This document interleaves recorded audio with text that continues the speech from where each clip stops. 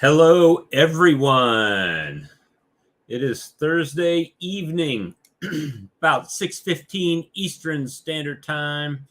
Let me go to my channel on my other computer here so I can see if anybody pops in. Probably usually takes a minute. So, first off, I wanted to say a big thank you, huge thank you to Hillbilly Beekeeping. And I want to play y'all something. Hopefully you can hear the sound when I share the screen. But let me reload this tab and it probably will play.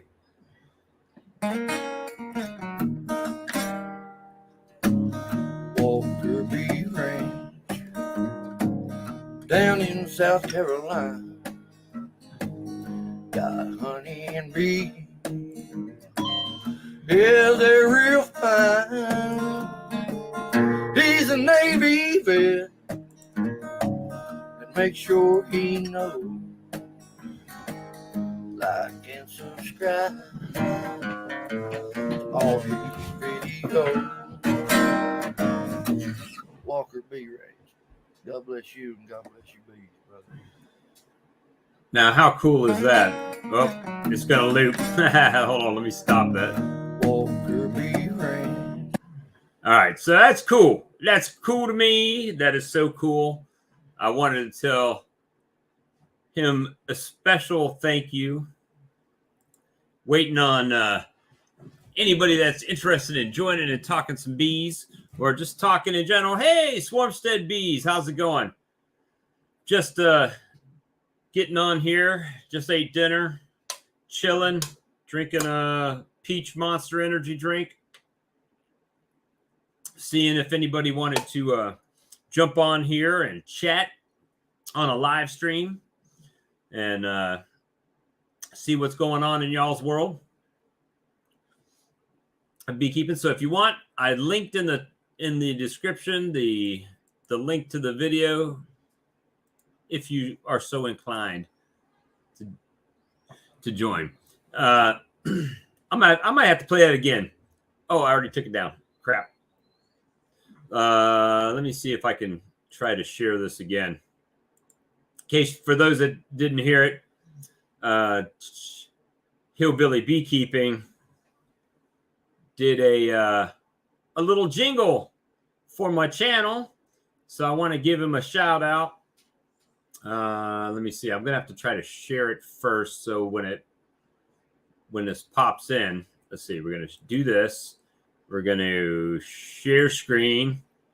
We're going to hit share screen, Chrome tab, Hillbilly Beekeeping, share. Now I got to go to this and play it. And then you should see it. Walker Bee Ranch down in South Carolina.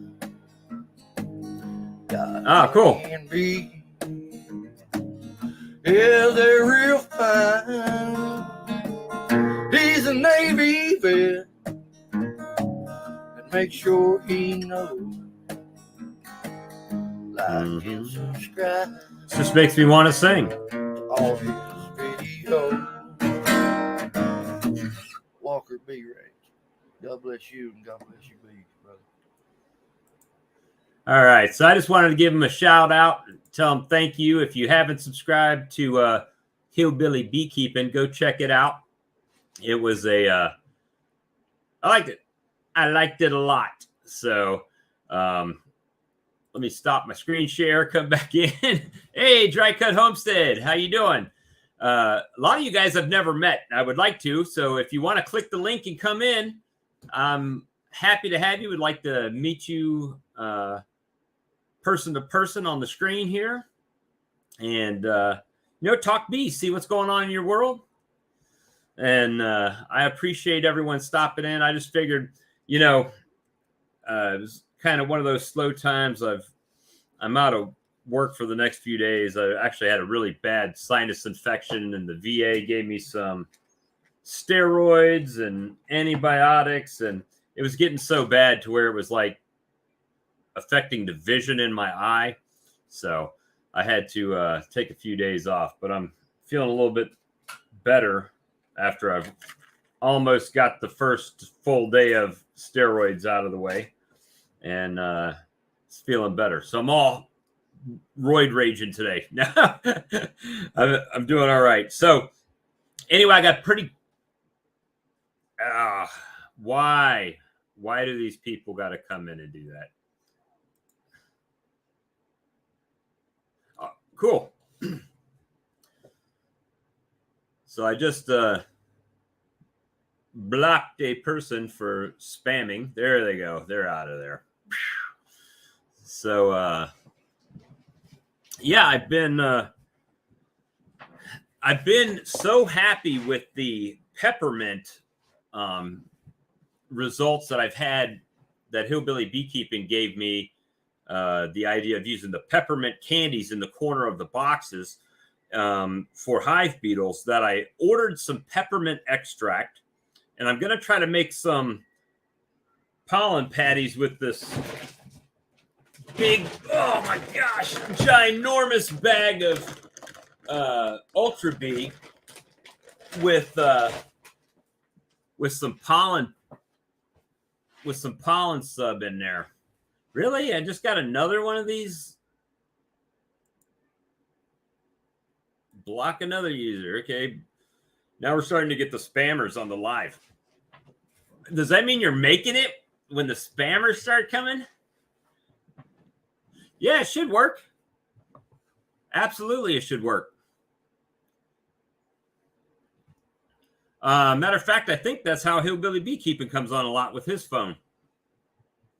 I don't know how the whole sound, coming back in, but yeah, we're just trying to hang out and chat a little bit. But I got the peppermint extract on order, and it's supposed to be here this weekend. And hopefully, hey Lee, what's up? You off work, buddy? You want to jump in? I got the peppermint extract on order, and when it comes in, I'm gonna try to make some pollen patties with the peppermint extract in it to see. First, I know the bees will eat it because they eat the peppermint and they eat the pollen, so they should eat them when they're together. But my hope is that it'll keep the hive beetles from getting into the pollen patty, and they'll lay larvae in there. So to just get them from even touching it, that'd be awesome. And if the hive beetles get run out, which the colonies that I've looked at, for the most part, don't have any beetles in them if they have the peppermint in them. I did see a couple. I really shouldn't have gone in today, but I did. All right, so this must be Dry Cut Homestead, I think. Hey, how's it going? Yes, sir. Good. How are you? Doing well.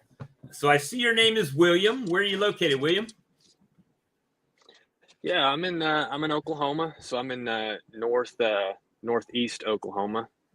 So that's I live about 30, 40 minutes north of Tulsa, depending on if you want to just get to the edge of Tulsa. So you're like so kind of in the Claremore area, close to like Kansas border. Is that going up towards? Yeah, not too far. Not too far. So I've been through there one time. Yeah, I'd probably be about 30 or 40 minutes from Kansas or the corner of Missouri, however you wanted to look at that. So tell us a little bit about your channel. I'm not real familiar with your channel, to be honest with you, but I will sub for sure right now. Okay, yeah, I appreciate that. So I posted a few videos about a year ago, and then I posted another video here recently, and I've got some more in mind. I haven't been posting a whole lot, mainly just because I don't know. There's a lot of good channels out there, and I feel like I don't have all that much to add, but I don't know. I've kind of been encouraged lately maybe to put a little bit more content out there, so I'm going to do that. I've got something I think some people might be interested in as far as a way to set up a bee vacuum, and I do have a video on my channel about my bee vacuum that I use as well for doing removals. So you do a lot of but cutouts I've and stuff like that? redesigned. Yeah. So I'll tell you about how I got into beekeeping. So I've been interested in beekeeping for a while before I got started, and I probably researched bees for 2 or 3 years before I actually got bees, just because of where I was living. You sound like And what me. got me interested in bees in the first place was Mr. Ed's channel. So Me Jeff too. Workoff down there in oh, okay, cool. Yeah. Cool. And, Hopefully I'm coming through on your end good. Mine's a little choppy. I don't know. Yeah, you're Okay, coming I'm through coming in perfect good. for me. Yeah. No Okay, problem. awesome. That's good. I didn't know how well the cell phone would work and everything. But yeah, so I watched his removals. I mean, I'm talking like 5 years ago. I mean, I've watched him for a long, long time. And so I got really fascinated with honeybees from removals. And I didn't really feel comfortable getting bees where I was at in town. I was in a subdivision when I started researching, and I did the same thing for like 2 or 3 years. I was just watching YouTube videos and wanted to do it, but I felt like my neighbors wouldn't appreciate the fact that, there was 50,000 bees. I don't know if I'm coming through on your end. Yeah, you go. I don't think my neighbors would have liked, 50 to 100,000 bees right next door when they slammed the houses so close together in a subdivision. So until I moved back to South Carolina, that's when I had a little bit of extra land to start putting out some colonies and stuff. So it's definitely a thing. I mean, I watched videos. I thought I knew everything about beekeeping when I got my first bees, right? I was like, I watched so many videos. I knew all the terminology. I thought I knew everything and screwed up so majorly. When I started, it was just drastic, But, oh no, I lost him. All right, so he'll probably pop back in. I hope he does.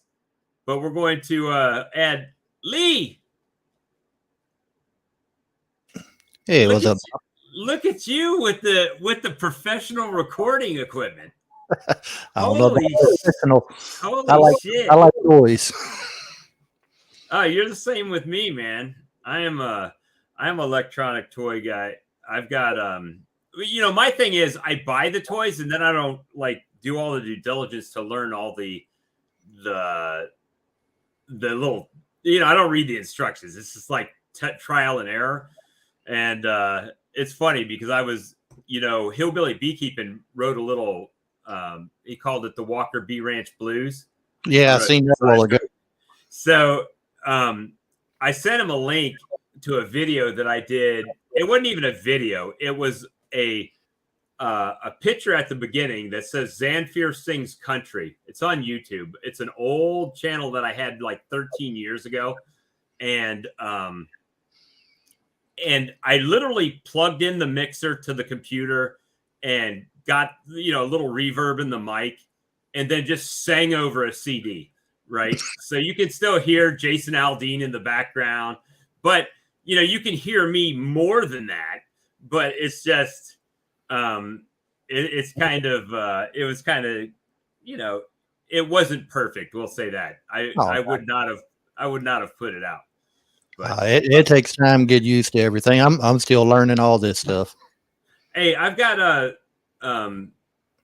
Bruce from Swarmstead just came on here. Let me pop him in here with us. Hey, Bruce. How you doing? I'm doing pretty good. Where are you located, sir? Sorry, I'm in Southeast Pennsylvania. I'm new to your channel. I just found you yesterday. Oh, well, I'm sorry. I'll apologize in advance. I'm sure it's okay. I didn't get a chance to check too much out. I watched some of your live yesterday. I did see one of your videos. Well, I do my channel mostly for a vlog, just so I can look back to like what I was doing last year at the certain time. And if somebody can pick something up that I do that maybe they thought was cool or whatever, that's it. I'm not the most knowledgeable beekeeper. Hell, in the last one I put out, I was like, hey, if you guys got any suggestions, put it in the comments, man, because I've got a triple deep colony that has it's like the queen's in the top mostly, and I've reversed the boxes, and she still goes back to the top, but they're backfilling the bottom, right? When the brood in the bottom hatches out, they're stuffing it full of pollen. So there's like a little tiny brood pattern now with pollen around it and honey around it. And it's like, I'm at the point, I don't even know. Do I just go ahead and split it and just break it all the way down, or what? I don't know. I don't know what to do with that colony. I hate to do something and ruin it because it was my best honey producer last year, but at the same time, I can't let it go the way it is because it will probably swarm, so it's just one of those things trying to figure out. Where are you located? Where are you located? South Carolina. Oh, So okay. middle of the state. So last week we were in the mid 80s, and then this weekend it's getting to like lows in the 30s. And then by Thursday it's going to be in the mid 80s again. So we're kind of doing this, this roller coaster spring. And, it's like the queen will ramp up and then she'll slow down. And then it gets warm and she ramps up, and then it gets cold and she slows back down again. So but when they can go out and it's warm, there's plenty of pollen and nectar right now because we got a lot of, bushes and trees that are blooming. So they're pulling in stores. And I think that the cold is just slowing her down enough to where she can't fill it before they pack it full of stuff. So, Yeah. That's what we're getting right now. I mean, we've been into 75, 80 degrees, and now Friday night we're looking at 29. yeah, that's it. It doesn't make much sense. I mean, one of my friends drove an hour away and picked up a pretty good swarm yesterday off of somebody's house about 15 feet in the air. And that's what you do a lot of, right, Bruce? Swarm removals? Oh yeah. I do a lot of swarm removals. I do cutouts if they're pretty easy because I'm not great at carpentry, but if it's just popping a board off or something or pulling down a soffit, I like to do those. I think Yappy B Man said he doesn't even repair it. His job is to remove the bees, and they have to worry about getting somebody to fix it. Now he said he'll be nice and put a board back up or something like that for him, so it's not just exposed. But a lot of people, I don't think they understand that. I mean, I had this discussion with my friend today that if they call an exterminator and they just kill the bees off, well, they still have the honey and stuff in there. Then the roaches move in, right? The cockroaches and the pests move in to get to that honey. And then they got a whole bigger issue with roaches and whatnot.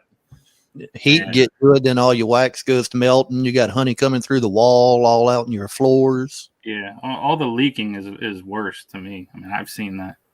Yeah. Seen that leaking coming down the wall and just getting all over the place. Forget about it. Well, how long have you been doing beekeeping, Bruce? I started in 2010. Oh, so you've been doing it for a little while. Am I echoing here? Yeah, I started in 2010. I bought a package. Like, my biggest regret ever in beekeeping was buying that first package. Really? Yeah, because I caught a swarm the next day after receiving my package, and then I did my first cutout like 3 days after that, and then I've never bought bees since then. So I wish I could say I never ever bought bees, but I have that stupid package I bought in 2010 for $175. And for a package, 175? Just for shipping and everything, and I ordered it late, and I didn't really shop around. I didn't know what I was doing when I ordered those bees. Our nukes down here are going for 185, and I ordered nukes. I was very similar to you when I started. I ordered 5 nukes, and the first season, the person I was ordering from could only get one, because supply and demand. He can only give me one. So he lives a couple miles from me. I said, you know what? Just put me on the list for next year. Give me mine first, and we'll just call it square. And I learned so much from him in beekeeping, so I wasn't hurting for the money. But I got the one, and then I got like 3 swarms, right? So it was like, and the swarms, like compared to a package, the swarms will actually build up faster than the package will. Yeah. There's no comparison at all. By the time you have to, let the queen release and all that good stuff with a package, and then they've got to draw the comb out, which with the swarm, they're already prepared to do all that, right? So it's just so much quicker. Yeah. So, I mean, I don't know if you wanted to. Yeah. So I started that first year. Just slowly got caught more and more swarms, got better with keeping bees over the winter time. So I just slowly built up until 2 years ago, I had, 125 colonies, which was too much for me. And then I backed it back down to like 80 something last year. And I'm going to try to back it down a little bit more from that. Try to sell as many as I can. Do you work a day job as well, or? Yeah, I have a full-time job. So that gets in the way of my swarm catching in springtime.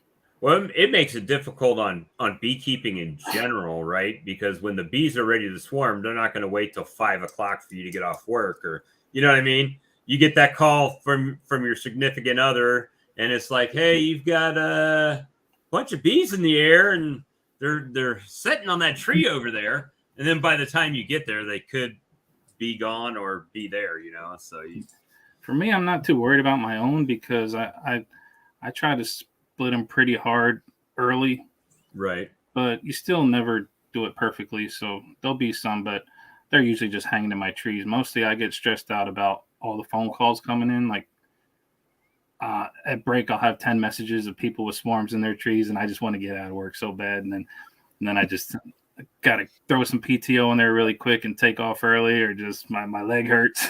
Right. But, I got to go. Then they see your video of you up on a ladder. Yeah. Shaking trees.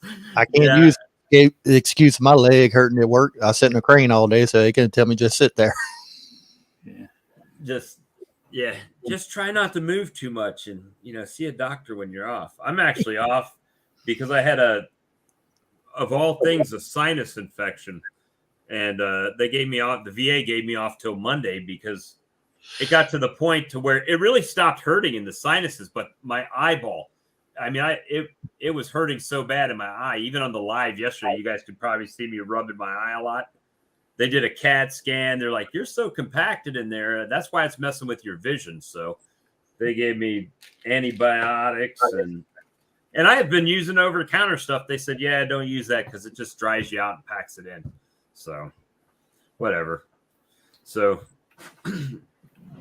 but yeah, this is we got another person popped in, but I don't see his camera. Where's his camera? Earl. Hey, Earl. Hey guys. Man, you're the man.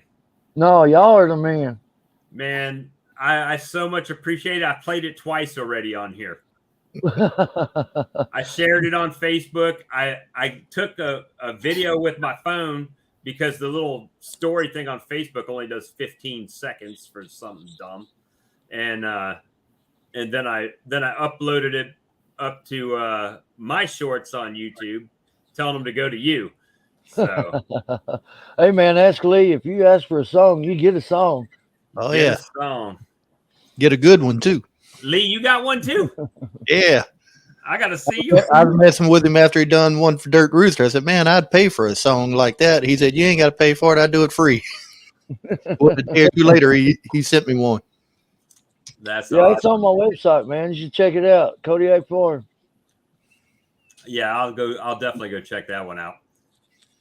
I ain't nobody, dude. I'm just Earl having a good time, trying to make friends and inspire people. You know what I'm saying? That's it. So, with beekeeping, this goes back to when I was talking to Dry Cut Homestead when he was on for a few seconds before his phone got off.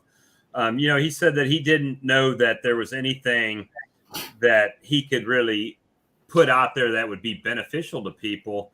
And you just never know what's going to be beneficial to people. You know, I got a comment on one of my videos because I keep a wax block in my pocket of my bee jacket. And he saw me. He's got hundreds of hives and I've got 20, right?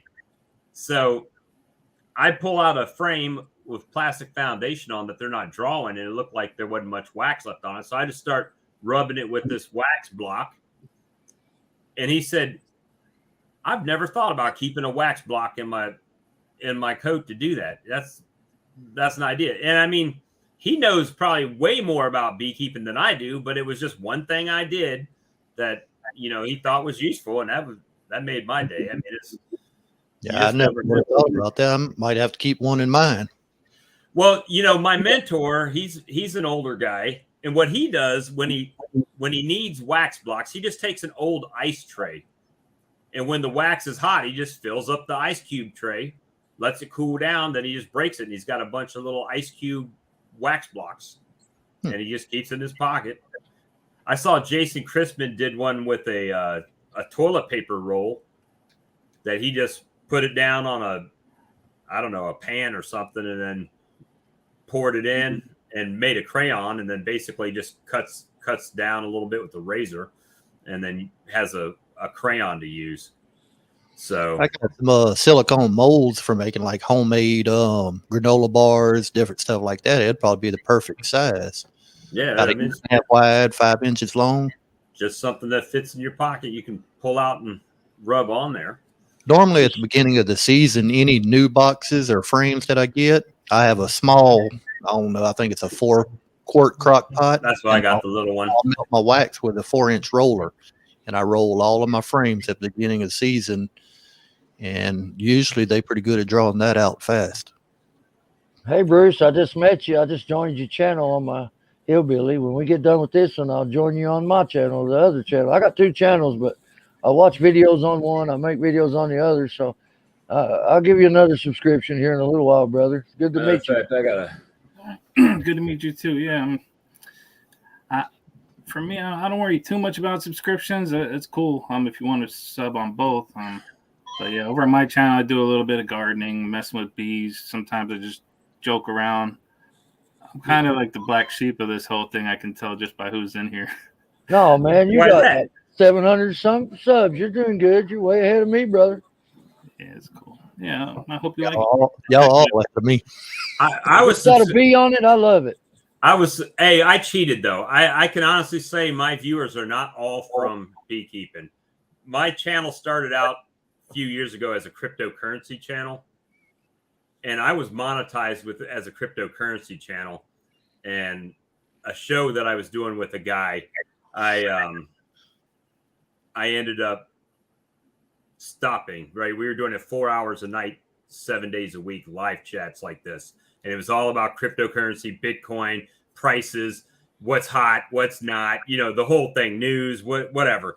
And he was kind of a drug addict out in Vegas, and it just wasn't working out. So we stopped doing it. Plus, a lot of times YouTube would, you know, block our stuff. And so I stopped. And then when I got into start making beekeeping videos, I just changed the name. So I had a head start. All my people are not beekeeping now. I mean, I'm still getting a decent following, but it's, you know, again, it doesn't matter. Let me share something with you fine folks real quick. I've got 1,500 subscribers, but I've got one that's got like 67,000 views, one video. Let's see, share screen again, Chrome tab, and yeah, we'll share that. Oh, look who it is. It's the Hillbilly Beekeeper. Oh, you sure you want to do that, bro?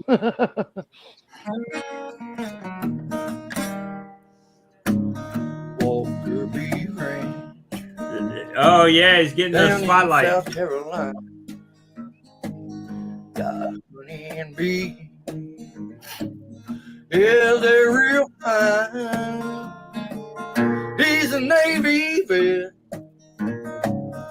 make sure he knows.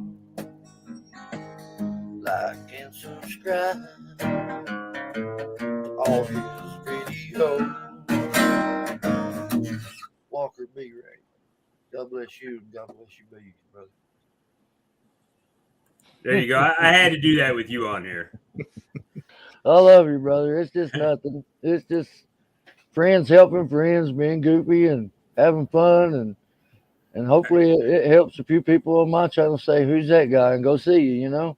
All right, so hopefully you guys can see my screen. Just to give you an idea, in the last 28 days, I've had 8,200 views.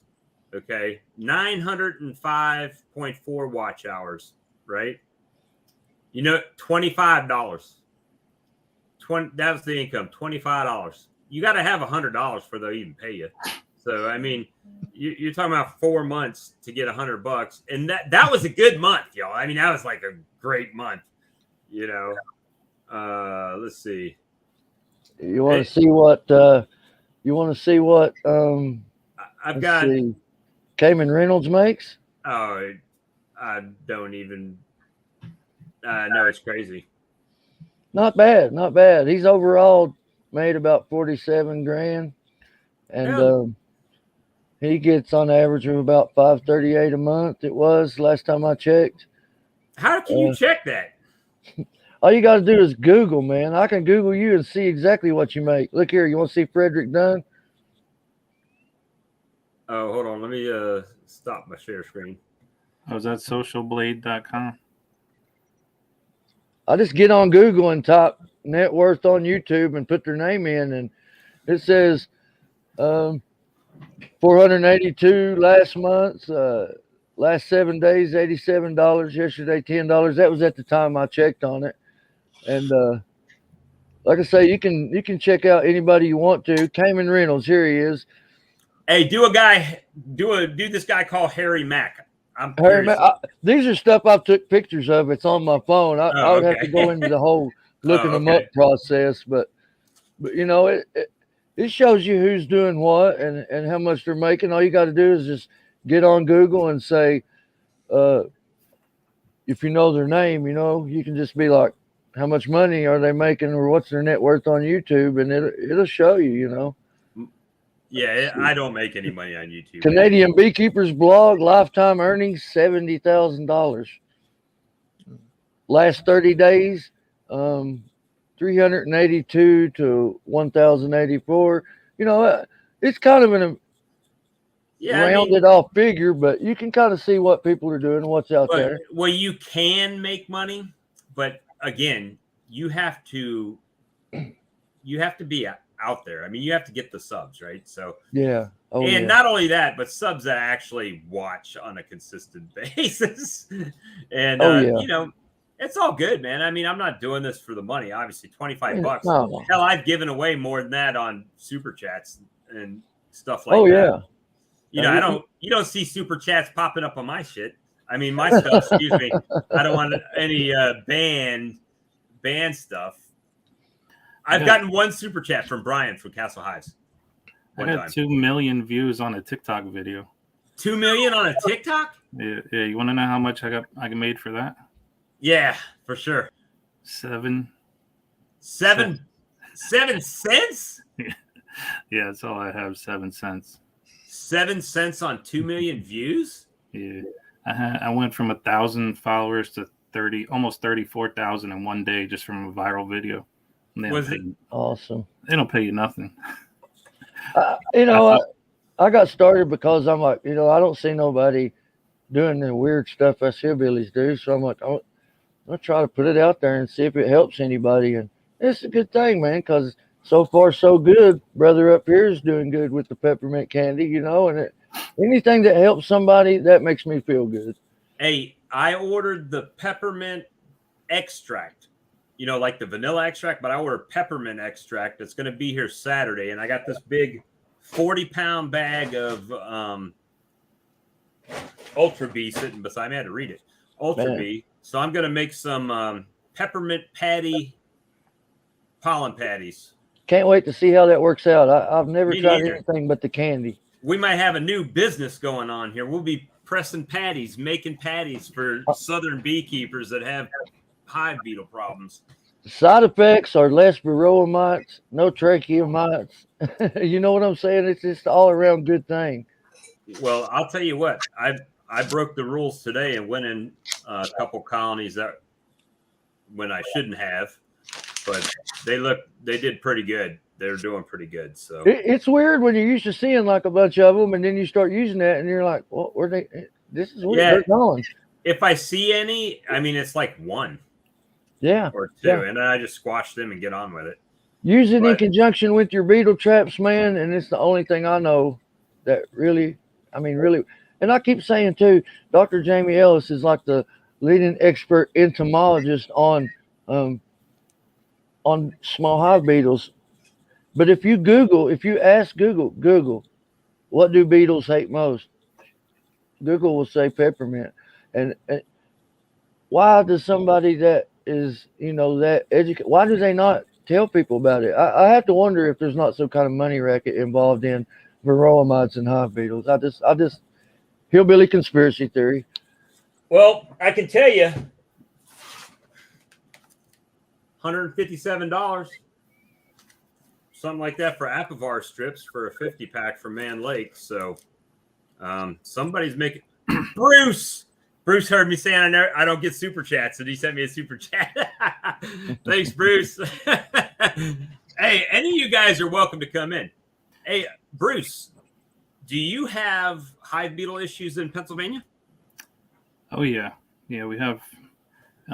It can vary, within just a couple miles. Usually here at the house, there aren't too many. But then I have some locations where, you just open the lid. I have a video, I call it like the beetle bomb hive, where as soon as I cracked the lid, I had probably, if I had to guess, 5,000 beetles under the lid. Mm-hmm. And it's just like a black wave moving across my inner cover. And y'all want to see it on Google? What do beetles hate most? According to the Family Handyman, before you reach for the chemical-laden bug spray and store-bought insect repellents, there's a natural solution you can try: peppermint. Insects hate peppermint. Well, why do the bees don't? It don't bother the bees. The bees eat the candy. Bees love it, man. Bees love it, and like I said, my mentor told me about it. He's dead and gone now, but he turned me on to it, and I started using it, and it was just a difference in night and day that they're gone. And I really did open my hive one day, and a hive beetle kind of flew in, and I went to mash it, and instead of running off, it just flew away. It was like, I can't handle this. And I was like, wow. So I always keep a hive trap or a beetle trap in my hives, and I always use the peppermint. Like you, if I see it's gone, I'll put some more in there. And if I'm feeding pollen patties, I'll crush it up and just sprinkle it all over the top of my pollen patties or my sugar and mash it in. No beetles. It's just that crazy. I've only seen like one or two beetles so far this year, but I got the peppermints. Hey, try it out. As long as everything works. But Lee, you've seen my videos where I pulled out the Swiffer sheet and it's had like hundreds of beetles on them. And I try everything. I have everything. I don't have the beetle. I can't say everything. I don't have the beetle buster bottom board because those things are like $200 and some bucks. But I got Guardian hive entrances. I've got the Guardian upper entrance. I've got the oil traps, right? Mm-hmm. I've got the little black beetle jail for the bottom. And they still come in and do whatever. And then I put the peppermints in. And hives that had beetles in them, you can watch my videos. There's a hive beetle. There's a hive beetle. And I'm taking time in my videos to smash them. And then I put the peppermints in. Like 2 weeks later, I come back and see none in a triple D hive and none in my nuke, I'm like, okay, I got to say it's working. I can't dispute that because every other colony had beetles in it until I put the peppermints in it. And they will eat it so quick. They just eat it so quick. It's like they love it. I've tried the Guardian upper entrance you were talking about. I bought about 10 of them. I believe I put 3 of them on hives last year just to try it, but I didn't even find the bees flying in and out of it. Found a No. couple of bees sitting at it, but nothing, no Well, traffic. I had some nukes that had attached bottom boards and just had the disc on the front. So I took the disc off and put that entrance in, and the bees would come in and out, but I didn't notice any of that crap stopping beetles. I mean, it was the Guardian hive entrance was supposed to stop beetles from getting into the hive. That was the whole sales pitch on it, right? And I can say that it probably limited the number of beetles that got in the hive, but they're going to get in other ways other than the front door, right? They're going to come in the cracks between the boxes or yeah, or whatever. I mean, they're getting in there. So, and I didn't invent it. You know what I mean? I wish I had to come up with it. I wish I was the guy that was like, I figured this out. But no, it was handed down to me by an old hillbilly beekeeper named Casby Coleman, and I started using it. I'm like, wow. And then I start seeing other people with problems. I'm like, nobody's using it. So I make a channel and start telling people about the weird hillbilly stuff. And I always tell people, try it on one hive. Just try one hive. We're It'll convince you. Am I able to share my screen for a second? I don't know if does it allow people to share screens. I don't know. Let me try it. Let's see.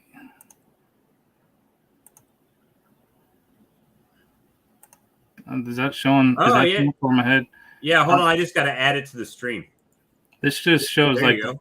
the first 3 seconds. It'll show this. Hopefully, it doesn't play a commercial. Ah, yeah. So that's just kind of like. Oh, I see. Oh, Yeah, I man. see the inner cover of the picture is. That was just the one side of the inner cover. But Wow. I never seen nothing like that, man. Except for the one slime out that I had. That drove me nuts. I've got one. If I can even find it anymore. they survived the winter with all those beetles in there. I just closed them up and left. I'm down in South Louisiana, and I mean, everybody that I know around here has beetles fairly bad. I get a few every now and then, but I use the entrance reducers. I don't go past I don't know, 3 or 4 inch entrance, but mainly I leave just a small one. The wider the opening, the more hassle you're going to have of anything getting in. Do you have a screen bottom board? Hey. Say that again. Do you have a screen bottom board? No, I use all solids. And then all my hives, I run single deeps on the brood. I've got let me see. I gotta come back to this thing here and do the share screen thing again. Share screen. This was a video I did a couple years ago. I called it The Game of Drones, The Invasion of the Hive Beetles.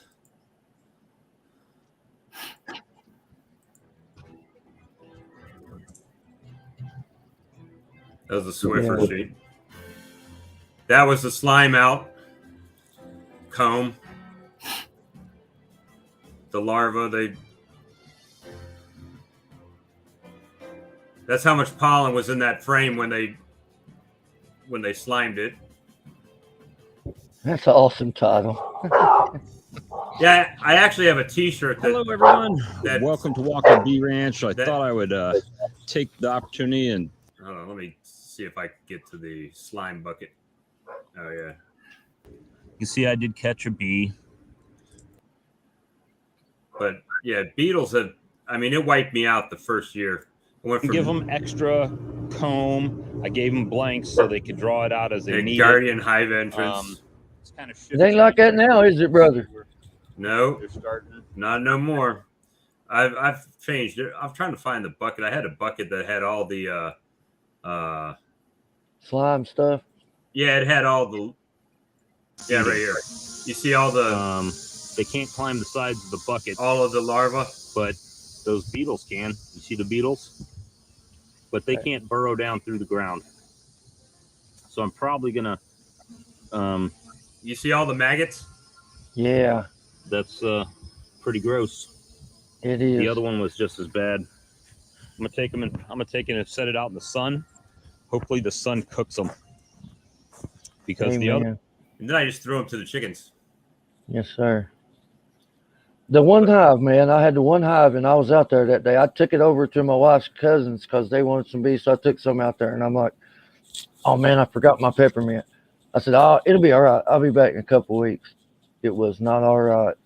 It looked like that, man. It just looked like, and the bees that absconded, they were gone, and it just, the hive beetles that took it over, I torched it.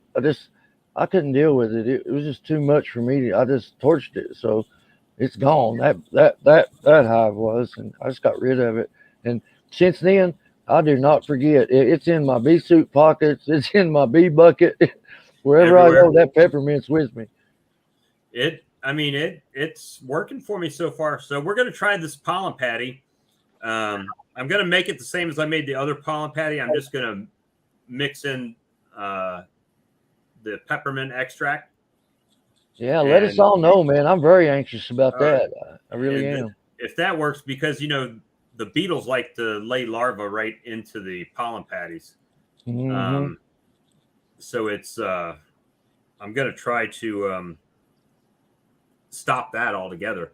I mean, if there are any in there, at least they won't get in the pollen patty. The bees can eat it unmolested. And, the hive that I had slimed out, Bob, at the bottom of it, I had a end frame feeder in there, and all the dead bees had just like gotten in the bottom. And dude, those beetles were pupating in those dead bees. They don't got to go to the ground. If they got enough dead bees, they can pupate inside of the detritus, as Fred Dunn calls it. All right, so here's a question for you guys. What's the biggest piece of beekeeping shit you've ever bought? The thing that you would say, God damn, that was a piece of shit. Why did I buy that? My 2-frame extractor. That's what I was thinking. Really? A 2-frame extractor? Over, do both sides. You got to hold it this way and twist and just put pressure on it so it doesn't strip the gear when you're trying to do it. I got rid of that after about the third box I went through. I went and got the Data Ant 20 frame.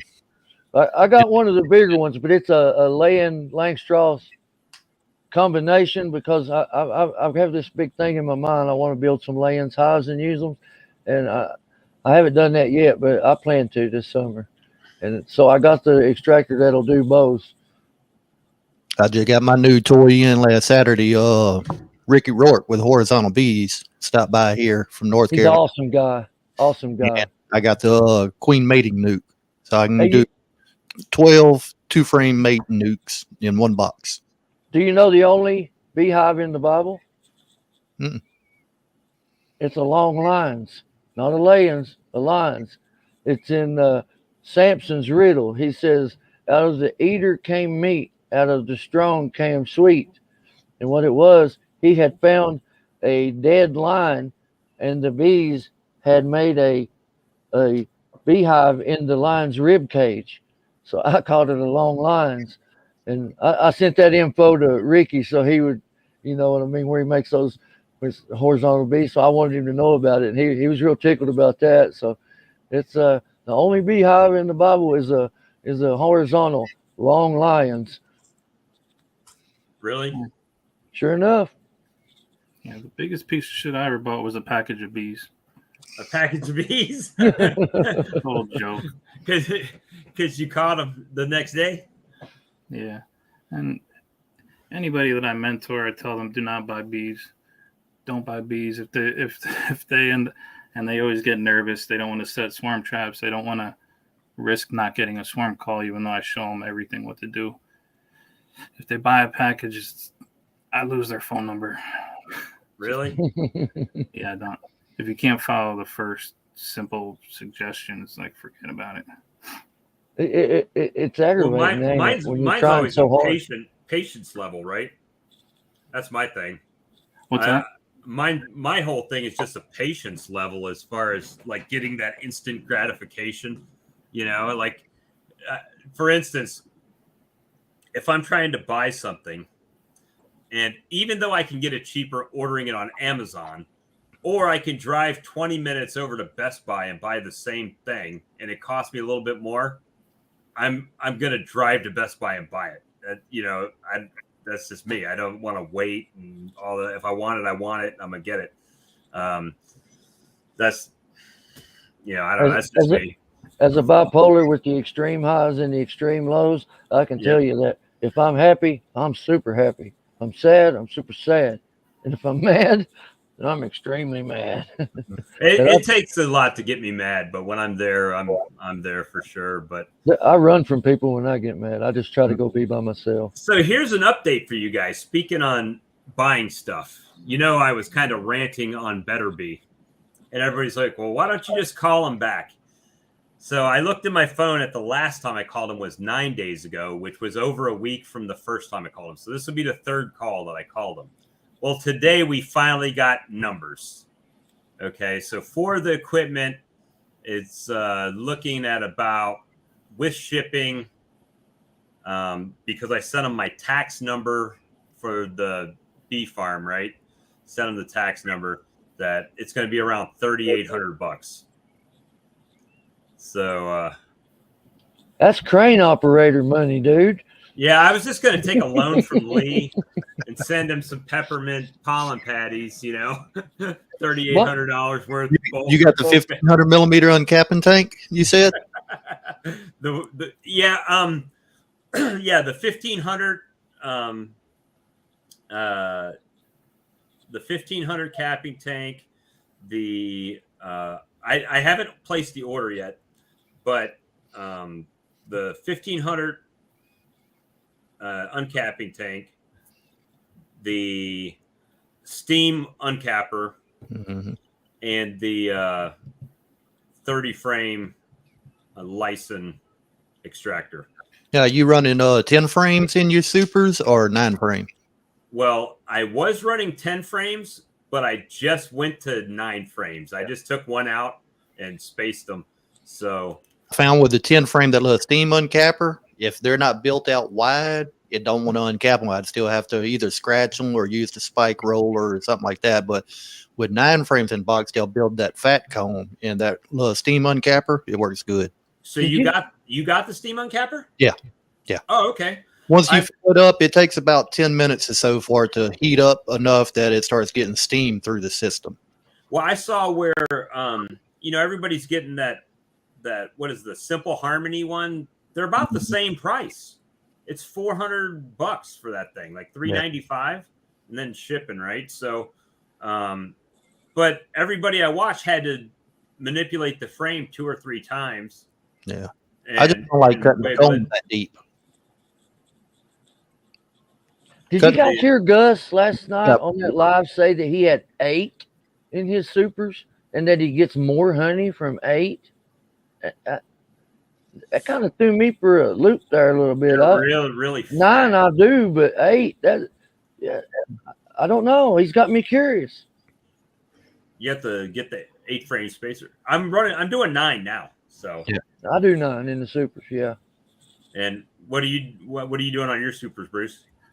Well, I don't really produce a ton of honey. I mostly just produce bees, and my area is pretty terrible for honey production. But I do have an extractor, but I usually end up doing a lot of just crush and straining.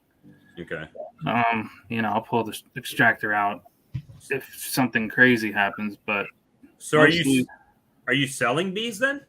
Yeah, I have to, just to try to stay below 100 colonies. I try to sell my way down to like hopefully 30 or 40 this year would be nice. So you are really all about propagation, and unless you're doing pollination service for somebody. So no, I don't do pollination. My main interest in beekeeping is selection for survival, pure survival. I've never treated bees in 13 seasons. I've never done anything like that. So I accept a good amount of culling of shitty genetics. So, but I still end up with always way too many bees in the spring, and then the swarm calls come in. So like when you do a split on a colony to keep it from swarming, then you just sell the split. Is that kind of what you're doing? Well, I don't do just, I don't split them just like in half or anything like that.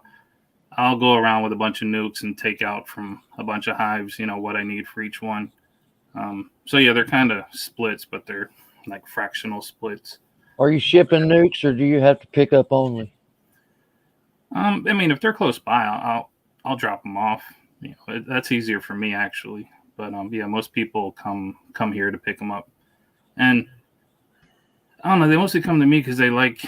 I don't get too many like return customers because the bees survive, and most people don't want to treat to come to me. They just know me as the treatment free guy. So they come to me wanting good survival bees. I mean, my bees get beat to hell, and if they survive my terrible management, then they're pretty good. So usually, if they're coming back to get more, they just want to expand. It's not because their bees died, So that's my main interest. Yeah, I don't do too much honey. I have enough to, to supply my family and friends and sell some. But I can't keep it. When I bottle it, if I put it on Facebook in our local area, I post up, hey, I've been bottling honey. 24 hours gone. Yeah, when I kept bees in the city, right now I live out in the country. It's almost all cornfields sprinkled with a little bit of woods. But in the city, when I first started and only had like 5 or 10 colonies, I mean, it would be normal to get over 100 pounds on each one every year with zero feeding whatsoever. But out here, here they're going to barely make enough to survive the winter. And so, yeah, I don't get too much. Yeah, I actually left my honey on when most people were pulling it. I left mine on, and the majority, I pulled a little bit in the summer, but I left the majority of all my honey on my colonies, which really showed coming into spring. When I started pulling it off before the spring at the last minute, nobody else in the area had honey. I was like the only show in town for honey, at least in my area. And it really, I had supply and demand, right? I had it when nobody else did. So it went quick. But my thought was, hey, they put that back so they can have it to survive through the winter, right? So if they don't use it by the time spring's coming around and I need to make room for them, that's the perfect time for me to pull my honey that they didn't use, right? And then give them more. And give them back the extracted comb. So I just let them use it. And then when they're done using it, then I pulled it. So I didn't. Yeah, like I said, I run all single brood chambers. So whatever honey they have in there for the winter, I'll leave them one medium super on top of that full of honey. Anything other than that, I pull. And I've got 3 local stores near me here that I have my honey in. And then we have a farmer's market every Saturday that we go down there. Now, does Louisiana make you have like approved labels from the ag board and all that? No, you do have to have labels saying that it's raw honey. You got to have your contact information on it, and you have to have ounces and grams. Okay. We're in the U.S., but still have to have grams. To be legal here in South Carolina, they say you have to submit the label to the board of, or like the agriculture department, and then they got to approve it. But if you sell under 4,800 pounds of honey, then you're exempt from having to get your honey extraction facilities inspected by the Department of Agriculture. So now in Louisiana, even as a hobby beekeeper, if you got one hive, you still have to register it with the state through the Department of Agriculture and Forestry. Really? We don't have to register. So in Virginia, yard, I have to have a sticker in each yard with my registration number. Unless we sell bees in Virginia, we don't get inspected. We don't get messed with in any way. I mean, we don't even have to register, which I'm registered, but that's just because of college courses. But they don't require us to register in Virginia. And I'm not sure the amount, but you can sell so much and get away with it. But unless you're selling the bees, you don't have to worry about inspections, but you can't sell unless you are inspected. So I'm a family beekeeper, what I call family beekeeper. It's all in the family. The honey goes to family, extra bees goes to family. And so far we've never run out because I'm about the only one that can get them through the year. So Queen Bee is asking, how many hives do y'all have? Let's start Lee and then go Bruce and then 3 years, 3 hives. Right now, I'm at 20. You know, hives or colonies. So Right. I got Yeah, let's say colonies. colonies. Yeah, 100 that's colonies. that's a distinction, right? So a hive is actually like the house, right? So how Yeah, many I got colonies? maybe 1,000 hives, but no, I don't know how many survivors I have total. I mean, last count it was probably 50 out of the 70. So it's Good deal, man. 50 for now. I keep as many as I really want to. I was trying to stay under 100 last year, and I was trying to get down to 40, but yeah. So you went into winter with 70 and you still got 50? It might have been a little more than 70. And then I have some. That's I have good, some- man. And you Some don't other- treat them at all. You No don't, treatment. You don't OA them. You don't. I've Nothing. never, ever treated my bees. I don't even do brood breaks or anything. No, never. Wow. Just let them Man, be I need bees to in the learn box. more about you. I'm going to watch everything you got. Yeah, I mean, I've had some years where they get knocked way down. Those are earlier years where I'd lose 80. It's not really a loss. I mean, to me, I've never Right. paid for bees since that first waste of money package that I bought. But every single year, if you pick any date of any year and go a year past that, I've had more bees. Everybody focuses on winter for some reason.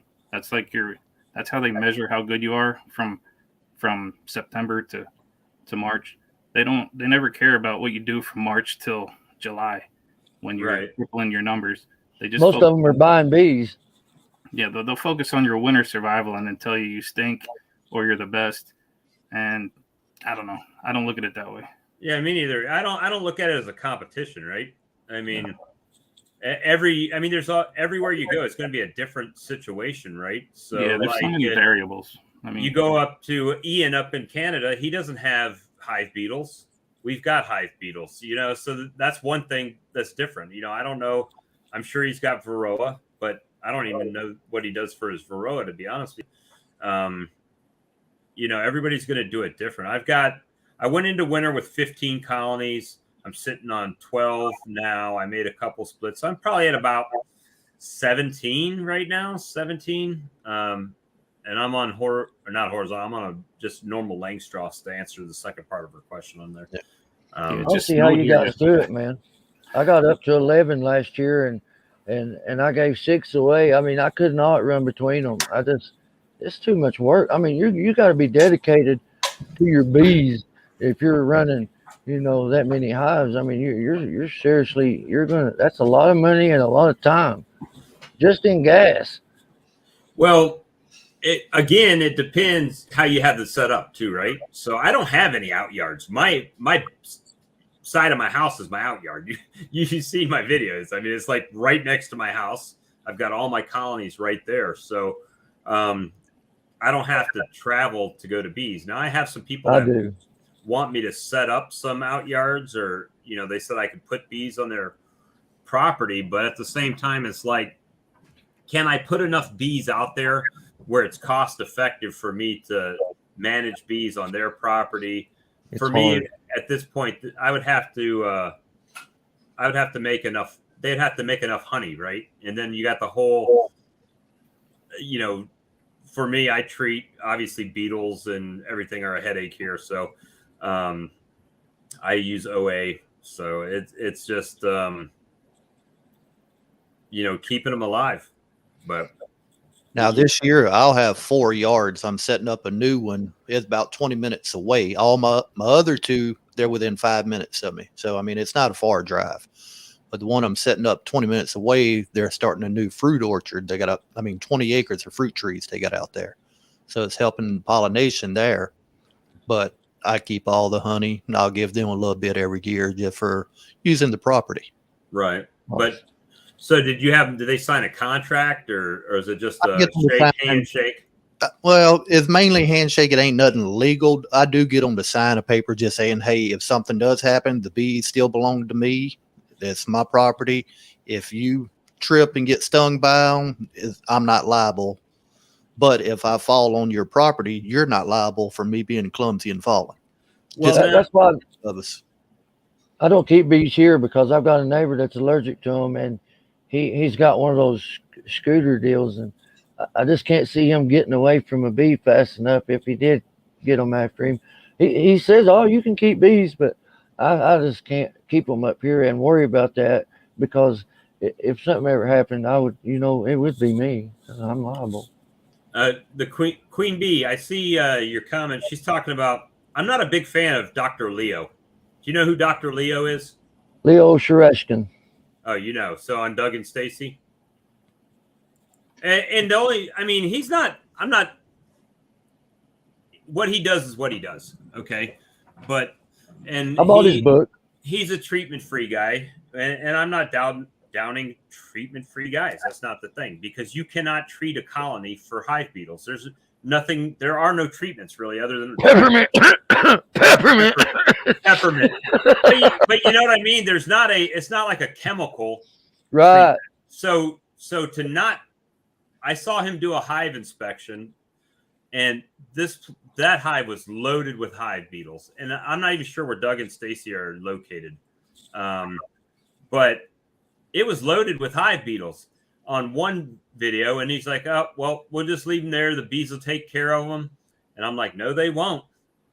How he extracts his honey is he sets them on his little panel, and he takes his fork and he just uncaps what he wants to uncap, spins out that, you know what I mean? And even if it's yucky anywhere else, he'll just go around that. And to me, that's just, I can't do that. Well, on the very next beekeeping video that I saw on Doug and Stacy's, that colony actually died. It was gone, just dead. And I was like, it wasn't, I don't think it was Varroa. I think it was the hive beetles, because from my personal experience, the hive beetles, when they lay the larva and slime the hive, the maggots, they will brood behind, or they'll burrow behind the brood, right? Mm-hmm. Then the bees immediately know there's something wrong with that brood. They uncap all that brood, and it falls to the bottom of the colony. And then this is just a hypothesis. I have no scientific background on this, but it's my philosophy that they think that if all this brood is defective, there's something wrong with the queen, and they kill her. And then the hive just dies, or they leave at that point. With Dr. Leo, you're talking about Missouri. He lives in like the deep forest where he only catches swarms that are coming out of tree colonies that have never been treated forever. Right. Just for who knows how long it even took bees to get there. And, so he does have a bit of a head start on having bees that have been selected with absolutely no help whatsoever. So he does tend to oversimplify and think that anybody can just catch bees somewhere and they're just going to always live, and they're just definitely not going to live. I don't know what Doug and Stacy got. I would imagine they're homesteaders, like off. Their title is off grid with Doug and Stacy. They don't have power or any of that. Yeah, I've seen their channel. Now. I like their channel, but I saw those videos. Yeah, and I don't. I'm not saying what he does is incorrect. It would not work here. You have to do something for the hive beetles, or it'll just wreck your day over here. I went my first season. Yikes! You guys have no. What in the world? I had 15 colonies, and going into winter, I had 4 because of the hive beetle slime out, and it was just Queen Bee. I watch so many YouTube. I watch Cayman Reynolds, Bruce's Bees, Mike Berry, who rattles them off. Lee, Earl. I watch Mike. I'm a big Fred Dunn fan. Mike Berry might be 35 minutes from where I'm at. Oh, really? I love Mike Berry. Yeah, I try to get anything. The Castle Hive, Sideline Beekeeper, Craig Branch. I watch everybody. Nature's Image Farms. Nature's Ian Image Stepler. There's If Craig. you got bee videos, I'm watching. Sorry, Lee. Oh, I was saying Craig's in the chat there. Nature's Image. He needs to What- jump in here. That dude right there, he knows some bees, y'all. He's a very smart guy, very, very good guy. He's awesome. Greg. Oh, hold on. Let me share the link. Maybe I'll invite you, Greg. I was on yours. That You guy's come on awesome. mine. I can't describe him with nothing else but awesome. I love that guy. Me too. Very well spoken. Yes, sir. And he cares about people. He ain't just saying it. He's living it, man. He's letting that light shine, and he means it. I mean, I think we can learn so much from each other. Yes, sir. You know, there's things, and what I found, and this is one of my inspirations with starting to ramp up these kinds of things. If you notice, all of your big beekeeping YouTubers are north of us. Most of us, they're, you know what I'm saying? Cayman's in Tennessee. He's north of me. Then you look at Castle and Ian and all those guys, Greg, all those guys are in the north. You got Bruce's Bees in Alabama, and then all your swarm catching guys, right? Like Yappy and Dirt Rooster and all those guys. They're down south, but they don't really do like even Mike. This is not a how-to video. This is a how I do. And when I find when I'm watching Cayman and those guys' videos, by the time I'm watching what they're doing on their feed, I should have already done that. That's kind of they're a few weeks later than us in the spring, in the time of the temperature and everything. So I find that I should already have been doing that. So it's like, well, maybe if I start doing it when I do it, then people can. I've seen queens go from $30 to $38, $40, depending on how many you order, where you're ordering them from. Queen cells, I think you can get from some places for like $5 if you got somebody that does queen cells. So that's answering another question on there. I got a commercial apiary probably about 6-7 miles from me, and they're queens. They have Italians, and they $25 for a queen. Do they mail them? Nice. That I'm not sure. I'd have to check with them. In other words, I might have to send you money and you can go get them and send them to me. I'm hoping to do some myself this year. I bought the little Nikot system. I'm going to give it a try. I've been wanting to get into that, but again, with the job and everything, it's just like, do I have time to really be effective at it? That's the thing. So, I have the stuff. I just don't do it. I might dibble dabble a little bit this year. Look who we got. Look who we got. We got. Oh, man. Hey, fellas, how's it going?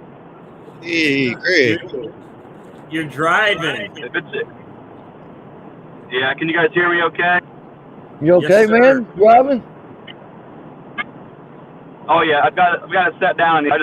I've been enjoying hearing you guys talk. I've been driving all day, and I seen your live chat popped on. And I said, hey, I just seen them rascals last night, so I figured, well, shoot, I'll just jump on and see what you guys are drawing on about. So I'm just enjoying hearing what you guys are talking about. We're just Anything and rambling, everything. trying to be helpful. Answer questions, just find out a little bit more about each other, and inspire. Well, So that's what it's about. Not about what we do different. It's what we share in common. There's way more positive things we can do to impact things by just coming together and meeting each other where we're at, rather than worrying about and fighting over what we do different. You know what I mean? Right. Well, hey, you had a question. What was your question about? What was your spring What do you guys treatment? do for? Yeah, because you guys are all over the country. What do you guys? What do you guys tend to see be successful for spring treatments? I've been doing just OA. So right now I've been doing a once a month. I did, and after watching Cayman's video on the effectiveness of OA, it's kind of been suspect, right? So I do it to keep the mite count down. To be honest with you, I haven't done I don't do mite shakes. I don't treat in the spring. I've never treated in the spring. Which has My- never really been that That's bad here definitely- enough for us to have to. You know what I mean? Yeah. It seems like the peppermint through the winter really, really helps. I'm not going to say it's a cure-all, but I'm going to say it really helps. We don't seem to have the problem that other people have here where I live with infestations and whatnot. I did buy some Apivar. I just haven't had a chance to put it in because the weather's been nasty since it came in. Now, I do have formic acid. That's my go-to if I got to do it. I mean, I will. I don't want to, but if I have to, I've got the formic acid to do it with. Hey, Apivar, that's the heat sensitive too. You can't go over a certain temp, correct?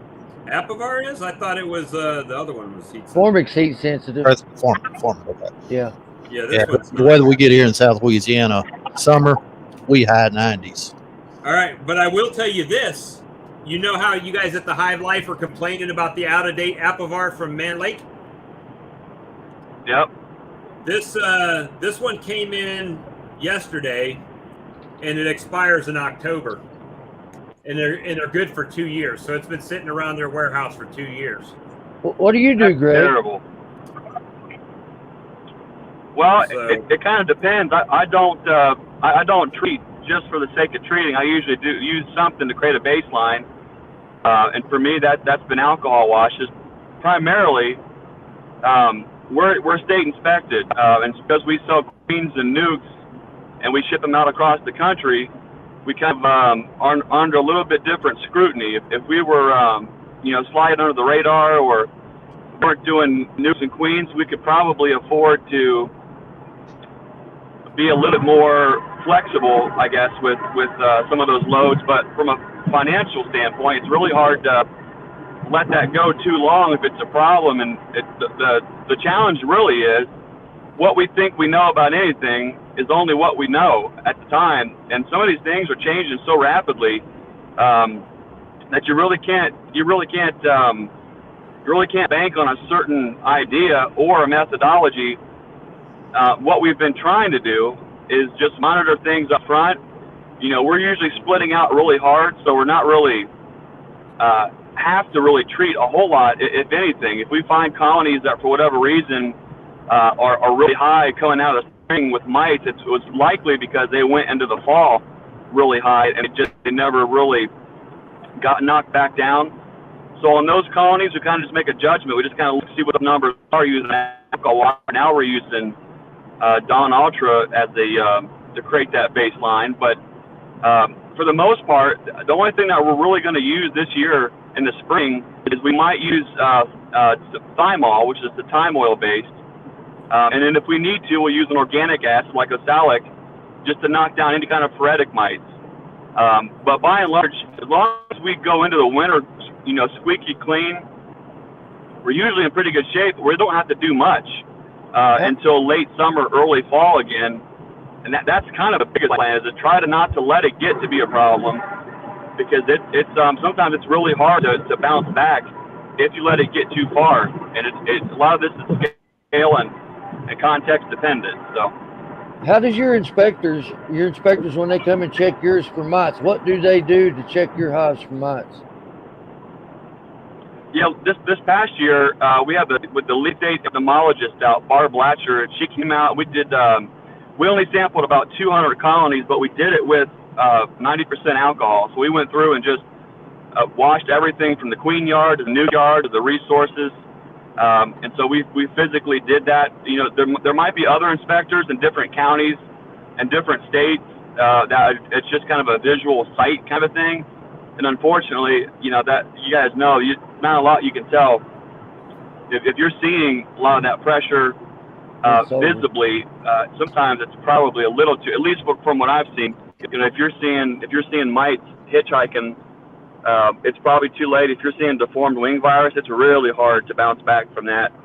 But there's so many things that we think. I had one colony I saw 4 bees that had deformed wing virus, and I pummeled that thing. I mean, I filled the cap up on the Provap, and I just nuked it with OA.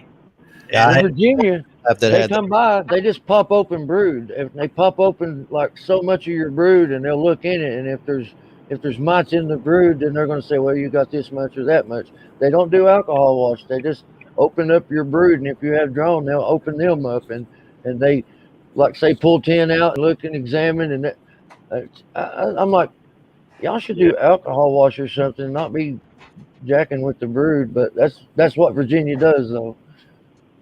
Well, yeah, I don't even Well, have you got it's context is key on those things. If you're in areas where there's a lot of queen breeding going on, there's a little bit more. If it's a yard where they're making nukes or queens, they're going to be under a lot more scrutiny than somebody that has 100 hives or less, or especially 20 hives or less. With the way, as crazy as things have been with Rona, for the last few years, no one's even seen an inspector unless you're a queen breeder or you provide nukes. So most of the folks aren't even able to see anybody. But that's a whole other kind of a thing, But yeah, that's what I was telling these guys. One thing Sorry. Good. No, go That's ahead. what I was telling these guys. Show, Unless buddy, you're selling, no, it's his show. Wait, his show. Unless you're selling bees in Virginia, you don't get inspected. Unless if you're selling bees, then they'll come inspect you. But if you're just selling honey, nobody inspects you. Or if you're not selling at all, like me, then nobody messes with you. Now, like Louisiana, if we're selling across state lines, they'll require an inspection. But other than that, I can call and request an inspection, and it's free. But just selling in-state honey, bees, they don't require it. We have one inspector in the state, and they don't do inspections. We don't have any inspection system in South Carolina. It's a lot of this, man, is a lot of these things are I'm gonna avoid putting my my hillbilly conspiracy theory hat on, because I wear it all the time. I just don't want to wear it on camera. But there's a lot going on with all those things. You guys all know that. But there's a certain precedent that they attempt to make a certain line.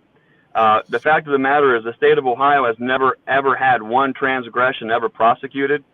But that's I choose to comply. I choose to comply where I can and where it makes sense. In these situations here, because it's a business, I want to keep things squeaky clean. Our inspectors, I know them all personally. They know our setup. They know how protected that we are. We have a large family. We have a farm. Folks just can't come walk in and peruse and start cracking lids. They have gated access. Everything's locked up. They know it. But they call. We schedule an appointment. And then once I unlock the gate and we go in there, whatever you need to do is totally fine, and I'm here to help. I would rather be the guy to pull the frames out, make sure everything's getting put back right, that I'm not getting queens rolled, and just comply in the ways that I can. In this particular situation, it's easier to just comply and go along with that process. There are other aspects in life, in business, in farm, where it's just the rules, the regulations, the bureaucracy. It's just a bunch of nonsense, and it's really hurting the small guy. Yesterday we drove. Today I'm on a 3-state trip, driving around doing things. Yesterday, drove my place out to Wilkes-Barre to Man Lake to load up some ProSuite and just get a few supplies. And when the price of fuel was $5.91 for diesel out that way, there are so many things that are hurting the small guys as it is. The last thing more that we need is to create more headaches and problems for ourselves when there are easy solutions to it. So for that reason, those things I'll definitely play ball. But there's so many options out there as far as treating, to treat, not to treat. Obviously, we'd all like it if treating wasn't in the picture. There's not a single person I've ever met that says, what I really love to do? I really love to put on my respirator and just blast my bees with oxalic acid, or I really love the smell of formic acid. Nobody likes to do that, but there are certain contexts and scales where not all things are equal. The strains of bees, the local biome, the soil biology, the mycorrhiza, there's so much variety and diversity across the country that some person can get by with, and the dry deserts of New Mexico might be a little different than what we're going to get by with in Ohio. But there's still good things to keep in mind. Maybe things can come into practice and come into a light where we can slowly start using less of that. But I personally, there's a lot of queen breeders out there, so I'm not going to speak for all of them. I can speak for the folks that I do work with, the folks that I do know. The number one goal is resiliency, and resiliency has more than just one tagline. We're talking about physically, having stock year after year, but also financially. You have to be in a place financially where you can keep in business and you can keep providing a product, and you got to keep the lights on. That looks different for all of us. But I'm always apprehensive with folks if they're coming from an absolutist standpoint, because there are no absolutes, anything. Nope. And I think what I enjoy most about the beekeeping community is we can all appreciate that we all do things differently, and that we all have our different scale, a different context, a different approach, a different flavor. That diversity, I think, was really what really makes it beautiful. So I'll get off my soapbox there, fellas. I enjoy listening to you, and But in speaking to that, I mean, everybody has a different financial background too that they're dealing with, right? Not everyone's a commercial beekeeper. They don't have to keep bees in the commercial manner. I mean, yeah, I call myself a family beekeeper.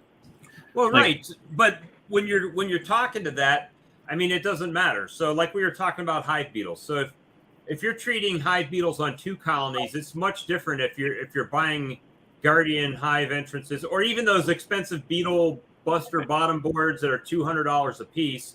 For 2 colonies, you spent $500. But when you're doing 50, 100 colonies or 20 colonies, now you're looking at thousands of dollars to implement something.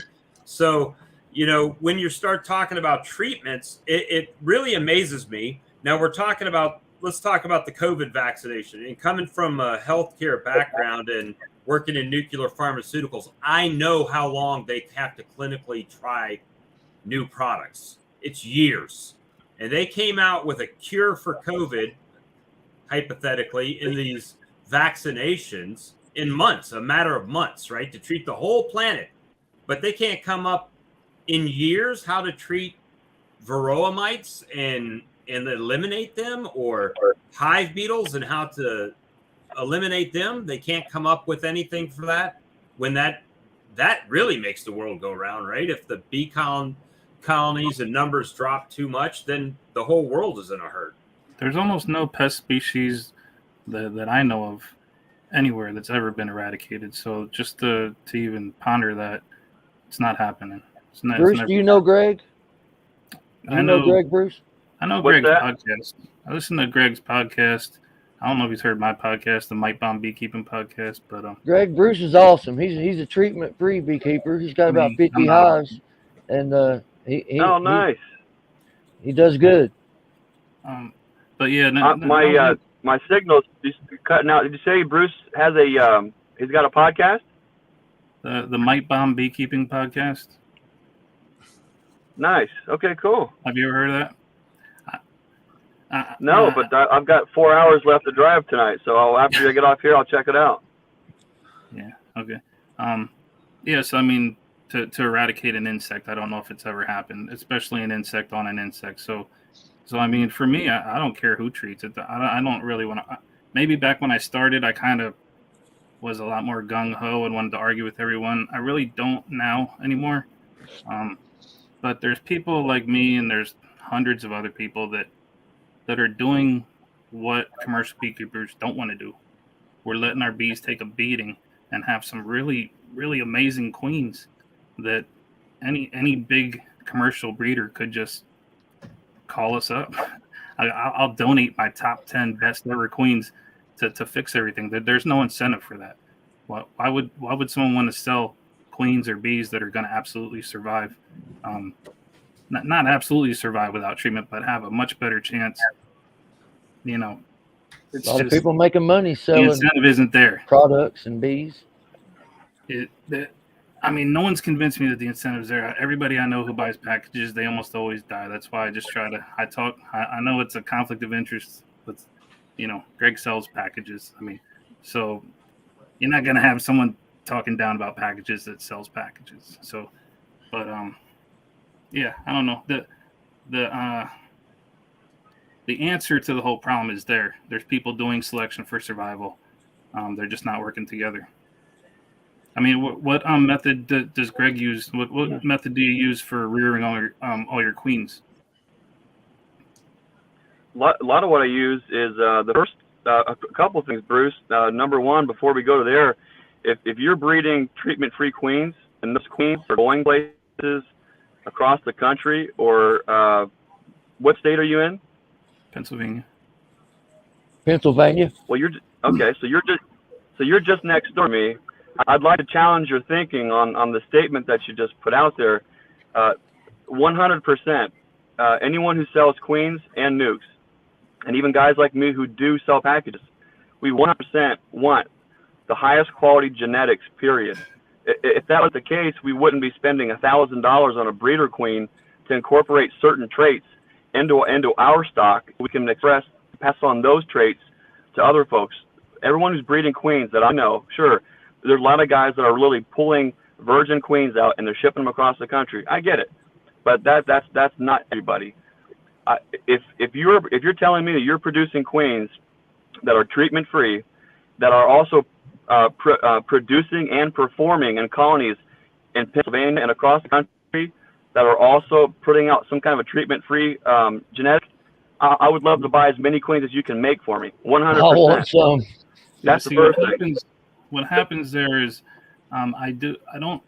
there's a little bit of terminology that gets mixed up between beekeepers that treat and don't treat. So I'm a treatment free. I don't treat my bees ever, but the bees themselves are survivors. So if my neighbor treats all his bees and 9 out of 10 live, he doesn't actually have survivors. He has bees that are still alive. I may have less alive bees, but I know that what I have are survivors. So what I select for is pure survival, no matter what.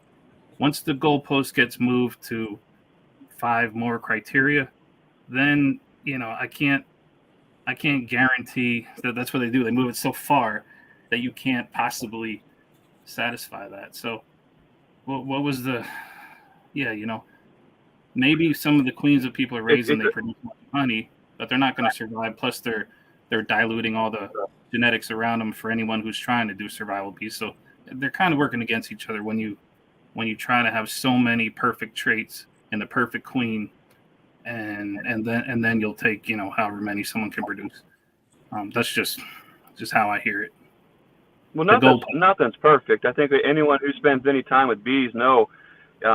Corey Stevens, for instance, for every pro, there's that's a part of it. You have to pick which pros lead to bees that are performing at whatever your expectation is in your context. But if you're telling me that you can make queens, that you make those queens, they go into colonies that have a even 70 or 80% survival rate due to whatever genetic adaptation that they have, I'm telling you right now, not me, but there are hundreds of queen breeders who need tens of thousands of hundreds and thousands of queens that can do that. And the problem is there's no battle between treatment and treatment. It's a matter of the facts right in front of us. If there are folks like you, Bruce, who are making those kind of queens, I want as many as I can get, and I want to trial them out because that's what we want. Everybody wants something as close to the picture perfect bee as possible. Amen. I'm sure there are beekeepers and there are bee outfits that want to do nothing but sell people bees year after year. I'm the worst bee salesperson ever. I want to sell people bees one time, and that's it. If I see folks coming back year after year, one of us is doing something wrong. Either I'm a poor mentor or they're not following through with the things that need to happen to keep those bees alive. And that's a whole other conversation. But I just want to, I want to challenge your thinking on that, Bruce, that there is no conflict. There is no battle between us and them. We all want the absolute best bees that can be produced. That's the kind of queens that I want to go into my nukes. Those are the queens that I want to ship across the country that I'm grafting. If that weren't the case, I wouldn't spend $1,000 for breeder queens to have special New World Carney or Caucasian or blends so I get it. But I think it's awesome. If you're doing that, that's great. I have 3 lines of bees here that have an unbroken maternity from 2016. They've never been treated. They've been captured in the forest. I've made hundreds of splits off of them, distributed them to people. Still have their offspring here, since 2016. And the only reason I don't have them from before that, it was before I moved here. I had a catastrophic thing happen. But yeah, I mean, and then they all get to breed. All their drones get mixed up right here in my one local area. I mean, I don't know. They're pretty great bees, in my opinion. Yeah, I don't know. You're selling, I'm buying. He's selling. It's not even selling. Like, people come here, I'll give them a queen. If people from my bee club or anywhere around here call me up, they need a queen, I just give them away. It's not even a big deal. I don't see money in it for me as a little I enjoy messing with bees. It's not a business for me. I would pay to mess with bees. I don't care if I ever make $1, but I don't know. When you get commercial kind of interest and money making all mixed up into it, you kind of lose sight of just survival. Well, I mean, that when you start getting into making money, I mean, I would love to be able to. I don't need to be wealthy, but I would like my bees to at least pay for themselves. You know what I mean? When I go and drop $2,500 on boxes and supers, it'd be nice if I sold enough honey to pay for those boxes and supers, or at least reimburse myself for them, right? So I've spent way more money on beekeeping supplies and stuff that I've generated from my honey sales, and now it's like the more colonies I've got, now I've got to upgrade my honey extracting equipment to be able to keep up with the amount of honey that I'm producing. So it's like a never-ending cycle, it seems like, at this point. So I'm just trying to get to the point where I've got what I need, and the bees are self-sustaining. I don't want to take all of my daily earnings to pay for my bees and still, you know what I'm saying? You guys understand. But at the same time, there's going to be those yearly costs, right? You're going to need pollen sub. You're going to need this. You're going to need that. It's just one of those things. I've thought about, and we were talking about buying packages of nukes, and I've thought about doing that this year, only because I want to diversify the genetics in my apiary. Not that I could make as many splits as I want to by splitting my colonies and letting them, selecting for my best ones and making the splits and letting them generate their own queens. And that's fine. However, that's still the same genetics, the same genetic line that I have here. And I've got Carniolans, I've got some Italians, and I've got some Saskatraz queens that I put in my first year from Oliveira's. So I've got a mix, and everyone always says, well, what kind of bee do you have? Well, I've got an Italian. Well, do you really? Because when that queen flies out and mate, it's mating with all of the bees in the area. Oh, my. Not the pure, right? no They're pure mutts, breeds right? anymore. So I think it's funny when everyone's like, well, I've got this kind of bee and that kind. No, you don't, bitch. You got a mutt just like the rest of us. It's pretty much Well, more or less. I hear what you're saying.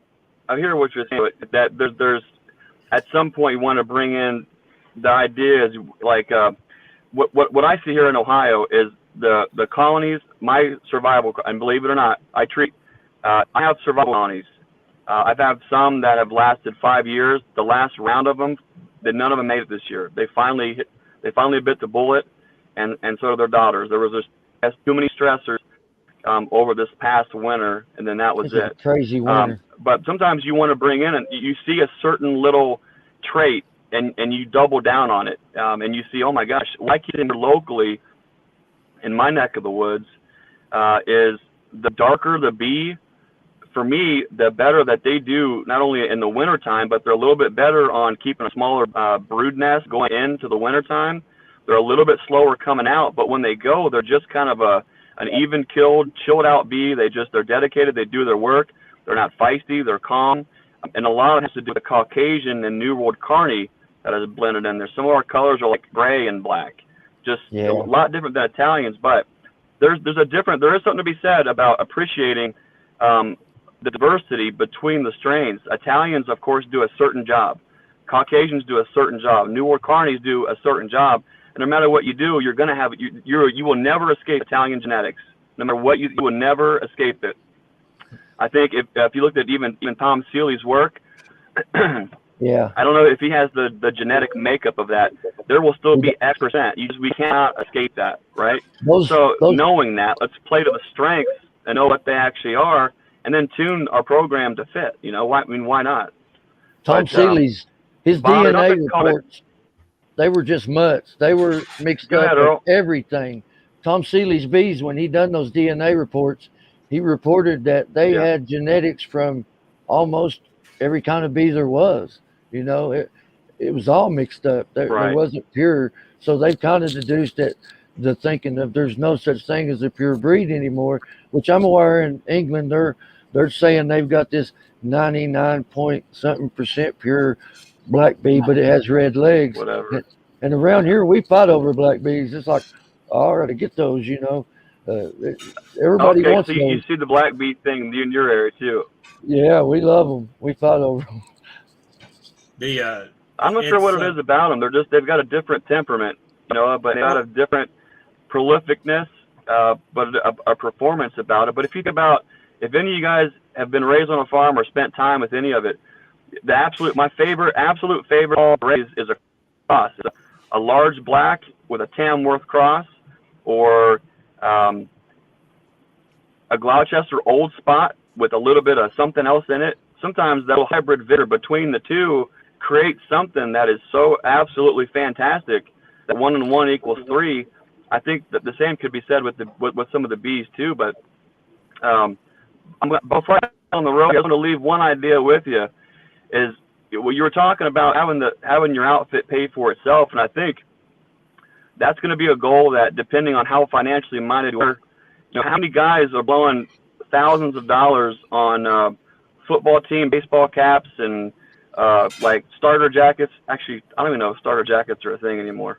I think I just myself. But some folks just spend money to spend money, and that's what makes them happy. Some people do it with beekeeping, and that's totally cool. You can do that. But there is something, no matter how far you want to run away from it, called economy of scale. That is backyard beekeeping all the way to commercial beekeeping. You can tune an outfit up to where it is sustainable financially and physically, that you can build enough resilience in the program that it can withstand loss and have enough asset to continue cyclically every single year. That's the thing you get to think about. I think Bruce sets up the goalpost moving. That goalpost constantly moving with the economy of scale as you scale up, and it is very challenging to be put the ball upright every time that you jump and you scale and you move up. That constant goal, but there are ways to do it. If there weren't, you wouldn't have guys like Chris Werner and Bob Benny, who are doing what they do in their neck of the woods for all these decades and decades later. They figured a couple things out. So if that's something that you want to do, you can find that economy of scale in your context, at yourself, that works, meets all your goals. At the end of the day, I like to believe that I want joy and happiness to be a consequence of whatever it is that I'm doing. I don't want to go try to do something to find joy and happiness. I want joy and happiness to be a consequence of the action that I'm doing. So if you can find that with your bees, whatever that looks like, then I think you're on the right path. But anyways, I've taken up too much of your time, guys. It was fun jumping on here. I'm going to jump off and just listen to you for the rest of the drive there.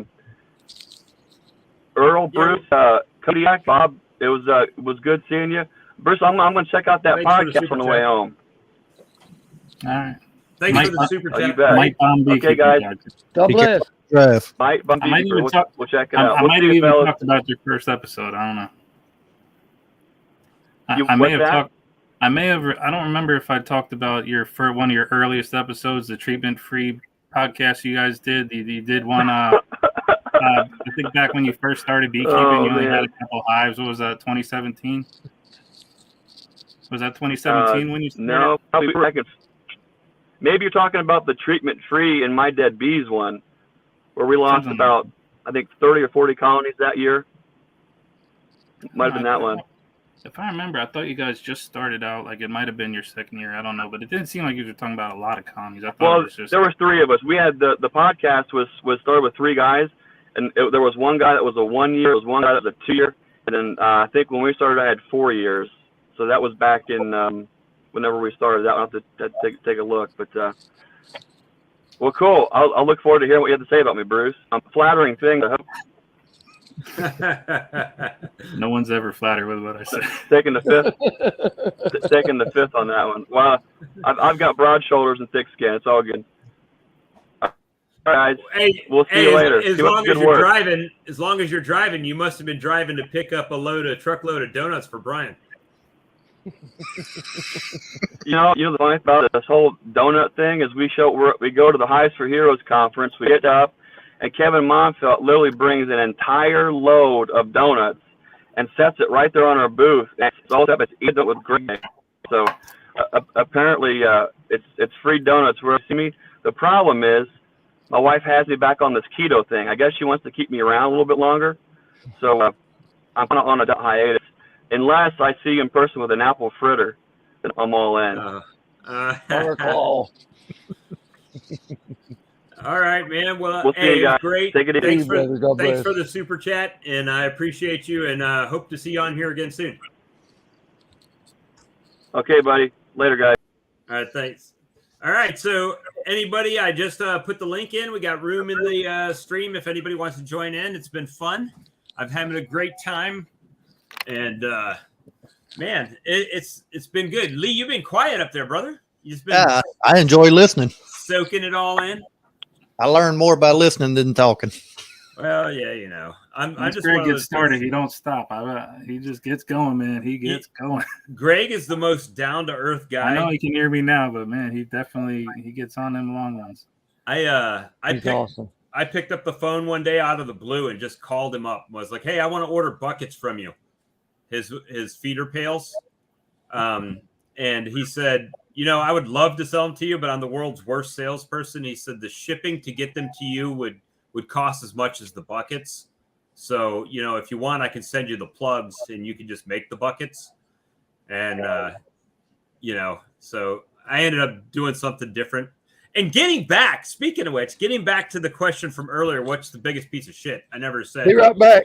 what mine was. My biggest piece of shit that I ever bought was the Saracel Top High feeders.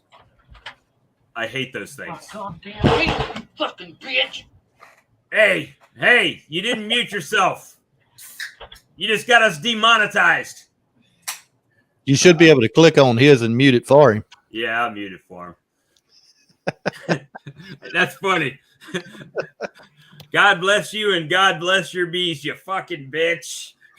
So I was thinking of something while Greg was talking. I don't know if you're interested, but like the whole goal of my whole basic bee life, really, you know, not just on my stupid YouTube channel or my podcast or Facebook groups, it's to kind of encourage small people that really enjoy messing with bees and that aren't trying to feed their entire family off of it. Right. Just not to fall into that commercial mindset where they have to pay for, you know, their first few colonies, go through that just meticulous, you know, counting and doing all this silly treating and everything to try to keep bees alive till the next season. That's why I always talk about catching swarm trapping. So I'm really, you know, once you know, commercial conversations start, I kind of just blank out really. So yeah, that's mainly my goal. I know that with the survivors that I have, they're true survivor bees that they're taken from the deepest forest to city buildings and everywhere. All the junk dies right off. I can tell. You can tell right away. A lot of times I'm at beekeepers' houses. They have a swarm. They don't have equipment. I get them. I say, how do you take care of these bees? You know, oh, they're healthy. You know, we treat our bees with this and that, and they die. Like they're dead. They're dead by fall. They don't even make it to winter. So that's what happens a lot of times. But so yeah, I do think that the queens and the bees that I have, they just get their ass beat so bad that they're good. But you know, do I want to move to a commercial sideliner level? Not really. I enjoy it too much. I don't ever want beekeeping to be a job for me. I don't want to wake up stressing about bees, and it's hard for me to keep my numbers down. And that's without catching swarms and doing cutouts and stuff. Yeah, I was about to say, it don't matter what you do, the bees are going to keep populating. Yeah, But and then it's hard to keep the number down. another thing I thought of is you got to be careful what you ask for, because let's just say some giant queen breeder decides I'm going to pick the top 10 best queens that, the best treatment-free beekeepers can have. Do we really want 95% survival every year? We'll be in bees up to our forehead.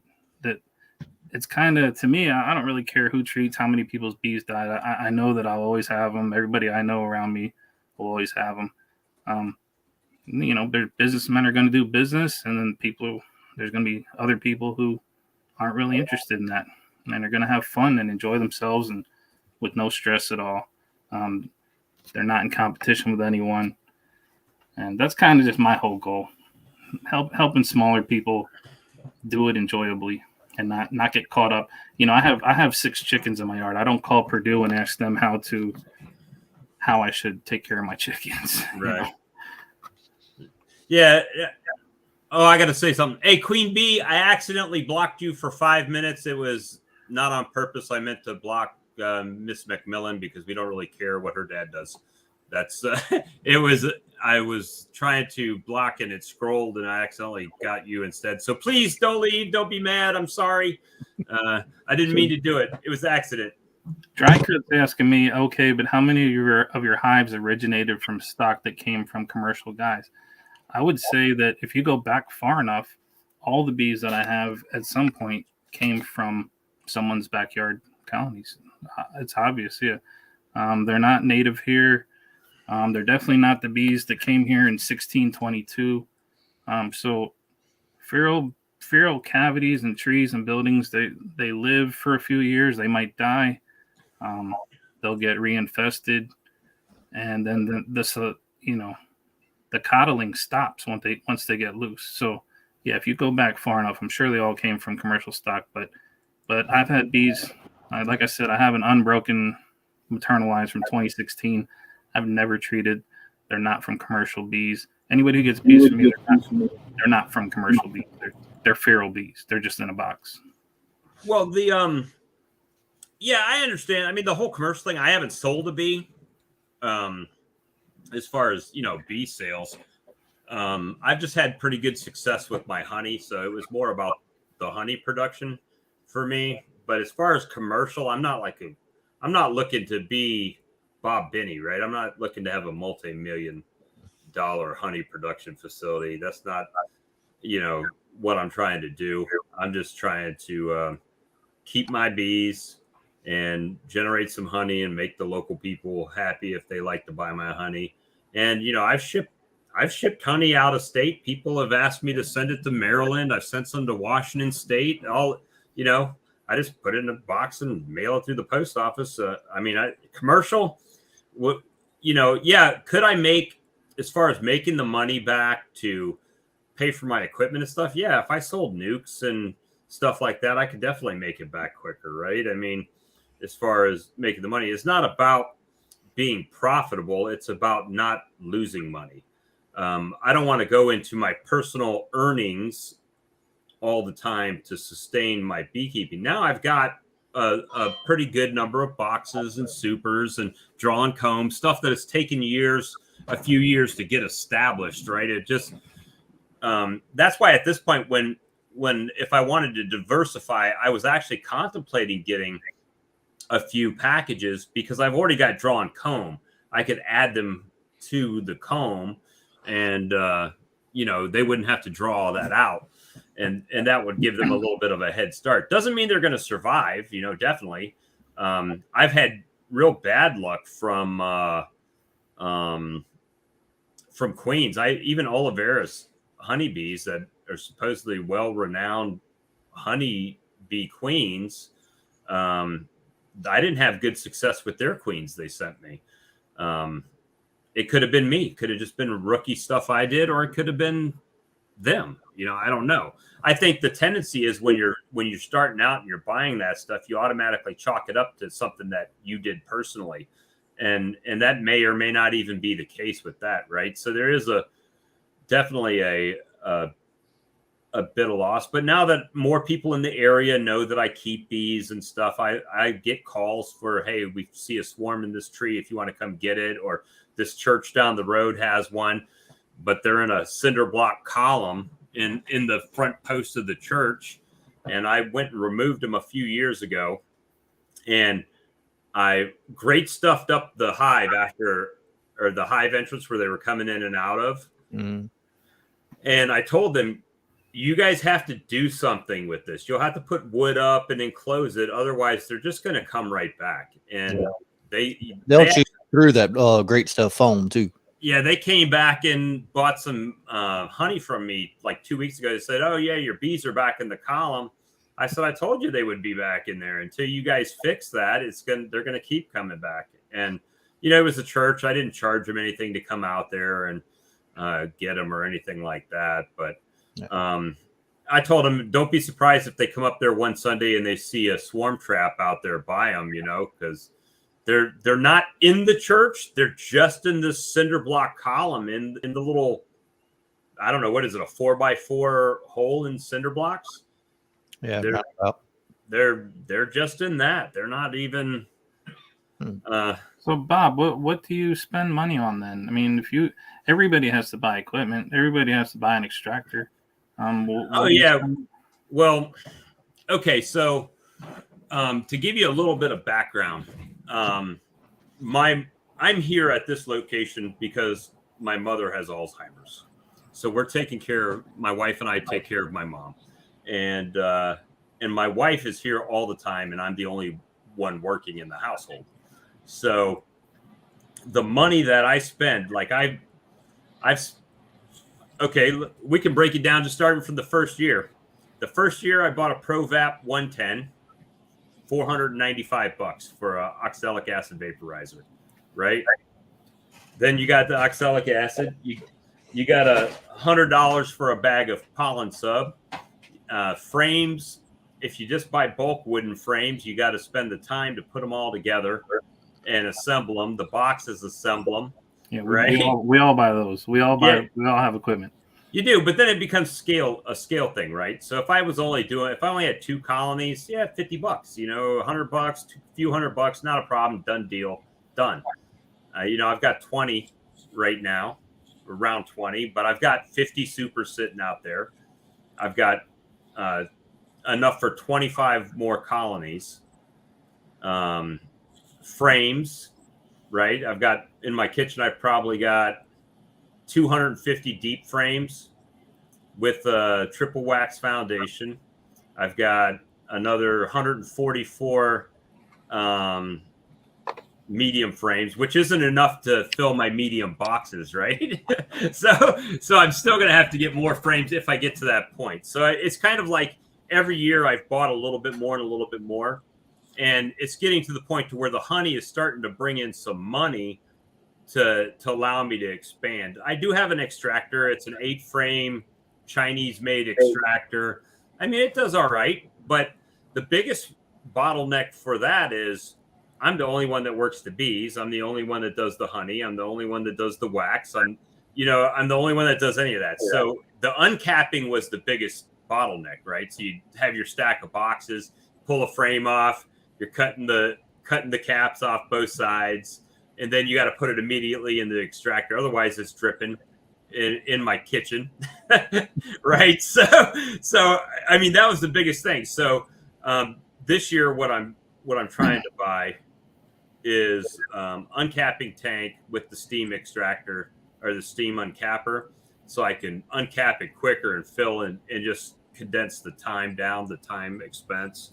And that's like about another $3,800 for the stuff that I'm buying. That's with the extractor, right? So none of it's cheap. So it's a 30 frame extractor, the 100. What is it? 1.5 meters. It's 150 millimeters or something like that, or 1,500 millimeters. It's 1,500 millimeter, that tank. The 1,500 millimeter tank, and the uncapper is like 435. So yeah, I mean, that's expense, but that's an expense that it's expensive up front, but if it lasts a long time, then over time it pays itself, right? It pays back. That's what I did whenever I bought stuff. I tried to buy a commercial grade. That way, hopefully, I'm only buying one time and it lasts. I can buy a $50, like you say, Chinese extractor, but is it going to last a year, 3 years? And that's mine. The Chinese extractor that I bought was $300 and some off of eBay, and in the second year, the welds on the basket actually broke from the spindle. So the spindle was spinning, but the basket wasn't spinning. So I threw the whole extractor in my truck and took it over to my mentor, who welded the baskets back onto the spindle and brought it back home. Now it works better than it did to begin with, but it's just a slow process. And Sarah, I see, hey, when I asked them what the biggest piece of junk they bought in beekeeping, they said a 2-frame extractor, and she says she loves her 2-frame extractor.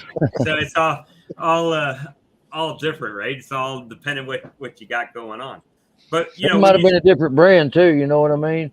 Yeah. And by the way, I'm sorry for that outburst.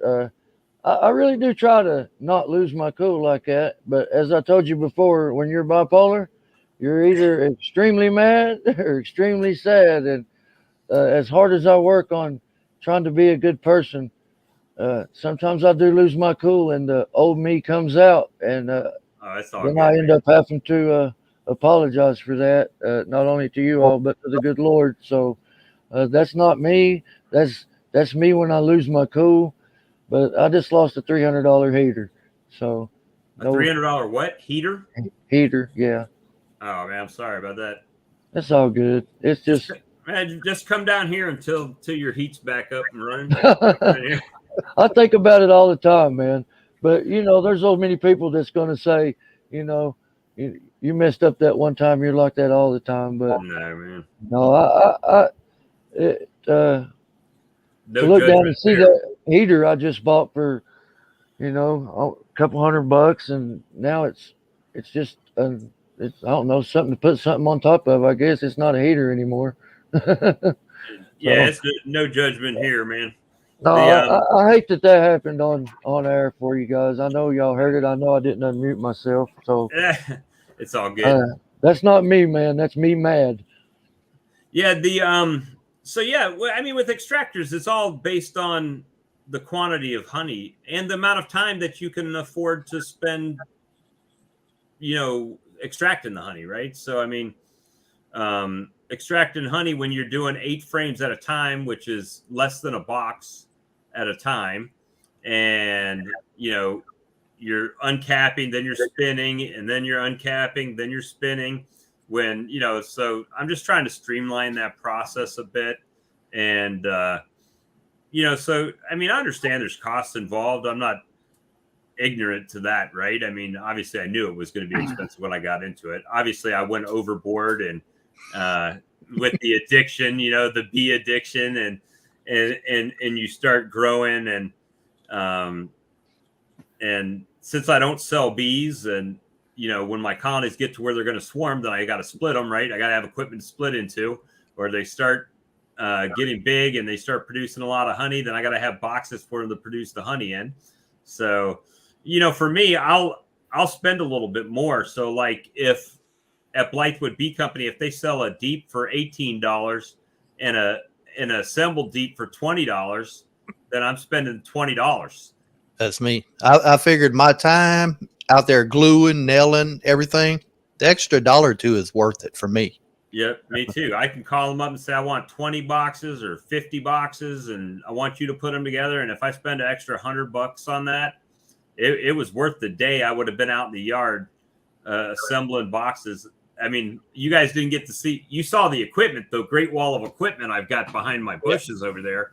But I pulled my truck up there, and I was using my tailgate as my workbench, right? I had my nail guns out there, my staple gun, the glue, and I'm just like bam, bam, bam, flipping, bam, bam, bam, nailing it, setting them on there. And, then, luckily so far the EcoWood treatment has been pretty good. I don't know if you guys have seen that. I was going to try that this year. All my hives right now, I prime them with an oil-based paint. I put 3 coats on it, and then I go with 2 coats of latex enamel over that. But I did save 5 of my new supers this year to the side, and I'm going to dip them in EcoWood and try it out. Well, I mean, so I haven't noticed any warping or pulling apart or anything on them yet. And they're just sitting in the weather. So they're getting rained on and snowed on. And and dry it out again. And That's what I said. I'm going to use the Eco Wood on those 5 supers this year. Now, after the flow's over and I extract, I'm going to pull my frames out, put those in my storage. But those 5 boxes, I'm going to leave sitting outside under a little cover, but still exposed to the elements. And I'm going to see how good it lasts. I mean, if I lose 5 boxes, it's only the box. Right. Bruce, what do you treat your hive bodies with? I just paint. You just paint Some them? of the time, but a lot of time I don't paint at all. I just use bare wood and tried to keep them elevated, and that's it. I mean, I just don't have time to paint it. They definitely don't last as long, so I do have to be better about that. Well, the this Eco Wood treatment, Man Lake sells it, but I bought it off Amazon because Man Lake sells a 1-gallon thing for as much as you can buy a 5-gallon packet for on Amazon. It's called Eco Wood treatment, and it's just a bunch of minerals, and you mix it up in water, and you just submerge the box in it. And I saw a guy's video. He said he's had it treated for 5 years, and his boxes look good. They're still treated nice. And They carry it at Home Depot too. That's where I'd bought mine from. oh, really? They got it at Home Depot? I There's a treated guy- 50 boxes in like 20 minutes. I mean, it was done. There's a guy that I saw on TikTok. I'm not sure if he has a YouTube channel, but it was called like Ozark something. But he did some type of, he figured out what that stuff is made out of and has a kind of a secret way of doing it without even having to buy it. Just how to just make it at home. It's pretty. I can share it with you. Sometime if you want to. Yeah, sure. I'd like to see that. I used out of the 50 boxes, I still got 4 gallons of it left. I've got it sealed in a 5-gallon pail. So the main ingredient is just iron, like iron sulfate, I think it is, that you can get at the health food store in capsules, and you grind it up and dissolve it in water, and then it looks exactly the same. It has that like light green tint. Yeah, and it just oxidizes the wood. Yeah, and he's been doing it for years, and they look exactly the same. It's like the same exact thing. I haven't tried it yet though. Yeah, this is my first year doing it. First thing I did was burn the boxes. I've done that, which I know Hillbilly Beekeeping Earl does. I want to do that too. Yeah, I keep forgetting about that. I did that, and then I painted.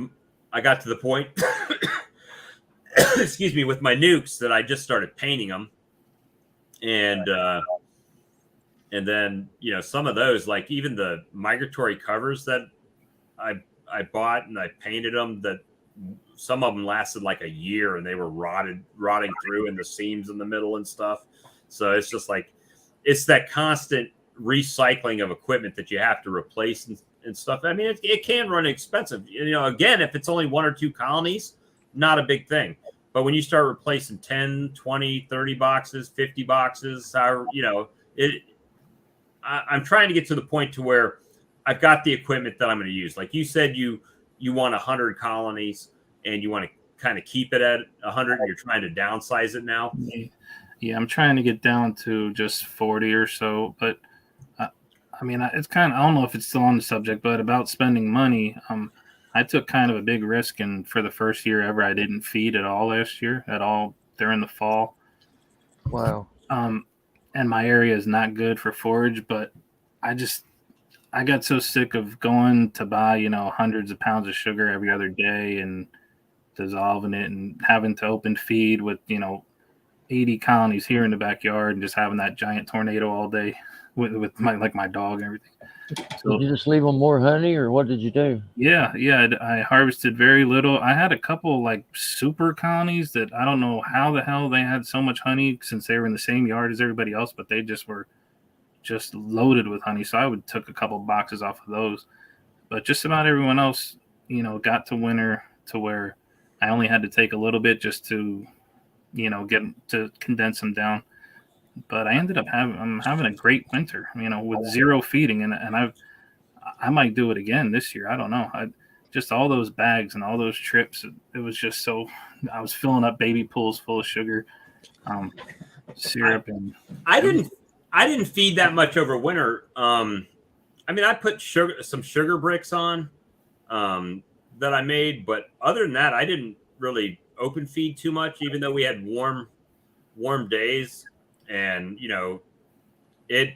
because I left the honey on the colony, right, and didn't extract it. Like I said earlier, I didn't extract it until the spring, or actually it was still winter when I extracted it. But it's it just really didn't have a. I'm just trying to cut those expenses. The bees know how to be bees, right? That's what they do. I mean, Like this winter, I went into the winter with like 24 colonies, and I got about 20 right now. I think 2 of them were absconded, and 2 of them I had dead outs. Undoubtedly, they didn't have enough food. But the only thing I fed this winter, I bought 1 5-gallon bucket of the winter patty from Man Lake, and I only had to put that on a couple of the colonies. And I done it precautionary. I mean, they still had some honey in there, but I think where we get into the feeding issue here, and it's probably the same where you're at, is because we get those like December 31st. It was 78 degrees here. Mm-hmm. The bees are flying Yeah. on New Year's Eve, so whereas probably in Pennsylvania, they're in the house all cuddled up together, so they are burning resources. Yeah, about late December, they're out flying. Nothing's really there to forage on, so they burning through their stores. Yep. And then when it gets cold, they cluster back up and they try to work up. And if there's nothing there or very little there, they don't really break cluster to come back out to the outside. So that's why we put the sugar on top of them, just to give them something, And it worked well this year for me. I mean, I lost 2 colonies. You asked earlier, what was everybody's worst item they've bought? What's the best item you've bought? The best item I've bought? Oh, Lord. Probably at this point, the coolest thing I bought was that a refractometer. I just like the refractometer for checking the moisture content in my honey. It was pretty cheap, like $30. So, I mean, it wasn't that expensive. But as far as like most useful, probably the ProVap, even though it was $500, because there was no other alternative really other than the wand. And I just felt like that would take too long. What's the best thing you've bought, Bruce? Something that I really, really like, but I didn't really buy it. I kind of bought somebody. I like to, when beekeepers quit, I'll just buy all their stuff, all their boxes. But they have these really nice lids. They're like, I don't forget what they're called. They're like smart lids or something like that. Oh, the plastic lid? Yeah, they're white and they're thick. They have like that little. And they got the feeder that'll go on top of them and all. They might have a hole for that, but these don't have the hole for that. But I really like those things. They I just like how they keep all the water off the box. They leave that little space for bees to get in and out. They're well insulated. I like those, but I think they're like $40 or $50 each. So I would never buy a whole bunch of them. Yeah, right. Oh, and also I absolutely love the poly nuke boxes from Better Bee that I use for overwintering nukes and going on swarm calls. Those poly nuke boxes, I love them things.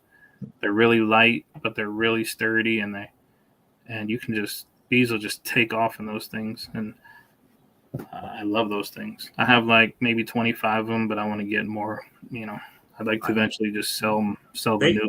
They use a lot of those poly boxes in Europe. They don't. I mean, not too many people here sell them. I think Better Bee and maybe Blue Sky Bee Company or Blue Sky Bee Supply. I think they sell some poly nukes.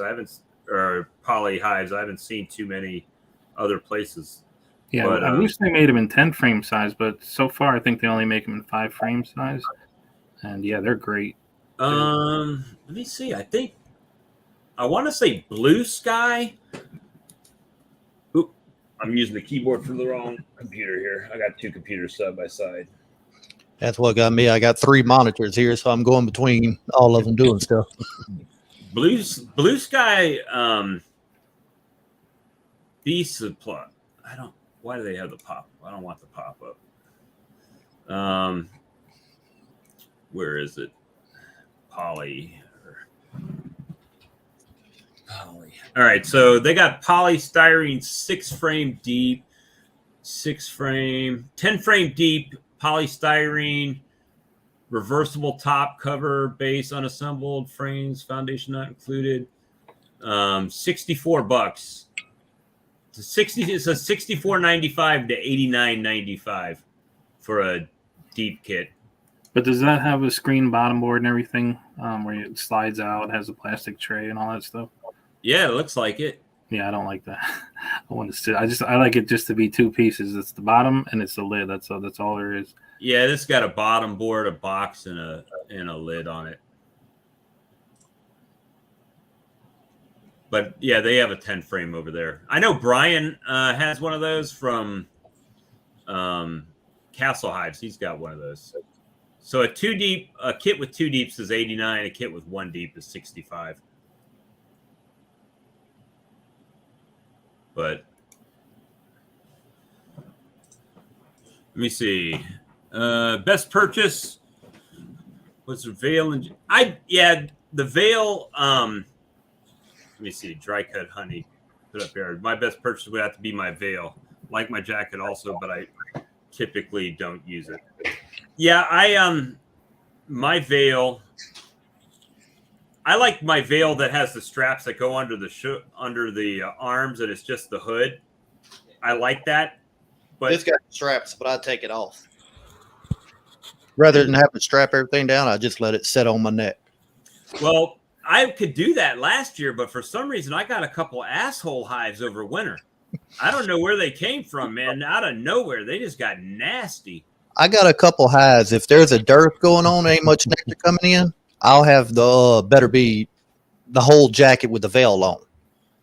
But other than that, as long as they got some nectar coming in, I can work them with just the veil. Sometimes not even the veil. A stinger, This is the only veil I got. I don't mind. It's when they swell my eyes shut I don't like. Yeah, I went out and did a swarm capture, and I probably got stung 20 times in this swarm. Right? It's a pretty big swarm, and I probably got stung 20 times. No reactions at all. One day I'm in my bee yard, I get stung once on the hand and once on the eyebrow, and I was like, I ain't nothing to worry about. The next morning I woke up, my hand was swollen, my eye was swollen. It looked like Tyson punched me in my face. You know, I'm allergic. One day last year, I got hit on the thumb, and I mean, just one little red dot, nothing. 2 days later, I got hit on my ring finger, swole my whole hand, my wrist, everything double the size. I'm a crane operator, so I'm at work like this trying to operate with a hand swollen. I can't even grab like a Tyrannosaurus Rex.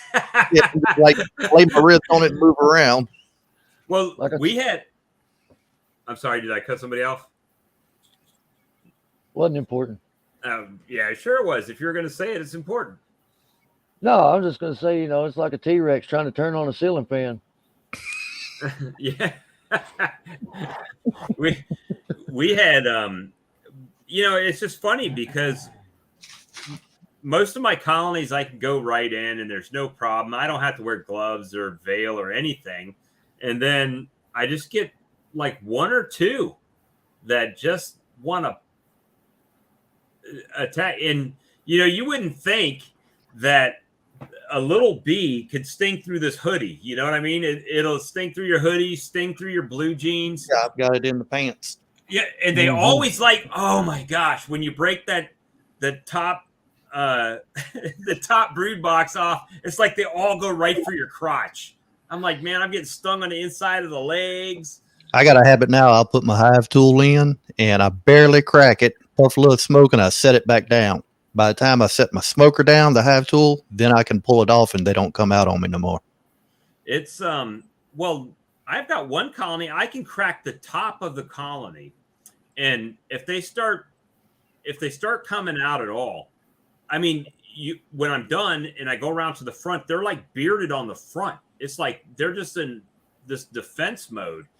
And I'm like, what in the world is going on? I can walk you've seen my thing. I can walk all the way out by the house, around the house, and I still got bees, trying to bounce into me. And it's crazy. I mean, I don't usually have that, but they like going for the nutsack for some reason in my yard. Well, I never got it there before. Oh, you wait, son. You don't want it either. Mm-mm. When they stay through the jeans and go for the jewels. I've been stung in the legs, in the face, close to the eye, but never near, near the eye, but not in the eye. And Oh, the worst thing I probably got was hands. in my nose, like right here on the inside of my nose. I've had it on the lip. Oh, you got it on the lip? Oh yeah, Mm. makes it a little hard to talk. My friend said, they come over, they're like, I ain't getting out. I see these bees flying. I said, you don't have to worry about those bees. It's the ones you don't see.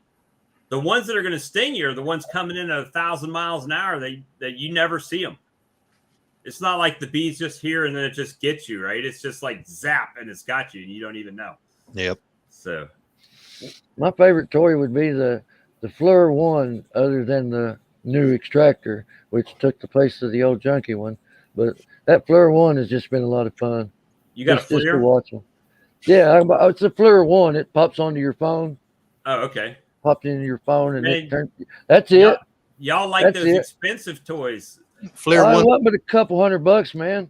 I got a scope. This one was like $3.99. It's the FLIR 1 Pro Yeah. USB-C. Mine's just the regular FLIR 1. It's out there in my bee bucket, but I love that thing, man. Don't It's so cut it fun. If you got a cutout that's in somebody's house and you're not exactly sure, hit it with that FLIR and you can see where that heat signature is coming from. I've never done a cutout. I've It's done like watching the bees. Do you use any tools like that, Bruce, when you do yours? I haven't used the FLIR. I've done a bunch of cutouts, but like I said, I don't do the really difficult ones. If I don't know right where they're at, if it's a barn and I know exactly where they're going in and it's just a wall, popping some boards off. I love doing those. And especially if my feet are on the ground, that's fine. But yeah, I've never needed a FLIR because I can just look at it and say I'm not doing it. And I have friends who are much better at it. They're contractors and carpenters, and they can price it and do a much better job than me. So I always pass those on.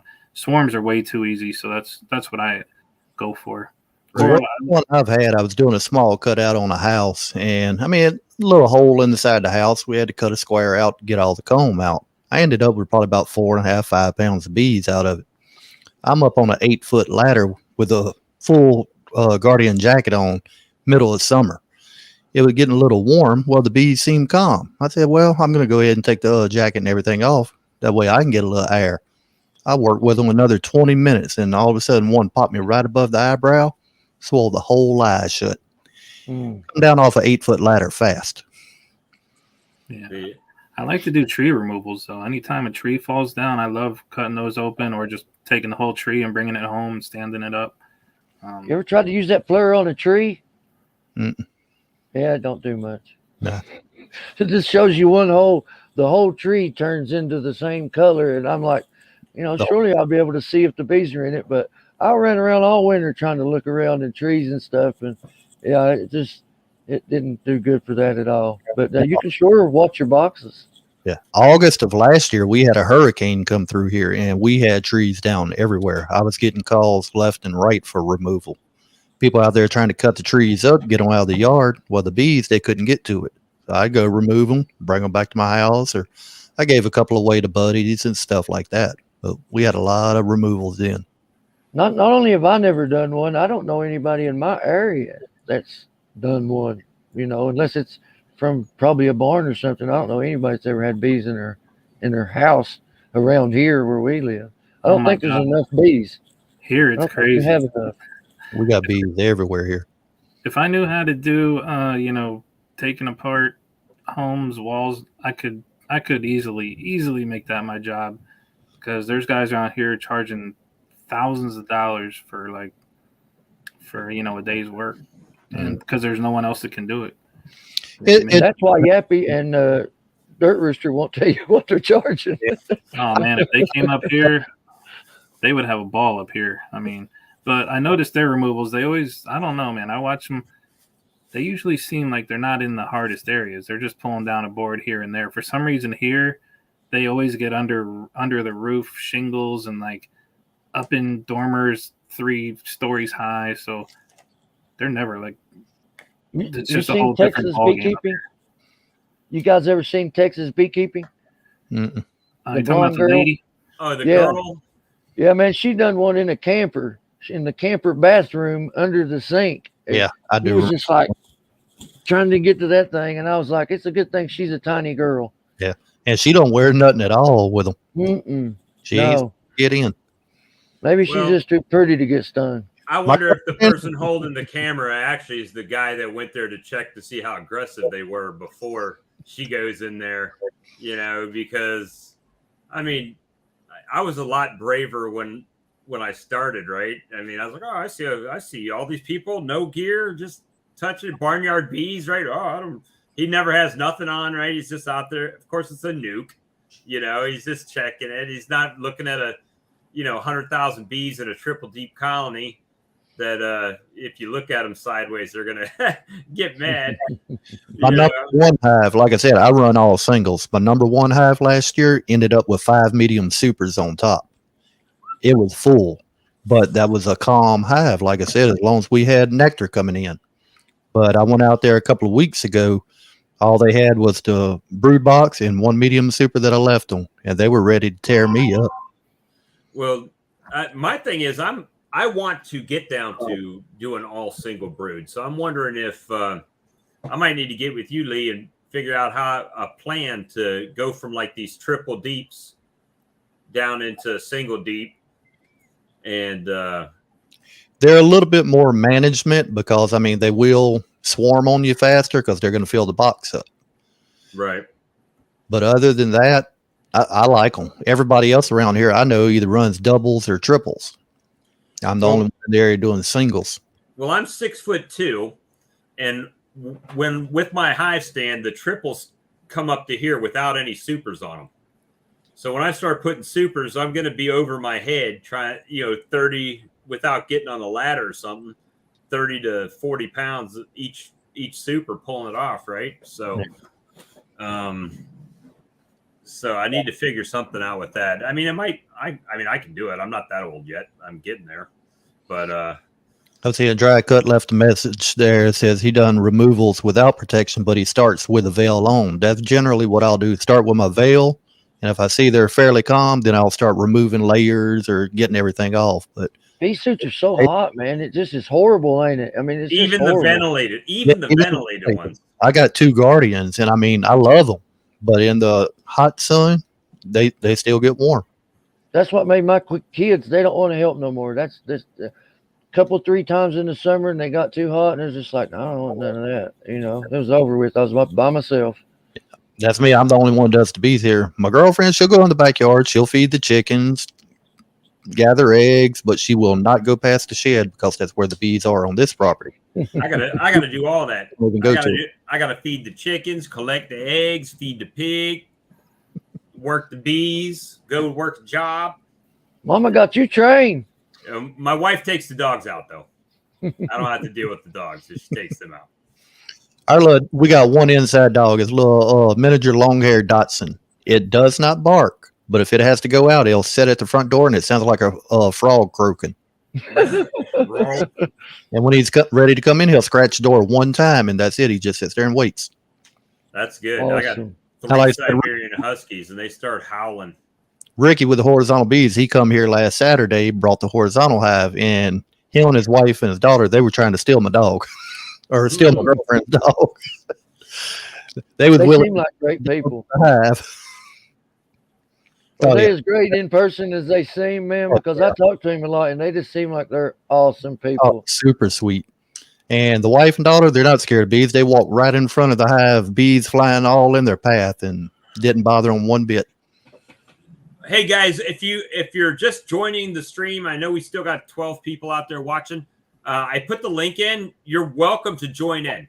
This is not a closed session. Anybody can join in. It's just a free for all, and we'd love to have you and get to meet you and talk to you for a while. Bruce dropped in, and he's been on for 2 hours now. Yeah, Greg I've never gone live this long before. I see Time is Honey. Rich was in the comments at the beginning, but I hadn't seen him in a while. I figured he'd jump in here with us. Yeah, he didn't click the link. But Sometimes he does. I think there's a little backstory with that. I think him and Bruce have maybe had a conversation outside of the show. Yeah, he's Nice. not. He's not coming on here while I'm on here. But I'll be going. I'll talk about that on my channel. Yeah.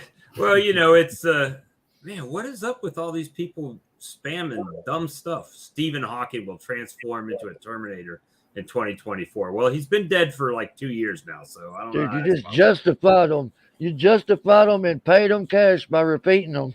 Well, I blocked him though, so he won't be saying that anymore. And Jordan Shackley has been posting up all these different spammers, but yeah, the you know, it is what it is. Everybody's got a different opinion. Like they say, when you ask 20 different beekeepers, you get 25 different responses to the question.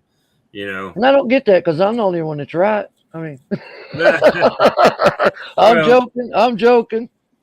I think everybody, you know, works to their own means and their skill level. And, you know, at the same time, I try to take advice and take comments with a grain of salt. And I'll be the first one to tell you, when someone posts a comment on my stream, I'm a guy that you can't tell intent through text a lot of times. Yeah, You know, emotion isn't displayed unless they're really clever with punctuation. Yeah, so I mean, it's just one of those things that when, you know, someone will comment, they may not have had any ill intent on any comment or whatever, and I'll be the first one to look at it and be like, is this a jerky response, or is the guy trying to help or whatever? You know, I try not to let it get to me, but it does, you know. Hey man, it does me too. I'll try to, because as you've seen earlier, I can explode just like a bomb. But if it's on my channel, I try to just either delete it, block it, or mute it and just get rid of it, because if I let it draw me in, I'm off the handle in a place where I don't want to be. And like I say, I work really hard not to be that guy, but I can be. Right. I make trolls pay for coming to my channel if they have content. If you troll with no content, I don't care. I'll block them. If you have a lot of content, I'm pulling your channel up on my channel. I'm going to review your videos, and I'm going to. But generally, do you notice that most trolls don't have content? Most of them don't. Right. So don't do it. Don't do it on my channel, because I have full videos just smashing people. Yeah. But I'm the night. I love helping people, and I'm not mean to people. I work really hard on being a nice guy. I really do. People just not easy. They take me the wrong way. They get all upset. They just get out of hand. I love having a conversation with people, so I invite them on live just like this, and they turn me down. So then I have to take Effexor and Seroquel and all that stuff, and I still have problems with it. So yeah, I couldn't allow myself to get baited in like that, or it would get bad. I don't have the control you have to be able to sit down and manipulate that and compartmentalize my anger. You know, I'm not good at that. I'm used to it after sitting in a crane for 25 years, and all I get is hand signals. You get used to dealing with people in a way that you don't go overboard. Right. Normal people can do that. All right. So Queen Bee asked a question for the panel. For the panel, do any of you plant anything during the summer for your bees, flowers, etc.? Generally, not in my yard. I don't, because most time when your bees come out of the hive, they're not going to forage in the immediate area. They're going to fly a little distance and search. But I mean, if I got some clover planted or clover growing in the area of the hives, hey, I might not cut the grass for a little bit and let it see if they take to it. But other than planting, I don't. I've been putting out trees. I've got cherry trees out. I planted an autumn pear. It's like an aristocrat pear that's supposed to give some, quite a bit of flowering for in the fall when it's, the dirt is on. And I'm wanting to get some of those cosmos like Fred Dunn's been planting and see how that does. But I try to, trees give you more flower and nectar per package than say do flowers. So I've been trying to plant beneficial trees. Well, that's what I read before. Say you plant an acre of clover. they say you're looking about 200 pounds worth of nectar coming in off of an acre of clover. But if you plant an acre of, say, tallow trees, you're looking upward of 1,200 pounds per acre. You get a lot more out of a tree than you would ground surface area of the ground. They turn those bugs loose on you guys, man. You're gonna have no tallow you left, are you? I know they trying to eradicate it because they say it's an invasive species. That's So our, are we. that's our main flow here. I mean, we get some privet early, but tallow is our main source. We're all invasive species. Yeah. Now in my yard, like I said, the hurricane that come through last year, I lost, I figure about 12, 15 tallows in my backyard on the wood line and 2 in my front yard. So I'm down a lot of tallow right there. Now, I mean, we still got some. I only have an acre and a half where I live, and it's probably a 45-year-old neighborhood. I mean, nothing's real close. So, I mean, my neighbors don't mind if I have bees. They on the far side of their property. I'm in the center of mine, so it don't bother them.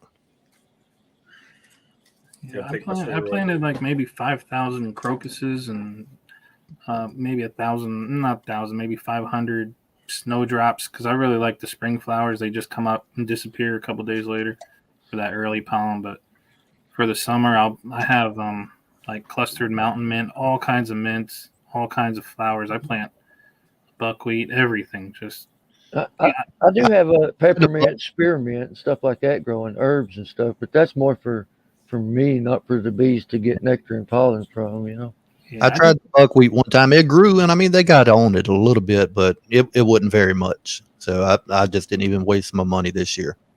Yeah, it doesn't.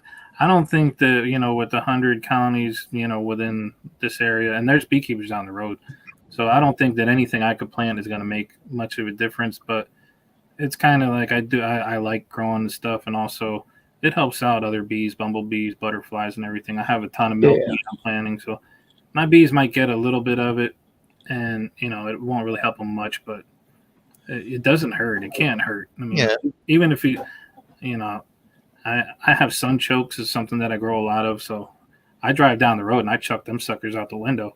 Anywhere they land, they're going to grow a 15-foot tall flower plant, and yeah. What is that?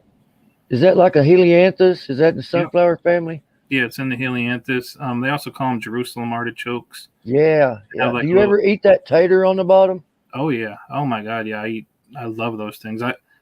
Each plant produces so much that there's no way I could eat it all. So I feed a lot to my rabbit, you know, and between me and the rabbit, we can't even polish off and, you know, the harvest. I'm going to eat some this year. I'm eating some of that this year. I'm going to try it. I'll send you some if you don't have any. I'll send you some tubers, you know, just get them in the ground. You don't have to do anything. You just put We them got them. I've just never dug them up and ate them. Oh, you got them? Okay. Yeah, I can't wait to try them, though. They say they're appley like taste to them, something like an apple similar. I don't know. I don't know. It's hard to describe, but they're really good. I just cut them into like little like coins, you know, and just coat them in oil, salt, and pepper, and bake them 375 for like an hour. And they're just like really, really good. They're way better than potatoes, but they will have you farting like so bad. Explode. Until you get used to them, you're just gonna sit there. It's funny. Yes. You can't believe how much is coming out of there. No doubt. We planted a bunch of wildflower seed blend last year and some bulbs, and you know, they all died, man. I don't know they just all died. And luckily around here, we got a lot of jasmine and honeysuckle where you can, when you come out of the house, you can smell that right away. And, you know, goldenrod, we've got a lot of that in the area. And so it's not in a lot of trees, dogwoods and, you know, a lot of blooming plants like that. But I planted a couple berry bushes just a few weeks ago. Raspberries, blackberries, and I planted some and we got wild blackberries and stuff around here too, but I planted them here. But I've got a bunch of flowering trees that the bees, it's funny, I got this one huge tree, I don't know what it is, but it's got all these I'll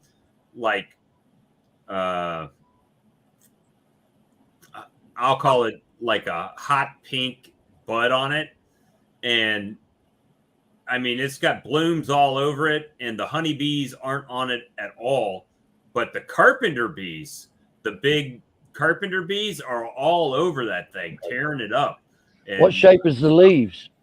Oh my gosh! What's the shape of the leaves? I'll have to send you a picture of it. It's hard to explain, but it was. I showed it in one of my videos not too long ago. Yeah, I saw it. I think it was like 2 days ago you had them. Yeah, and An app on my phone. It's called Picture This. It's like $29 a year, but you take a picture of the leaf. It scans the picture and it'll tell you what it is, what it's good for, how to care for it, and it'll tell you under there. It'll tell me, hey, some of the ones I got growing right now is good for honeybees. Wow. we Sounds got. like a red bud. Yeah. You think that you think it's a red bud? I thought that when I looked at it, but I'm not sure. Well, I'm when you surprised said the honey- bees I- wasn't working it. Yeah, well, it's close to the colonies, and if they're going a little bit further out to source the nectar, I don't know, but I If mean, it's a red bud, it should have a heart-shaped leaf.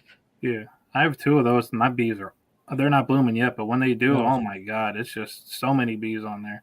When they Honeybees. bloom here, where I'm up in the mountains, I can just look out and see them spotted everywhere, man, and they're just so beautiful. every year and my dogwood just popped some blooms like in What? the last day, so yeah, it should be going crazy here soon. You're gonna have blackberry blooms for long. Yeah, they're. I hope so. My number 2 yard, the guy, he has a bunch of wild blackberry all the way around the wood line of the property, but he has cultivated blackberries in a big garden that he makes jellies out of, sells, but he sells the berries too. And they bring in a lot of pollen from that. I don't know. Who is it? Here it is. Do bees get anything from honeysuckle? I don't know. Yeah, as far as I know, they do. Yeah. Yeah, there's 2 main kinds. There's Lonicera tartarica, which is the bush honeysuckle, and they don't touch that. I've never seen them on that in 13 years. But the other one, the vining honeysuckle, That's what we they have. definitely get on those. Like, Yeah. they really we get got on that. them. What's that other vine that kudzu? We got a shit ton of kudzu around here. Purple So- flowers. So Bob Benny says it tastes like knee-high pop. hey, and I'll agree with that because the last honey that I pulled, the first taste you taste was like a Skittle. It tasted kind of like Skittles, and my daughter was like, "Man, this tastes like candy a little bit." I'm like, "Yeah, it does." And then all of a sudden, you would get the honey taste, but the first taste tastes like a candy. So maybe that's where it was coming from. Maybe. Hey, look who it is, Brian. What's up, buddy? Greg came on. Greg was on. Howdy, a little while Brian. ago. He's always good to get on. Let me. Oh, yeah. Yeah, He'll he'll probably jump say on he with can't tonight. Are you still on work? That's usually I can't get on, man. I'm at work. Hey, NKY's on here. What's up, buddy? Hey, I'm trying to get all them guys. They can all come in. Yeah, Scared- jump in here, man. NKY, he's from the Netherlands, if I'm not mistaken. He's up in Dutch country. Everybody can jump in. Come on. We're not scared. He does some clever videos too. He's got like a video where he's standing there and he's talking to himself, and I don't know how he done that. How'd you do that, NKY? Split screen, two GoPros filming 2 different footages of the same thing and talking to each other.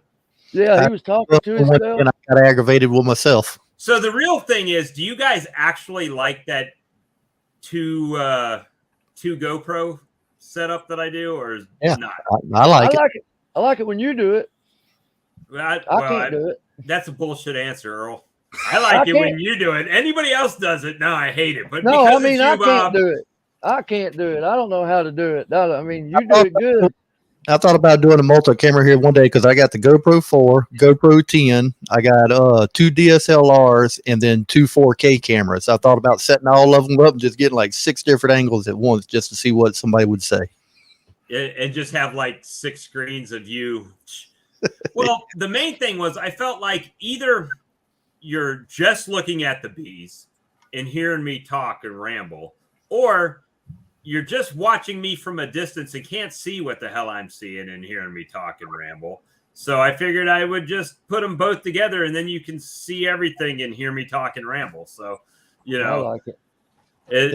As far as like my audio, I have the Zoom, well, turn it around the right way, the Zoom H1N, but then I put my lav mic on it. That way, once I sync it, no matter what camera I'm going to, you hear the same audio. It don't change from camera to camera. And even if I walk away from the camera to another hive, you can still hear what I'm saying. well, what I found when I put this thing on my chest, I've got this GoPro mic is right in my face. So I use the audio from this one. Once I have it synced up, I mute the audio from the other footage. Yeah. So you're hearing me talk to this camera and what I'm looking at on the frame, right? So that's Well, like with my GoPro 10, I got the media mod pack, so it's got a front camera and a back or front mic and a back mic, but only one works at a time. If the front one's on and I need the back, you got to go through, change the settings, and turn the back mic on. You can't activate both of them. So that's why I use my lapel mic. That way, no matter what angle my camera is at, you still get the same audio. I well. couldn't figure out the GoPro. I was just like, here, son, you can have it back. I'll use my phone. What software do you use for editing? Premiere Pro. What do you use, Earl? I don't edit. Don't know Just how. One Cut. What do you use, Bruce? One cut or do it over. For a short video, I'll use UCut on my phone, but for a longer video, I'll use Filmora 10 on my laptop. Okay. My GoPro. I use DaVinci Resolve. So I don't know if any of you are familiar with that, but it's a free editing software. Here, I can actually show you what it looks like because I got it up. I thought about doing the DaVinci, but the reason I went with the Premiere Pro, I do photography on the side too. So I've got my Photoshop, I've got my Adobe Lightroom, so all of it's in the same package. I just do the Premiere Pro. Let me see it. How the hell is this going to work? Do all GoPros cut off like so far and you have to piece them all together? Or So far, all of mine has. I thought the GoPro 10 would be different, but it still has multiple clips for one video. But I just grab all of them when I drop it in. It puts them back to back. But to sync my audio, I got to take, say, 4 GoPro footage, put it in a nested sequence, and then I can sync the audio to all of it. That's what I couldn't figure out. So, like with this footage that I was doing here. See, that's great, man. So down at the bottom, like you can add you just go to like File, Import, Media, and then you pick where it's at on your computer, right? So like I put YouTube clips, so I can put, I don't know, apiary expansion. Hey, there's your password. Do what? I said, there's your password. Cool. Everybody can use it. It's free. But this is the But now we can edit your videos. Cool. Please do it for me. And then once you get it in there, you can just I can't even figure out a GoPro. I'm not doing that. You basically just drag and drop it down right into the deal. It's pretty easy. And this is the 2 different tracks I've got going. And once you sync up the audio, since these are all sequential, you can just, as long as they're coming from the same source, you can just keep sliding the different footage to the end of it. And to do the split screen thing, well, it won't let me because I got the stop sharing screen button is right over top of it. But there's another button that you click for edit, and then it gives you a little, like when you click this tab, it gives you another little square you can push, and it allows you to move the whole image to the side to split them so you can see them both. But it's pretty easy. Tons of YouTube videos on it. I'm not proficient because I haven't wasted the time to do it, but it's pretty cool program to use for free, DaVinci Resolve. The other reason I like the Premiere Pro, I got the keyboard, which I don't know how good you'll be able to see here. Oh, with all the hot buttons on them? It's got the hot buttons programmed into it, so it's kind of shortcut keys. Yeah, I try to do it all in one shot, and then by my videos, you can tell they're like 45 minutes, which a lot of people, I already know people are not staying the whole 45 minutes, but you know what? They I know. tend to, yeah, well, few people do, I'll but watch them all. I'm what sitting screen. I ain't got nothing else to do. here's a quick YouTube hack that I've recently learned. The whole setting the premiere. So you set a premiere when you're putting your video up on a time that you're available to sit down and watch it at the same time.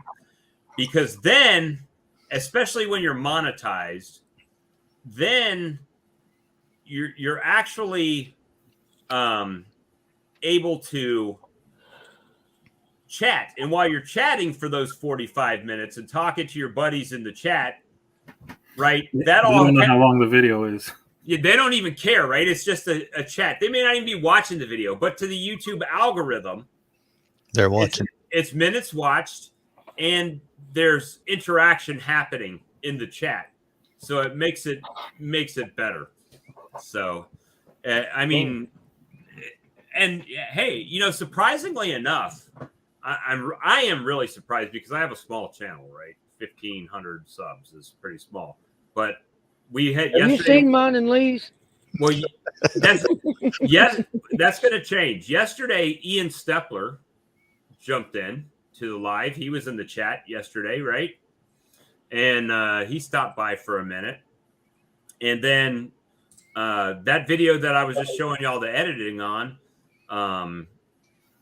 Dirt Rooster checked it out. He left a comment. That's a good looking colony, you know? So, I mean, that's people that I would have never thought would have wasted their time to look at a channel that had 1,500 subs or less, but they do. I've only got like 40, and a couple of weeks ago, Dirt Rooster subscribed to mine. Yeah, Dirt Rooster subscribed to me too. Blowed my mind. Yappy. And getting in this, what Castle Hives is doing, and now that we're doing with these lives and stuff like that, when people get in and they sub to your channel, like and like NKY Honeybees, when you're in that other group, when they've got 100 people watching and you're making comments and stuff and they're talking to you and mentioning you and stuff like that, it does help your channel because they'll go check it out and go sub too. So you'll gain you'll gain some. And then the other trick is a quick hack if you're trying to grow a few subs, not a lot, but a few. I mean, you'll notice an increase. Is if in the comments section, the description of your videos, if you put like at 628 Dirt Rooster and at Jeff Horchoff Bees and at Yappy Bee Man and at Castle Hives and at whoever, when someone goes and watches one of their videos, yours will show up at that end screen that shows the suggested video to their viewer. So doesn't mean they will click on it, but a few people might click on it. You know, if they got 60,000 subs and it's an extra impression in front of somebody. Right. So in the description, that's where you're doing that? Mm-hmm. In the description. Put like the hashtag and then the channel name? No, just put like literally put at and then their channel name. Oh, okay, at. The little at symbol, the shift 2. Shift 2. And I noticed other people doing that. I didn't know what the thing was. I thought they was just buddied up or something. Yeah, and you know, hey, not for nothing, but this whole 3-hour stream, there's been a promo code going across the bottom. So if you use Hive Alive products and go to that link and purchase, use the discount code Robert10, you'll get 10% off, and I get a couple bucks or something. So, you know, sweet. And I've gotten exactly 0 purchases so far. So, hey, be the first one. Be my hero. No doubt. And it's funny because, you know, the whole influencer part of YouTube is actually a bigger money maker than the YouTube part of YouTube. When my channel was a cryptocurrency channel, I used to have people basically pay me to just talk about their cryptocurrency. I didn't have to give an opinion on whether I thought it was good or bad, but they would pay me in cryptocurrency just to talk about their, about their product. And the YouTube channel was only part of it. We had a Facebook group that had 22,000 members. So we would do the live stream there and also stream it to YouTube. So so that's how my YouTube channel built up, but also how we got paid. I mean, I got paid $40K from one cryptocurrency to talk about their project and what they do. It was kind of insane. This was a few years ago, but yeah, it bought my daughter her first car. Not a $40,000 car, but a car.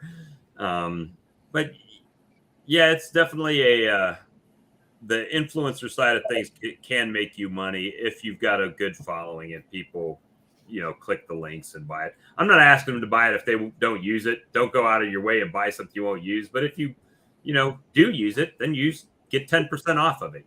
That's yeah, man. But anyway, after 3 hours going strong, actually 2 hours and 55 minutes, we still have viewers. That's fantastic. And we appreciate every one of you guys. So please subscribe to Swarmstead, Kodiak Farm, and Hillbilly Beekeeping, because I assume if you're on this live stream, you're already subscribed to me because that's how you got here. So awesome. But if not, definitely do that as well. Yeah. And thank you. Next time I want to see, we don't have to go. I mean, I don't have to work tomorrow. I'm out sick. I got to get up at 3 a.m., so I'm going to be going soon. What kind of work do you do, Bruce, on your day job? I work in a distribution warehouse, operating machines, and I do all kinds of things, training, orientations. I do everything. Yeah, I've done some factory. Links. Links. Can you guys drop links in the chat? Will it let you? Or you can drop them in the private chat in the thing here, and I can copy them if it won't let you. Links of what? Of the channel? Of your channel, yeah. Queen Bee was asking for links. For me, I don't even know how to get started on that. And if you, I know Bruce said he's probably got to leave in a second, but hey, I'm willing to stay. I have nothing to do. It's only 9:12 right now, and I'm all hopped up on steroids right now and Monster Energy drinks. My channel can be a little hard to digest for some people, so some people don't say subscribe to me very long once I open my mouth, but that's just how it is. Hey, I think I'm going to like it, man. I can't wait to start watching. You need to take the same impression that Mike Berry does. This is not a how-to video. This is a how I do video.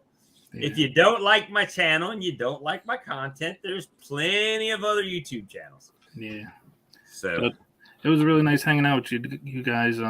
Yeah, we appreciate you stopping in, man. Don't be a stranger. Looking forward to watching you. Maybe we can get the cage match battle royale between you and the newbie live. That'll be on my channel. I'll probably do that tomorrow after work. We're going to be reading some emails out loud. I'm going to be pulling up some videos. It's going to be fun. Somebody's never going to do that again. It's going to be. I'm going to make an example out of somebody, but that'll probably be tomorrow after work. Hey, I'm going to check you out just because I like that kind of stuff. But I want to say one thing in defense of my buddy from Thomas Honey, and just realize he's a veteran and that he's dealing with issues that regular people don't have to deal with. So in lieu of that, PTSD, I suffer from it. I'm bipolar schizophrenic, and it's a very, very difficult thing, man, to keep under control. And sometimes it sneaks away from me, as you guys saw earlier. And it's really, I didn't mean that. I would take it back if I could, but just maybe just consider that. But otherwise, turn them people up, man. I love listening to that. I'll just handle the way I do. I mean, not telling you what to do, just making a suggestion. No, I know what it's like being. Trust me, I know what it's like. But all right, yeah. So it was good hanging out with you, Bob, Lee, Hillbilly.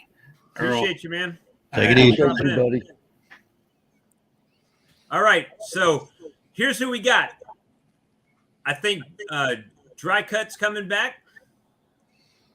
Sarah or Queen Bee, one of y'all can jump in. We need some estrogen in the conversation. Hey Bob, I dropped my link in the text, but I wouldn't let you post it's it. clickable. It popped up on mine, but it's not showing like it's clickable. Oh, okay. Let me. So I sent you one in the StreamYard chat. Okay. Are y'all getting feedback? It's Hillbilly Beekeeping. You made me wear my headphones. I got just a little, not much. Or it could be my loud, obnoxious voice coming through everybody's headset. See, I've actually got the radio announcer voice. See, I could have been that homeless guy a few years ago. Kraft macaroni and cheese. You know you love it. I've seen that guy. He was pretty good. Yeah, he was.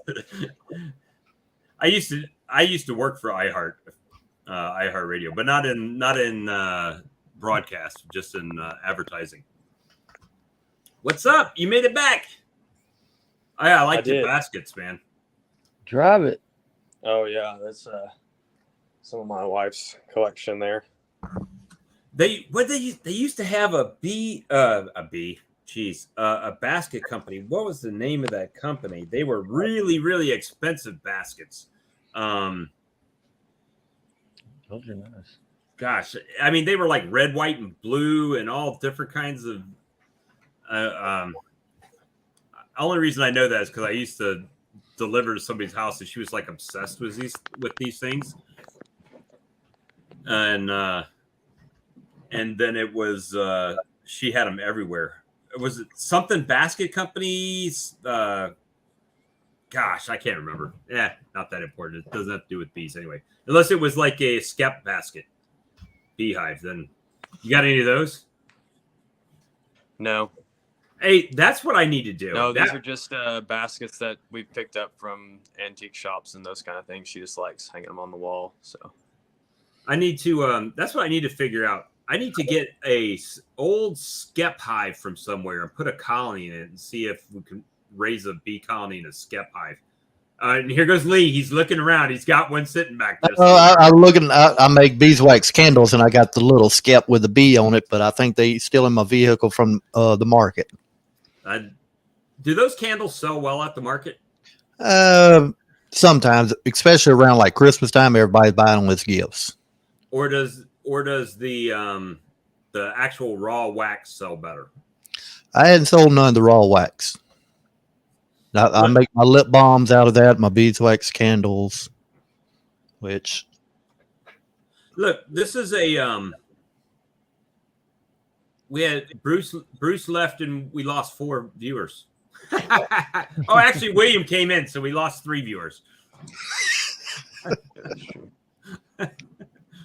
So you do the balm too? See, I learned how to make lip balm. Actually, I taught people how to make lip balm when I was an adjunct instructor in for pharmacy technicians, and at a local college. So I was teaching people how to make lip balms and capsules and work in, sterile processing facilities and stuff like that. So, but I haven't made any of my own. Everything. Well, I went the long road around, right? Everything. So I went in the military right out of high school. And then after I got out of the military, I wanted to stay in, but my plans got diverted because I got married to my first wife, and she wanted to come back home to South Carolina. So, Sarah, all you got to do is click the link and you're going to come right in. Oh, Will's gone again. But all you got to do is click that link and it's going to bring you up and I add you in. You can do it from your phone, from your computer, wherever you want to do it. If I can do it, anybody can. And then I had children, right? So it was always working, and I find it hard. I don't know. I'm not special, but when I get something in my mind, I'm just going to do it, and it's going to, you know what I mean? Just Well, now it's let just me going to be just done. say that anybody that can deal with cryptocurrency and let alone teach it and have a channel about it, you got to be a pretty sharp cat, because I used to fool with investing and trading, and that cryptocurrency and just having a wallet set up and all that stuff, that's some crazy stuff, man. Well, people said, well, that's not money. And I try to tell people we're on digital currency already. I mean, if you think about it, your check goes to the bank, direct deposit. You take your debit card to Walmart, you pay them with a card, and it goes digitally from your bank to Walmart, and you get your stuff. Cryptocurrency is the same thing. I could send it from my internet account to your internet account and done, and then you can send it to your bank if you choose to. I don't, mostly. I fooled with it on that Webull app. Yeah, but you can only buy a few. If you go to like Coinbase, a place like that, you can buy a lot more different variety of currencies. And I got lucky, and I don't think it was. Well, now I think it was lucky. Back then, when I got into Bitcoin, it was only $3,000 a Bitcoin. So yeah, and it got up to $65,000 a Bitcoin. So there was huge potential for profit there, right? So yeah, man. I was blessed, and the guy I talked about, the show that I used to do called the You Crypto Madness Show, and I did a lot of the production. This production is nothing compared to that production. I mean, we had Restream, we were streaming it to Twitch and all over the world on different streaming platforms, YouTube. We had an intro video, right, with this car that went by in 3D through space, and it was a big production. We had the whole green screen background. And is that what you got now? The green screen background? No, this is just a virtual background. That's why you can kind of see half my head is cut off, and I go in and out. Only because I don't want you to see the junky room I'm in right now. But have you seen mine, dude? What are you talking about, junky room here? Man, if I moved just right, you could see my plumbing. Just my bee office. I don't know if you can see my bottling tank I got back here. I got another 10 cases of jars. I got 20 cases on this side. When I started thinking about buying that extracting tank, not the extracting tank, but the actual uncapping tank, I'm like, man, that looks like a damn parts washer that you could get from AutoZone and, just set something on. Now, the other thing you got to think about, you said you got the 1500 millimeter tank, correct? Yep, that's the same one I got. Now, once you put that steam uncapper on it, it takes up probably half or more of the top of your tank. Really? So how many frames will it hold after that? I'm trying to remember. I'm figuring at least 2 10-frame boxes. But then it comes with a rack that'll stand up on it too. You can slide some more. They kind of go in right vertical, but not about a 45-degree angle. They'll stack on that. But you find that you're able to uncap faster than you can extract it, right? Yeah. Okay, so that's where I'll uncap about 20 frames. I got a 20-frame extractor, so I put them in there, and as they spinning, I start uncapping more. And usually, by the time I'm uncapping another 20 frames, the extractor is still spinning another 4 or 5 minutes. So, I get a little break in between. So this extractor I'm looking at has like a 10-minute cycle on it. Mm-hmm. So when you hit auto start, it starts slow, and it ramps up, and like the last 30% is at full speed. And you don't have to flip the frames, so it spins both sides at the same time. Yeah, it ain't a tangential. Yeah, or they say that big old word. Yeah, I don't know it either. I think it's tangential. Did you freeze? No, you just stopped a minute. No, what kind of crane do you operate? Are you a port crane operator or a construction crane operator? Construction crane. I work in chemical plants. No doubt. Greg asked what he missed. Yeah, time. Okay, so a little backstory. Time is honey, and the Swarmstead have a little drama going on between them, and essentially the gist that I get, which I know one side of it, right? I don't know both sides, but I know the person that gave me the information is that one guy went on the other guy's channel and basically made the guy whose channel was felt like he was being trolled a little bit, and so comments went back and forth, and it didn't go good. So they don't get along. We'll say that much. They're not getting along, and so I think that Swarmstead is planning to go live tomorrow and like put a video up with emails and stuff that were sent back and forth to basically bring his one side of the conversation out to his viewers, which I'm not saying I'm for that. I think that if it was handled in emails and they agreed to disagree or whatever, then it should be squashed. I don't think that it needs to go public, but that's not my channel. I don't run that. I don't know. So, William's back. Sorry, William, to make you wait so long. What happened, man? You just dropped out? Yeah, He had to fix that drive it to dry cut. Yeah, I switched over to my iPad, so maybe this will get a better result. I don't know. Now I know who you are. Better. Good to see you, buddy. Yeah, thank you. I appreciate you stopping by my channel the other day and leaving a comment. Yeah, man, I gave you 2 subs. Yeah, he's got 2 channels. You got 2 channels, huh? Yes, sir. I think I'm subscribed to you too. Let me check. Yeah, thank you. Yeah, so I honestly, it's been 3 hours. I forgot what we were talking about in the beginning. Do you remember where we left off before you disconnected? We were talking about. I think that's what I said too, Greg you were Burns. asking about. Yeah, you were just asking about me in general. And I think I was explaining how I got into beekeeping, which brought up Mr. Ed, and I think you had said that maybe you got inspired to keep bees in a similar way. Yeah, for sure.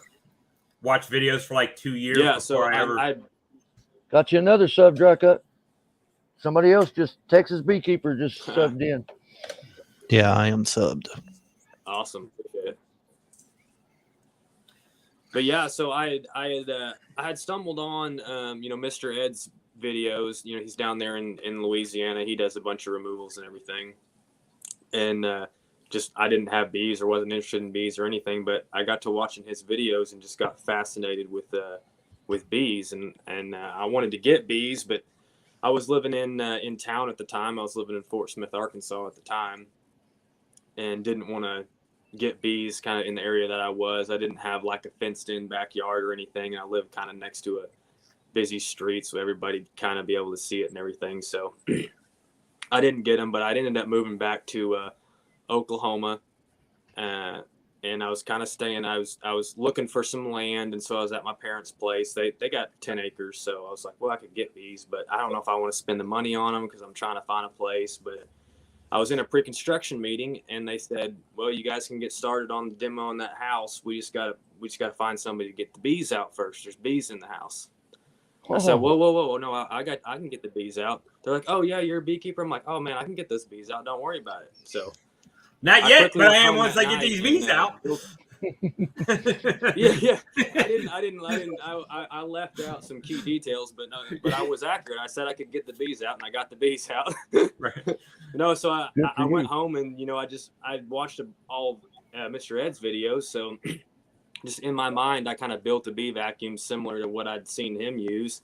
And that weekend, I went and cut those bees out. And that's kind of how I got started. And so basically all my bees have come from cutouts. So you never bought a colony at all? Cut them out of houses and shit.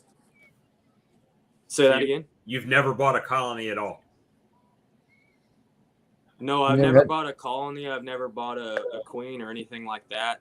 I don't have anything against that. And honestly, I'm more interested in bee genetics than I am honey. I mean, obviously there's money to be made in selling honey, But my real interest is in genetics and producing queens and stuff like that. I'm still in the process of expanding, so I haven't, like sold any queens or anything like that. Don't get me wrong. But yes, no, I say that I'm not like against purchasing bees or anything like that. That's just not the way that I've done it. I've got mine from removals, and then of course I've done some splits from the best colonies that I've got. I've done a few removals that I know for a fact have overwintered, and then I overwintered the queen that I pulled out, and of course I take from those to do my expansion. Yeah, so that's kind of how I got into beekeeping. So I'm fairly new. So let's see, I'd be going into my third year keeping bees this year. As am I. Yeah, that's Me too. I started in 2000. So I live in northeast Oklahoma right now, which I basically live north of Claremore, which is kind of in the Tulsa, Oklahoma area. So, Well, how many colonies are you up to now? I've got 7. So I went into winter this year with 7 colonies, and they're all doing great. They're all pretty heavy, pretty strong. Now I did have as many as 13 colonies last summer, but I took my losses in the fall. So I took colonies that were weak, and I just combined them up. I didn't want to go into winter with stuff that I was kind of sus about. So everything I took into winter, I was pretty confident about, and so far it's worked out pretty good. So when I say I didn't have any winter losses, I did. You padded the numbers. Before winter. You padded the Know what I'm numbers. saying? Well, that's good. Yeah, I padded the numbers. So I've actually never lost a colony during winter, but if I had a colony that had a problem, I didn't send them into winter. So, that is what it is there. Queen Bee, thank you. Thank you, Queen Bee, for the subscription for me and Kodiak. And I put your name in there, Dry Cut. She said she was getting you next. So thank you very much. God bless you. I do that too. I'll try to combine some down, but if I've got like really strong colonies, what I try to do before I merge them back together is, if it's early enough, I'll take like a frame of brood that's getting ready to hatch or something like that, and I'll actually move that over to the weaker colony to try to boost their numbers up. Unless they're, you know your bees better than anybody, but if they're going to to try to help them make it. But if it gets to that point to where they're just, I don't think it's going to work, then yeah, I'll merge them back to. I took a 10 frame colony today.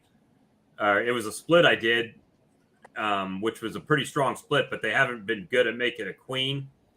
So I found a queen, but there was only like 3 frames of bees in a 10 frame box. I took them out of the 10 frame and put them back in a nuke to give them less space to protect,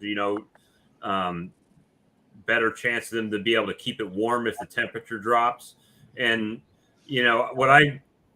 I've got a guy that I love him to death, and I don't even know if he ever watches my channel, but I helped him get started. He saw some of my videos. He saw on Facebook that I was beekeeping. I helped him shake his first. He had a swarm in his neighbor's yard. He called me. I shook it in his box, put it at his house, right?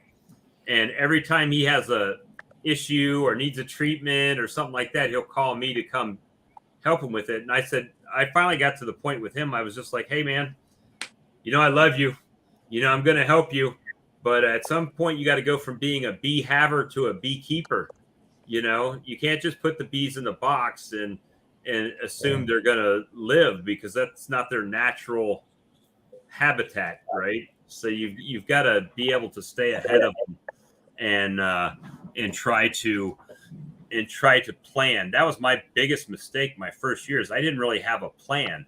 I had knowledge from all the YouTube and everything that I watched, but I didn't have a plan. My plan was to get bees in a box and just split, grow them. The bees are going to grow. Everything's going to be fine. But hey, Bob, nobody told you about all these hive beetles that are going to invade your colonies and wipe you out from 15 back down to 4, and then you come through the winter with 4 nukes after your first season. So it's like, it didn't feel like a successful thing on the playing field, but it did, however, feel successful on the knowledge front, right? I learned so much by losing those colonies that it just came to me that now I know. You guys watched my videos before spring. I'm already out there buying boxes, putting stuff together, knowing where I want to be at the end of the season for the next season, the stuff that I'm going to need to do that, the treatments I need to do, the food. I'm just totally thinking ahead. I may overthink it. I may have too much stuff, but I found that having a plan, like they say, if you don't have a plan to succeed, you have a plan to fail. Yep. So, and I did not have a plan to succeed the first year. That's probably my biggest tip to put out to anybody is like, you got to have a plan. You can't just want to get bees. You got to know exactly how many you want too. Yeah. And where you want to stay at, what you can feasibly my manage. first year, I had so much experience and then I learned so much knowledge and everything. And I said, so my first year, I built myself up. I've got 11 colonies. I'm like, whoop, whoop, I'm Superman. Second year, done some experimenting, put them out in different yards and pulled some pretty crazy experience. And then now I've got 3. So, so no more experimenting for this guy. Just keep it basic, keep it real, and keep bees and have fun with it, because it can get out of hand. And when it gets out of hand and you're not ready for it, then you're not going to do good. And Well, you're not going to feel good. Even my second year, my first year I bought so much gear that I was like, I didn't use it right after the colonies. I was like, I'm going to be fine. I'm not going to need to buy anything this season. Everything's going to be good. Wah, wah, wah, wah. That didn't work. Always. Oh, man. So I went from 4 nukes to basically 15 double deep colonies and honey supers in one season. And in the middle of the season, I'm like, crap, I don't have enough deep boxes. I don't have enough anything. So I'm going in the middle of the beekeeping season to buy gear, build it, put it together, paint it, do everything. Some guy, now you have all kinds of stuff. Yeah. And I'm trying to get migratory lids, and the site I get everything from keeps saying temporary out of stock. Wrong time of the year to be buying. yeah, I was out of honey supers, and you need a honey super. So I'm taking honey supers off, spin them out to put them back on the colony so they can refill them again. Which isn't, it's not terrible, but not ideal either, so because it does disrupt what they're got going on in there. But, But like my first year, I just started in 2000, and the first hive that I got, or first colony that I got, I bought late June from a guy who had a swarm, and that's all I had. And when I got them, we were going into the dirt, so I had to feed them. Well, I got them through the dirt. We had a good goldenrod that year, so we made it through the winter. Last spring, 2021, I had the 1 nuke that I had, and then I did buy 8 nukes. So I started last season with 9. I ended the season with 24. And that's the thing now. And that's why I watch so much of these channels. And it doesn't, to me, I look at a channel and subscriber count does not denote knowledge. Mm-hmm. Not at all. My mentor, matter of fact, if you're on here and if you haven't subscribed, do me a favor. My mentor has a channel called South Carolina Happy Bees. Subscribe to him, please. He puts out a video almost every day. They're not the most. He doesn't edit very good. He's not very technologically savvy, but he. Hey, I'm right here. There. He's out there, and he's probably got 100. He probably sells 100 nucleus colonies a year. He's been doing it for probably 15 years. He's got tons of old school knowledge, right? That's and stuff that he does kind of countrified, but hell, hey, it'll crack you up. One of his videos, he took off the top of it. He took off the lid of his nuke and he set it to the side. And you know what he was using for a feeder inside? He had a black label liquor bottle, the plastic liquor bottle with the top cut off of it, and he had pine straw in it with sugar syrup in it. So I mean, he don't care. He's like, the bees will eat the syrup. They don't care what it's in, As long as it Amen works. to that. and you know it. I love the guy to death. His name's Mr. Sam, and he'll do anything for you. I mean, and he flat told me, he's getting up there in years. I said, Mr. Sam, I said, your wife is, he's a disabled vet, and his wife is not handicapped, but she's disabled as well. And, they're getting up there in age. And I said, Mr. Sam, what are you going to do with all these bees if something happens to you? I said, Miss Judy's not going to come out here and work your bee colonies. He said, she's already been told to call you first thing to come take care of all these bees. So, because his kids don't have nothing to do with the bees, you know what I mean? So that's his legacy. He makes the majority of his income from selling nukes.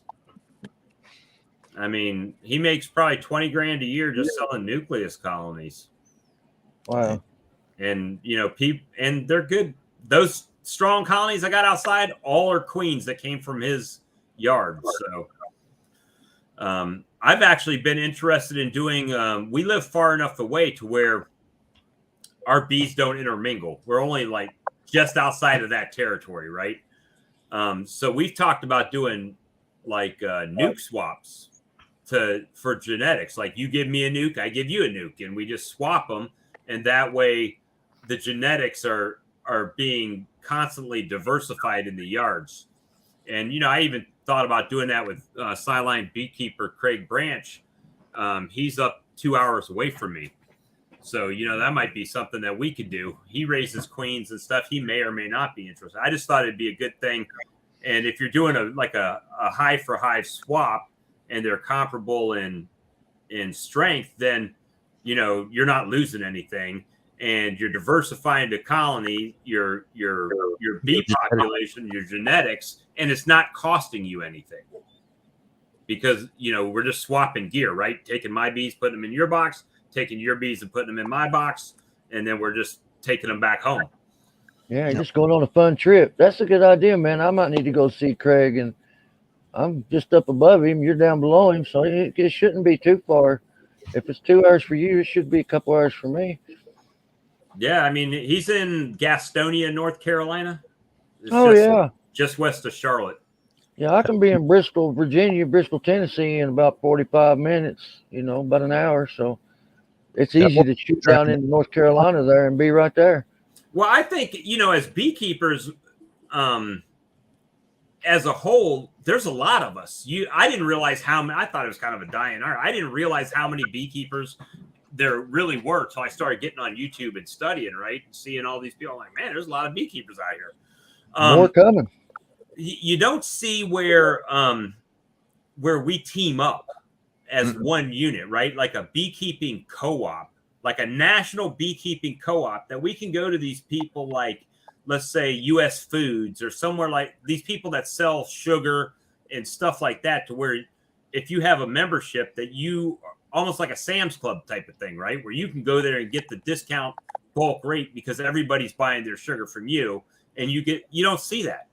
Let's start our own, man. Be our online beekeeping club, online beekeeping club, just like us. Just start it. I mean, and one of the things, I mean, if you look at it, when you start talking about bee equipment, which we touched on earlier, when you start doing things to scale, it starts the dollars start rolling out pretty quickly. And I mean, I'm not afraid to spend money if it's something I want. And we know that it costs some, there's a cost involved with beekeeping, obviously, but there's strength in numbers too. I mean, there's a reason why Walmart gets the best prices, because they buy the most stuff, right? So you think that, when you go to Man Lake and they want to rip your head off for something, you think that if it was you could get some kind of group discount or co-op type of discount, that it would be something that they would get behind, or somebody would get behind, then I'm sure a lot of people would switch their business over to that person to be able to get that, like they've got those. Oh, he just dropped out. But you think that that would be something that that a company could get behind, and it would generate that. Yes, they would lose some money per sale, but they would probably make that up in volume. Yeah.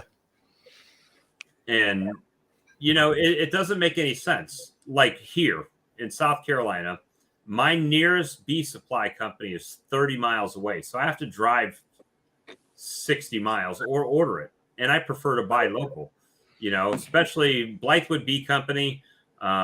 You can buy online from them all day long. He's a disabled vet. He gives you a veteran's discount, and stuff like that, which is all great. But that's still a 60-mile round trip, and I don't know of anywhere local around me that we have a bee supply. But I mean, all my stuff, I've just been getting out of Better Bee since I started. And I was going through some of my numbers yesterday. You talking about spending money. I spent probably about 20 grand last year. Easily. I mean, that's between buying all the hives, the extractor, the uncapper, tanks, bottling tank. It adds up quick. Well, now, you said you started with the 2-frame extractor. William, what size extractor do you have? I don't even have an extractor. Oh, you don't? You just like crush the comb, or you don't pull the honey? Yeah, I've done some crushed honey. I've got one of those presses. I don't know if you've seen the presses that'll squeeze out. Yeah, it's also honey. I've done some of that. That's kind of like a cheese press, isn't it?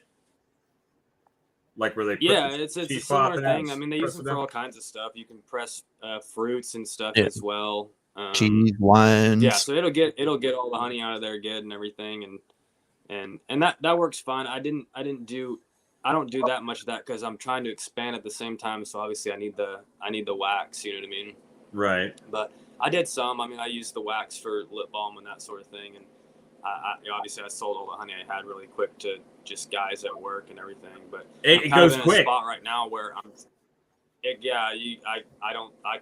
I made a lot of honey, I could sell it all pretty fast because people know I keep bees and they're like, "You got honey?" I'm like, "No, I sold it all a long time ago and don't know when I'm going to get more." But I'm in a spot right now where I'm wanting to expand, and so like I got plans to split the bees because I don't want to keep like a lot of my colonies for production and then buy extracting equipment that may be undersized for where I want to be in like 3 or 4 years, and then have to buy that's what I did. equipment again. So I'm kind of in a weird spot where like I'll probably keep a production colony, and I did buy a used flow hive, so I'm gonna give that a try this year. I didn't use it last year just because I didn't want to fool with it, but I kind of cleaned that up a few days ago, and I put bees in it last year in that 8-frame box, and it's a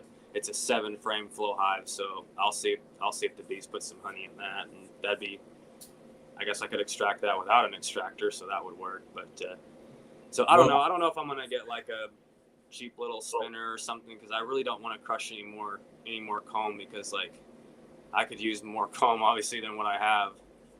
Well, so that's kind of where I'm at as far as the extraction. My thing was, like Lee and Earl were talking. They both started out with like a 2-frame extractor, and they didn't like that at all. They said basically is a waste of money, right?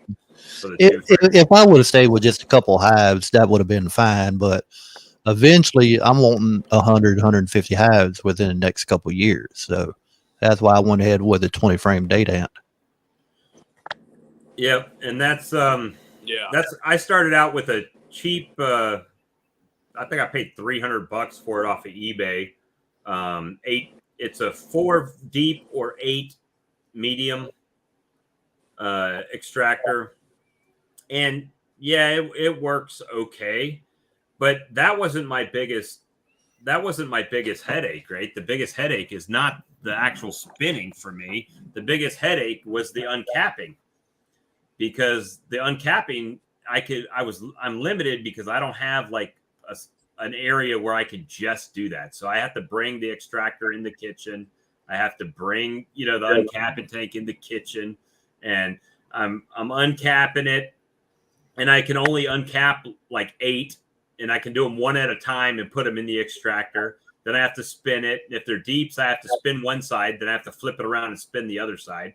Yeah. So it just takes, for 2 or 3 boxes, takes me like 4 or 5 hours to do the whole thing, and that's was way too long. Yeah. And now that I've got 20 colonies that are in double deep boxes, I'm expecting if things are good this year, I'm going to have a lot of honey. And so I'm in the process of getting ready to make a major purchase. $3,800 is a major purchase for me. I don't know, That is me. So I'm buying some stuff to hopefully streamline that I won't have to buy in the in the next several years. So hopefully over the next few years it'll pay. Maybe I only pulled off about 15 gallons of honey. I could go out there and pull more honey right now if I wanted to, and I might have to because they're getting so backfilled with everything, right? But the thing was that I just I thought too short term in the beginning, and I don't think I spent enough in the upfront on what I should have gotten for long term. I was just thinking, 8 frames, that's plenty. That looks like more than most of the smaller ones are like 4 frames, 2 frames, 6 frame. And I got an 8 frame. I'm like, I'm doing good. But, it lasted like a year, and I had to go take the basket and get it welded back together. And I actually have already donated. If I buy this new one, I've already donated that one to Time is Honey. I told him that I would box it up and send it to him because he doesn't have one. But, it's just one of those things that it's all, for me right now, it's all about cost management and not using too much of my everyday work money for the bees, right? There's got to be that balance. You can't just like go totally in debt for the bees, and you just got to have the balance. Luckily, knock on wood, everything I've bought, I've paid for with cash. So I'm not in debt from the beekeeping. If all my bees died today, I would just have to get some more bees. You know what I mean? It's that type of thing. That's what my girlfriend told me. Either take some money out of the bank, out of the other savings, or take a loan. I said, I don't want that. I said, anything I do, I want to pay cash, which we're to the point in our life, we don't have bills. I mean, we got utilities and insurance. Everything we own is paid for. Right. So I play with my bee stuff, and I'll tell her, hey, I'm going to buy this, or I'm wanting to buy this. She said, buy it. She said, you don't have to tell me. I said, well, I'm just want to let you know what I'm doing. Right. And I have been spending quite a bit on them. Well, even this major purchase, I'm going to tell you how that's coming about for me. In my videos, you've probably seen the silver Mercedes that's in my backyard. When I go by, like yesterday, I went by my truck and there was my white car, my Mercedes, my black truck. But I've got a 98 Mercedes C-Class that I bought a few years ago, and my sister wants to buy it for my niece. So she's giving me $2,000 for the car. And there's William again. And so that's 2,000 of my 3,800. I made 1,500 from my honey sales. So that's 3,500. So I'm coming out of pocket $300. That ain't bad. So, that's not bad. Now, if it's actually 41 with the taxes, but they're supposed to since I set the tax form in, they're supposed to cut the taxes off, so it makes it 3,800 shipped to my door. Then I just got to figure out how to get the crate and everything from where they're going to drop it up to my house, I guess. Well, when they delivered my extractor here, yeah, that was fun. It asked in the shipping, do you need a drop, like the lift gate on the back of an 18-wheeler? I live in a residential neighborhood. And it's an older neighborhood, but it's enough room they could get the 18-wheeler in. He couldn't get in my driveway to get turned around. So he stops at the end of my driveway, which is about 100, 120 yards long. He takes the pallet with a big extractor off, sets it on the ground next to my mailbox. I have to drag it by hand all the way up to the house, unbolt it from the pallet, pick the whole thing up, and walk it into my shop. How much that thing weigh? Oh, offhand, I couldn't tell you. I'm curious. I don't even know how much the one I'm buying weighs. It was enough. They charged $214 for shipping. Oh, the numbers. Oh, and I'm buying it at the worst time, right? Because gas prices. Oh yeah. So they can send the extractor for $42 by FedEx. It's $438 for the extractor ship. $438. $321 for the uncapping tank, and $42 on the uncapper. So it's like $800. I think my uncapping tank, the 1500 millimeter tank, I think with shipping and everything, it was like $1250 total. So you got the licensed tank then? Yeah, it's the licensed tank, the little steam uncapper, and then the 20 frame data radio extractor. Now, did yours come? Did your steam well, that came with a US plug on it, right? Yeah. I heard somebody say they bought something from Better Bee at the Hive Life conference, and when it got to them, it had the European plug on it from Lyson. And I asked the lady about it today, and she said, "Well, if that happens, it's a mistake." So, yeah. I mean, you could buy the little adapter to plug in, but I mean, I know Lyson's from overseas, so from Poland. Yeah, most of this stuff probably does come with a foreign plug. So I can share, if you're not familiar with the tabletop uncapper, let me share that screen. I got a picture up right now. Let me see.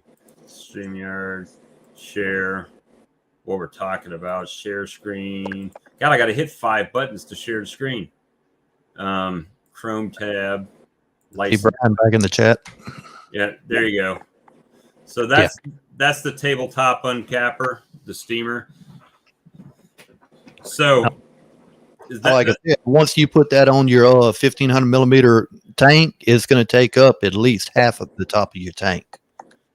And there's screens that go in there, right, in the tank? Or do you have the screens? I got the screens and the cover for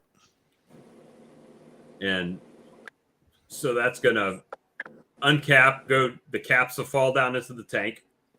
The honey will drain through to the bottom, right? And then it's got a V on the bottom of the tank, right? Yeah.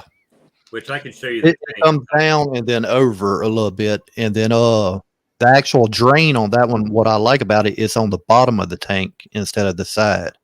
So it drains down kind of like through a 90-degree neck. And now my 20 frame data and extractor, the only thing I don't like about it, the exit valve on it is on the side of the tank instead of underneath. And this is the tank we're talking about that I'm getting. And it's got removable legs, so that should make it easy to store. Yeah. And they're adjustable, so you can put a little tilt on it so your honey drains out faster too. Oh, nice. The little star screws on the side, you can loosen them up, pull the leg down, and then tighten them back. And I'll show you the extractor that I'm purchasing. Now you go to the extractor, it's the one, it's the Lyson uncapper. It looks like the Silver Queen, but they got the uncapper, automatic draws the frame through, pushes it out, the tank, and the extruder under it. It's like $11,000 for all of it total. Oh yeah, I see. But see, that uncapper's got the hand crank on the side of it, right? Nah. Well, they do have the manual version of it, but if you look further down on that page, they'll have the one that's automatic. It has the vibrating steam knobs in it. So what I liked about this extractor is I saw a YouTube video that somebody had this extractor. It was very quiet. The motor's at the bottom instead of on the top, so you got full access from both sides. Okay. It's got the one side has a security feature, so if you open that side up, it'll stop it. The other side you can unbolt and open it, and it'll keep running. But the one side has the security on it. So I really like this. That one you were talking about, it says you were saying the motor kind of ramps up slowly on its own. Yeah, it's automatic automatic feature over I like that. 10 minute thing. Yeah. But I'm trying to see how much it weighs. It's 32 inches by 32 inches diameter by 39 inches tall. The guy said he had 30 wooden frames in there, deeps, and they fit. You had to work them a little bit, but they would fit. 30 mediums or 30 shallows, no problem. This says 24, but he said he put 30 in it, no problem. So we'll see. See how it goes. In fact, I'm looking at the 20 frame Dadant right now, and it's went up considerably from what I paid. I think it was a little over 1,900 when I got it. It's showing it on the Dadant site for 2,500 now. This, if I had 40 grand, this would be my thing, man. That's everything. Oh yeah, That's a 40 stream extractor. Yeah, that's the horizontal extractor. And it's got the automatic uncapper. Yeah. And it's got this one I think's got the wax. No, it doesn't look like that has the wax press on it. That's the extruder on the bottom. It's like a worm gear. It'll push the wax through. Yeah. And it squeezes the extra honey out, and then the wax will fall out. In dry little chips, right? Yeah. Little chips. Yeah. So that's nice. But yeah, that's too much for me. But that's hey, we can dream. Yeah, one day when I'm a millionaire, when I hit the Powerball. Well, they always say if you want to make $1 million with bees, you got to start out with 2 million. Yeah, right. Let me see. Stop sharing. I'm gonna stop sharing. But yeah, so I mean, that's what I'm going to this year. So they say it takes 5 to 7 days to crate it up and then send it out. Then it's a whole nother nightmare on how to get it from, because I've got dirt, right? I got dirt driveway. So the weather, if it's muddy, it'll be a pain in the ass. I don't know. And I don't know if it would fit in the back of my truck the way they have it crated. So it might be something they have to put on the ground. I have to uncrate, put in my truck, roll it to the house, unload it off the truck, put it in. I'm going to put it in my porch, in my screen porch. And, I got a 12 by 12 shed, I guess you could call it. I got all my extraction equipment in right now. Now, once I put it in my 5-gallon buckets, I store it in there. And then when I need some, I bring it in and put it in my bottling tank. Now, I could save probably $700 by going to the 20 frame extractor over the 30 frame. So that's all up in the air still. Well, looking at the Dadant site, the one I got compared to when I bought it, I think the beginning of last year to now, is went up $600. So price comparison between the Dadant 20 and the Lyson 30. The Lyson 30 was $19.75. Let's see.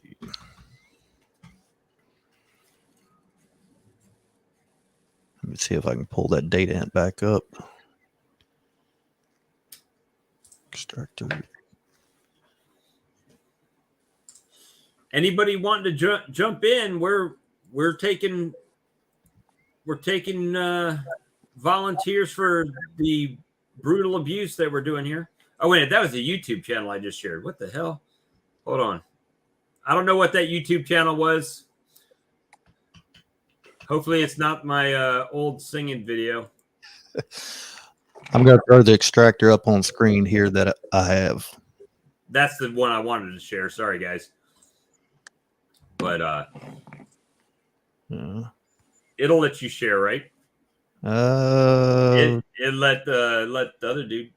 Yeah, it's not showing me the option. I got it in my bottom bar, but it's not showing add. Oh, wait. I got to add it. There it is. Yeah.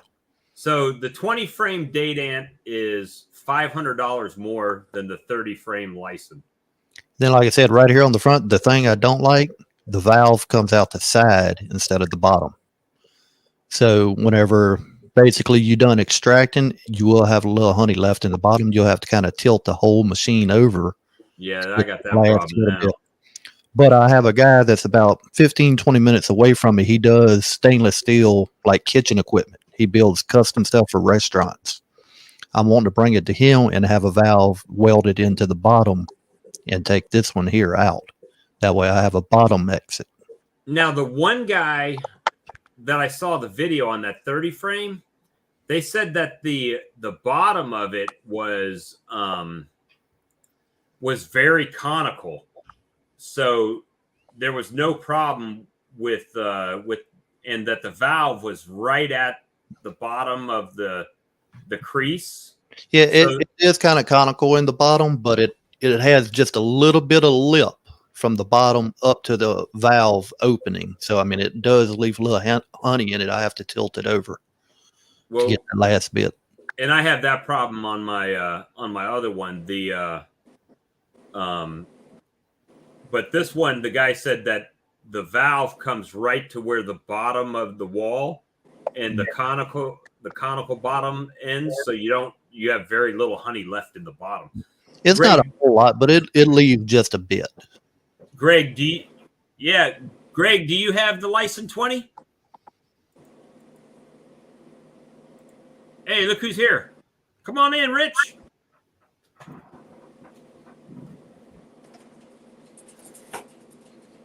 Yeah. Rich just popped up. So so as far as gear, I mean, I'm excited to get it.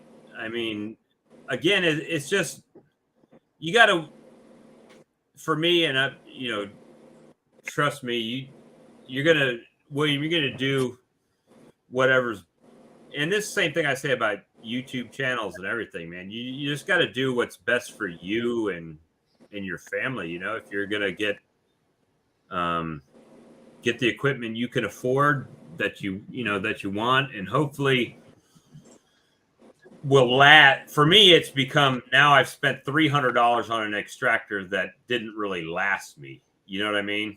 So it becomes one of those things to, well, did I spend $2,000 and it lasts me 20 years? Then it's a bargain.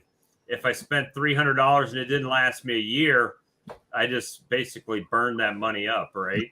That's what I was looking at. I said I wanted to spend a little more up front, get something that was quality that would last me forever instead of having to buy another one every couple years. Yeah, that's kind of where I'm at.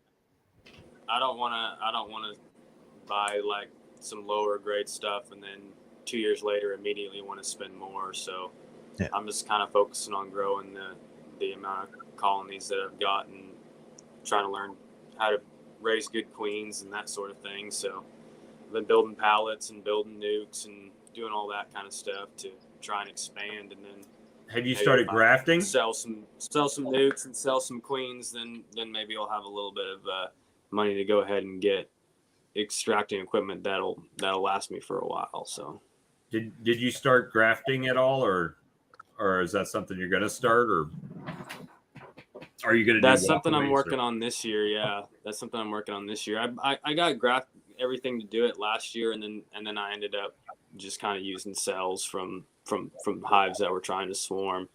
Just doing little cutouts. I built. Yeah, that's kind of what I did last year. Yeah. So I've got. I've got an echo or something. Is that me? Or? We both got headset on, so it's got to be yours. Just started. I can hear myself clear.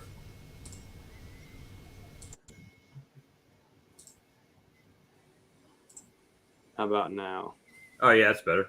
Yeah, it's fixed. Okay, I don't know what was going on there. Anyway, yeah, so I built a bunch of. Do you have your YouTube open? No. Okay, it stopped making that noise again.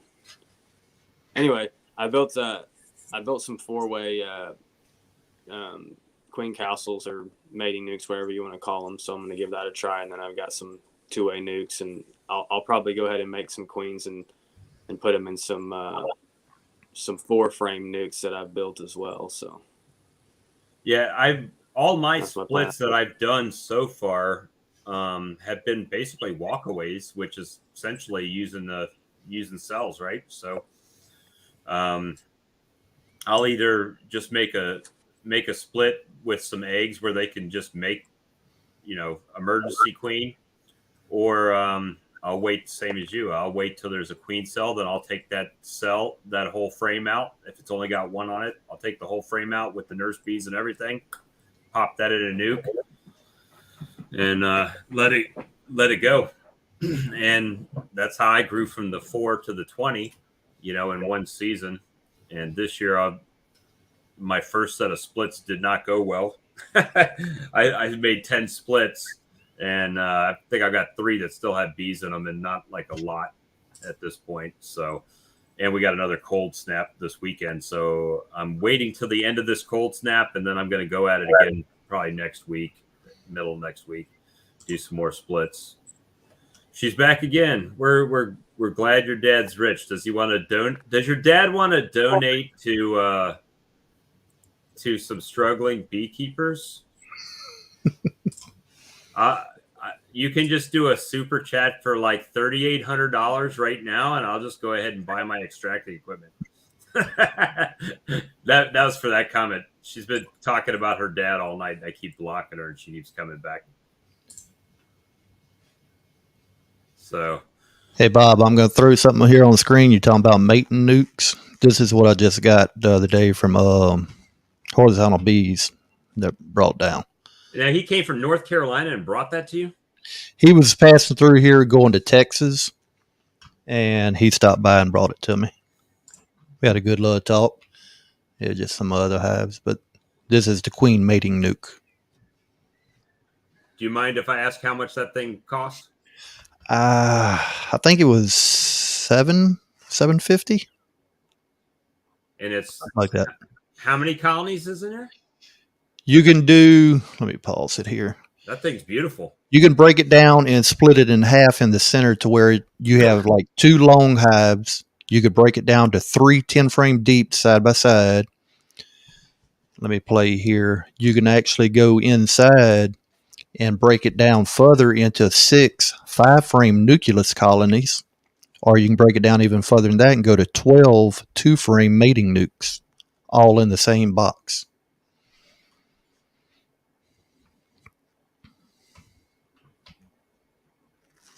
I got the volume muted on it. This is a video I was shooting earlier today. That's very tight craftsmanship too. But you can break it down to where you got the 2 frames like that and do 12 mating nukes all in one hive. And then the little squares on top, they rotate around, and you can set a jar feeder in there. And the jar feeders can stay on with the lid closed. There's enough room in it. What, little pint size? Yeah. Well, no, I think it'll hold quart jars in it. It's the wide mouth quart jars. That's beautiful. But it's a nice box. It's a nice shot of a bee. That's my screensaver. I was about to say we lost William again. Yeah, man, that's awesome, dude. That horizontal hive. So he's got a YouTube channel too, right? Is it just horizontal hives? Is that horizontal bees? Horizontal bees. I don't think Ricky Rourke. He's out in North Carolina. I could probably go get a. Now, did he charge you for delivery? No, or because he was coming through, right? Yeah, he was just coming through, so he swung by, dropped it to me. Saved a lot of money. Horizontal hives. Goshen Farm. I'm trying to find his channel. I don't see his horizontal bees, all one word. Oh, horizontal bees. Yeah. And he'll have his little thumbnails looks like a picture of him and his daughter. Oh, got it. Now he's got 996 subscribers. He does some good work. I see that. I wonder where he's at in North Carolina. That I don't remember. I even looked on his website. He has a website, horizontal can't remember if it's Horizontal Bees or Horizontal Hives for its website, but it didn't have. It has its phone number on there. He's even got a horizontal flow hive. Mm-hmm. He got it set up to where you can do the flow hive in it. They got one. The center opens up, and you can actually put supers in it, 10-frame supers. That's pretty awesome. I see he's got a 3 minute video on that nuke hive that you got right there. Yeah, he just started doing that when he done some upgrades to it to where you can do more. And I just got the upgraded version. I wonder how those. I mean, that looks well built. I wonder how it works over with weather. You know, as far as like the thinner plywood on the inside and the humidity in the box, how those hold up. The divider boards. The Louisiana weather is definitely going to test it. The humidity and everything. Yeah. Because I know that my now I will let me preface this comment with he doesn't use them. So my mentor has some out there that he really doesn't use, and the thin plywood seems to be in kind of raggedy shape, but it's not as well built as that one. So yeah, that's pretty awesome, dude. Yeah, I got 8 nukes that are supposed to be coming the first part of April, and specifically that's what I wanted for, just that, test everything out. Now I'm putting 6 of, well, I'll probably put 5 of the nukes in there and then a couple at the new yard, and I'm going to leave a couple of open spots to where I can do the 2-frame mating nukes.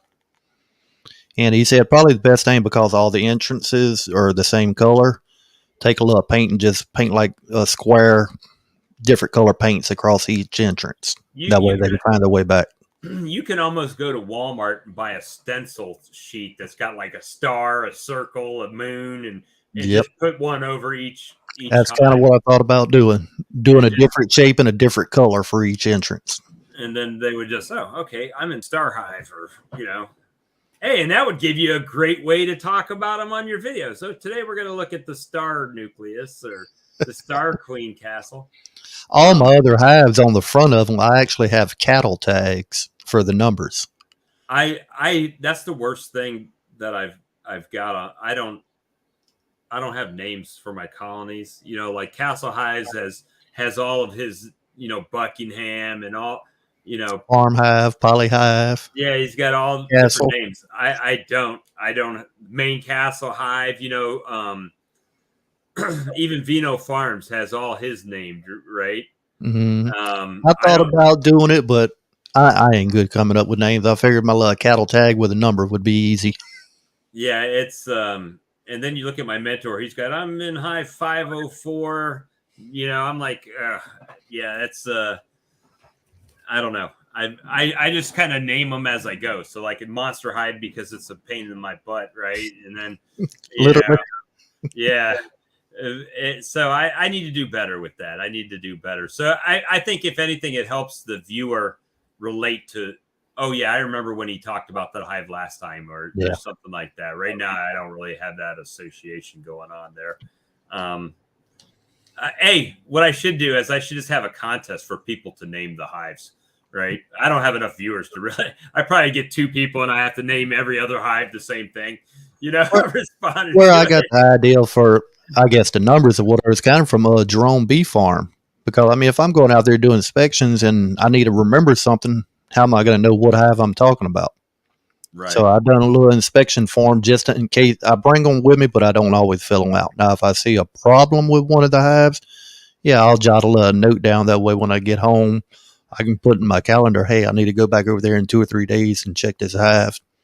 My mentor, what he does is he's got a little piece of tin on the top of his hive lids, and when he looks in them, when he gets done, he writes notes on them. Hey, my bro, what's up? What up, guys? Hey, what's up, Rich? Man, I thought you guys are. We're doing You guys are machines, man. Still going 4 hours strong. That's hard. Oh, dude, you can't say that. Do you ever hear Bert Kreischer's The Machine stand up? No, I've heard Pink Floyd The Machine. Dude, you need to search that out. Bert Kreischer The Machine stand up comedy. What's up, Lee? It's good to see you, man, and that you're actually off work. And Yeah, finally. man, no kid. I had a half a day off today. I don't get off again until next Saturday. Okay, so you got some work ahead of you. Yeah. Good deal. Good deal. Yeah, we own 712s and 714s. Man, it's I had to take off this past Saturday when Ricky come down, and then I had to go shoot a wedding as soon as he left. Oh, so you do photography too, huh? Yeah. Nice, right on. What kind of rig are you shooting with? Nikon. I got a Nikon D810 and a D7200. Yeah, I got a Nikon D3200. Hey, good camera. So As long as it's Nikon. Yeah. Nikons are nice cameras, man. I always pick on people who shoot with Canon. I tell them, well, I guess I'll still talk to you. I got a Sigma 70-300 lens, and then I just got the regular. A lot of people that shoot sports use Canons. That's typically what sports photographers are using, are Canons, like the high speeds. I mean, Nikons are high speed too, but yeah, that's a nice rig, man. That's a beast. Awesome. Beautiful. Nice. I thought I was gonna like my Sigma lens, but the Sigma lens, man, it doesn't like to. It's kind of slack. So when you if I turn to shoot down, if I'm not holding it, it'll actually slide out, and it's kind of a piece of shit. But it's just one of those things, I wanted something that could zoom in close, and it works. Are you off tomorrow, Bob? Yeah, the VA put me off till Monday. Go VA. And believe it or not, it's a sinus infection. I've been fighting it for a few weeks, and I don't know if you remember on yesterday's live video. Yeah. I was like, man, my eye is just killing me.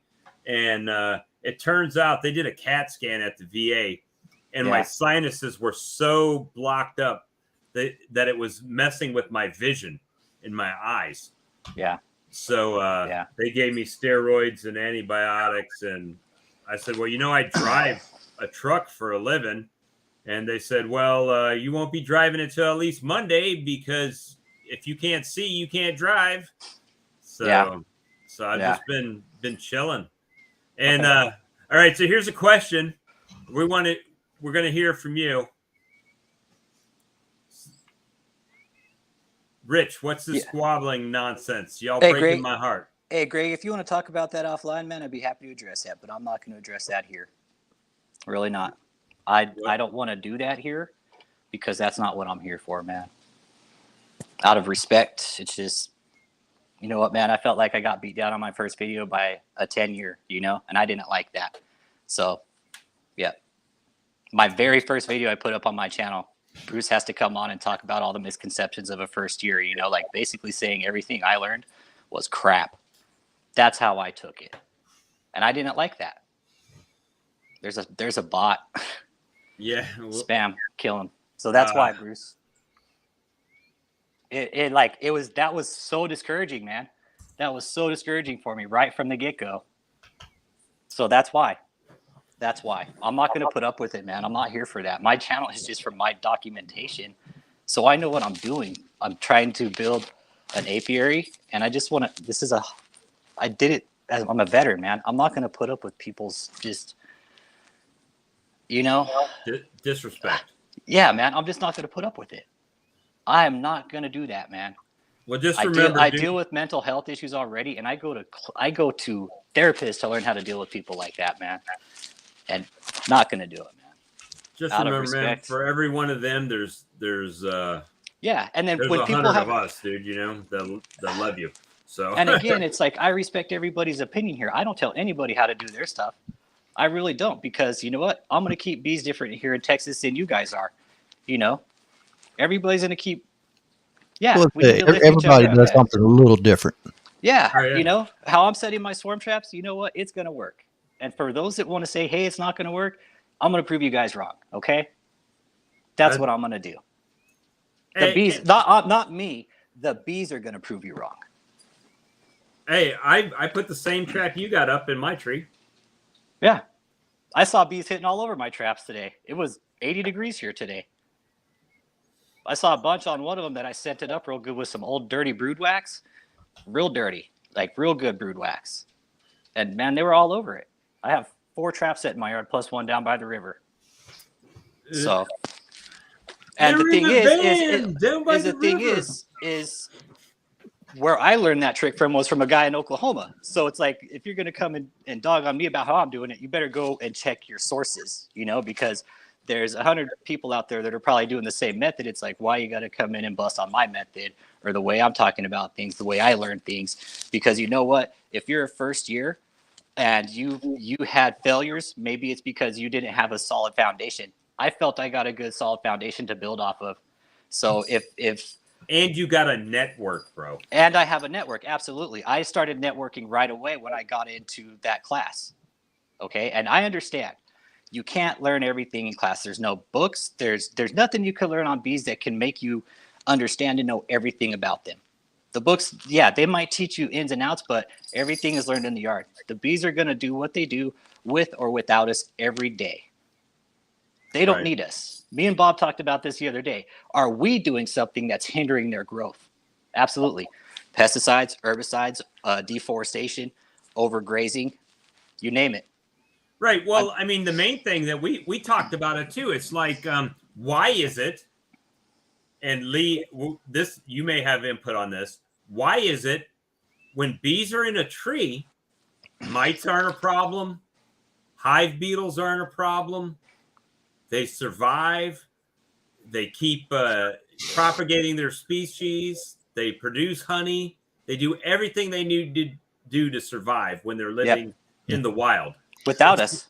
As soon as we as humans take them and put them in a box, we disturb them. We got hive beetles. We've got wax moths. We've got varroa mites. We've got tracheal mites. We have to treat them. Last year when the hurricane come through here, after the hurricane, I can't tell you how many cutouts I done out of trees that were falling in people's yard. They couldn't get to cut up because of the bees. I go in and get them all out. I didn't see no hive beetles. I didn't see no wax moth. Now, and just real quick, hard to see. I'm on the topic about the squabbling. Greg, I was having a good conversation with a friend earlier. I was bullied in school, man, and I'm just not going to put up with shit like that. Zero tolerance for it, man. I don't care who you are. I see you bullying somebody, man, I'm going to speak up, and I'm going to speak up aggressively and most likely give you a piece of my mind. And I won't do it here, but I'm going to speak up, and I'm going to give it to you as it is. So I'm just not going to deal with it here. I do other stuff on my off time where I'm actually studying psychological abuse and how people, you know, maybe could be passively aggressive bullies and, you know, just be that way towards people. There's too much crappy crap going on in the world for us to be idiots to each other right now, man. I'm just not going to put up with it. Well, I think some people put you down to make themselves feel taller. I was just talking about that with a friend. Who does that? This was a conversation I was just having. Like, what drives people to do that to other people? What causes other people to do that kind of harm to each other, you know? Well, you know, maybe I'm a different guy, but when I watch a video, if there's something I don't agree with, I don't comment on it. I don't say nothing. I just don't. I say, hey, nice video. Thanks for the video. Hey, nice video. Thanks. Yeah. Thanks for the update. You know, I don't say, oh, you know, I had one the other day. Oh, I hope you like doing cutouts. You know what? I don't care about doing cutouts, man. It's part of the process. If I wasn't going to swarm trap and expect to do cutouts, I wouldn't be doing it, man. I know what's going to happen. Don't tell me the hopes and what I should be hoping for and what I should expect. I have a plan. That is why I'm going to succeed my first year. Where others have failed their first year, I'm going to succeed. So I'll say, if you're not failing in some way, you're not learning it. absolutely. I mean, we all going to have mistakes. Failures. Yeah, I'm going to make mistakes. I am counting on it. I'm expecting it, and I'm waiting for it. But and you're the best I planning can for it. Yeah, that's the best we can do in this is be productive, be ready for the bees. It's a hurry up and wait game, like I said last night. Hurry up and wait, man. This is not something we can rush. We are not going to rush the bees. We are on their time and their time alone. And I agree. Nothing's going to change that.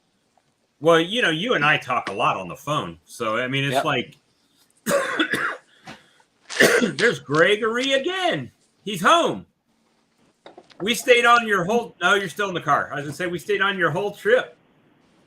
Hey, Greg. No, you guys have been great. It's you guys actually. I was been in 3 states today, and this last stretch home, this 4-hour stretch, was killing me. I was getting tired, winked off. So you guys have you've kept me awake. Rich, man, I wasn't trying to put you on the spot. When I tuned in to the end of this thing, the gentleman, the last guest, they were talking about a boxing match, and this guy is going to make an example of you tomorrow. And when I heard "Time is Honey," you know, instantly I'm thinking, what is going on here? You know, my heart started breaking. That we had got 2 guys that are beekeepers that are squabbling. I wasn't. I'm not trying to air your laundry, and I don't even want you to go there. I just, you know, It's gonna happen. There's no need for any of this kind of stuff, man. I mean, not. we're too many folks are focusing on our differences when we could be focusing on our commonality. That's what's going to move beekeeping forward. That's what's going to move all of us working together as a community together. I'm with you, Greg, 100%, and that's what I don't get. Like, dude, I'm a veteran, and I've seen some shitty shit, dude. And when I see this kind of thing back home, it's like, pardon me for speaking bluntly, but I'm like, what the fuck, man? This is what I think. There's no this need. is how I think. I don't have time for that. I really don't. I don't want to deal with that. There's too much good right here. Why screw it up with something? 100%. Why? I'm not You're on about it, that, man. Well, and if I'll apologize to the guy. I'm sorry if there was any miscommunication, but I didn't feel what he did was right. A 10-year beekeeper coming down on my very first fucking video, dude. That's shitty, man. Like, it must have made him feel good. That is my opinion. Yeah. I don't know how it made him feel, but this is the way I took it. And I'm sorry if I took it the wrong way, but the way he was coming off across on his channel, I was a subscriber. And I see my video up there, and it's like misconceptions of a first-year beekeeper. I'm like, great. This is what I got to deal with my very first video that I put on my channel. Appreciate you, dude. Yeah, thank you. That's not how you lift each other up. That's not how we encourage each other. That was very. I haven't seen the video. I don't even know the guy. But what I can say is, as I just met him for the first time here on Bob's chat, and Me apparently too. he did the same thing. If it made you feel better, I guess he did the same thing with me. Apparently he put some kind of a podcast out. And threw my name in it. And I don't think it was flattering. I can't find it to check it out, but I'm not. You guys hopefully you know me well enough now that I want to focus on the positive things. I want to focus on what is actually making a positive impact for folks. I'm here for the veteran people as an community, example for 100%, I'm here for man, the and veterans, that's. man. And Rich, I want you to know I'm here for you too. I'm here for anybody else who's hearing this, who's listening. You get in that weird spot, you know, and someone's tearing you down. Just that it's a sign that you're actually doing something, and it's a sign that you're actually taking a step forward. You're digging in. And when I just wanted to. I mean, I don't know what I'm trying to say here, Rich. I want to support you. I want to support veterans. I want to support beekeepers. I want to put out a positive message. And I want to see us all do a better job supporting each other, not tearing each other down. Same. It shouldn't be about that, Greg, and I am not about that, man. I'm a humanitarian, man. I really am. Like I said, I'm doing some really deep research into psychological abuse and very intense psychological abuse. I won't get too much into details here, but it's when I see things like that happen, it's a huge red flag for me. Well, and brother, I just don't take to it, man. I know. I'll apologize to the guy, but I didn't dig that, man. Brother, I wouldn't see him going back to Exactly. another beekeeper, like a 10 or 20-year beekeeper, and saying, "Oh, this guy's wrong," because you know what? He would probably get crapped on. You know, he would not dare do that. There's not. I've been in the back seat, driving around bee yards with Bob Benny. If there was anyone who wants to look at a peon and tear somebody down, Bob Benny could have taken every opportunity to talk down to me, to tell me all the things that I did wrong or make an example. But people that want to put out good and want to attract good, that's what they do regardless of what it looks like, regardless of who it is. Good attracts good, bad attracts bad. I mean, I've got your back. I just want to support you. I want to support beekeepers. Same, man. I appreciate what you guys do. I'm not trying to hijack the show here with that. I just No, I what wanted your to name got speak put in my about heart this. just broke. I'm thinking, what's going on here? Yeah. This has been sitting on my shoulders, man, because I didn't like that, man. I didn't like that. Yeah. Well, Not one bit. I don't disagree with you, man. Matter of fact, I think I've never seen him on any of our casts at all, right? He showed up yesterday when I knew, because in my title it said live stream with Time is Honey, right? So I imagine he was coming in there to try to get more ammo for his thing that he's going to do tomorrow with the emails and whatnot he was talking about. I sent him a pretty stiff email, like, dude, what do you have against what I'm doing? I told him, and it was very harsh. I got very down to the point. I don't beat around the bush. I don't care if he reads my email on channel. I don't care. He can do whatever he wants with it. You know, I sent that email because of what he was doing. He had to come on my channel under another name, man. Under another name, and like give me shit. Well, Yeah. with Okay. that, That's I mean, you know, we got your back. Yeah, and I don't want to fight with anybody here, man. I don't, No. because again, I know. I have We get it. PTSD, man, and I deal with too much shit in my own head to be worrying about what other people are just trying to beat me down for. And again, his misconceptions, I think, could possibly be my opinion, are his own failures as a first year. Well, you know, I've heard. Just keep doing you. I want everyone to keep to. doing whatever that they do. They got to follow their heart. If that's where his heart is, I mean, that's on him. The three of you guys, what I do know of you, it seems like you've got a good heart. Earl was just on earlier. He's got a good heart. You guys are doing what you can to build a community up, to lift each other up. That's what focus on. What somebody else does to try to tear you down, don't even let it waste any real estate or rent in your brain. Just you know that it is what it is. You know that what's done in the darkness will be brought out in the light. Don't worry about it. All right. Yeah. You guys do you. Whatever I can do to help support you guys, you let us know. And if Bruce, if this is how he wants to go about it and wants to air dirty laundry, I hope he plays this part of this talk, because you know I hope folks see what kind of people, what they're actually. You know, I'll say this, and I'm going to get home. You'll know a tree by its fruit, plain and simple. And I want the best for you guys, and I look forward to seeing you around in a positive way on the internets and the YouTubes. I wish you guys all the best.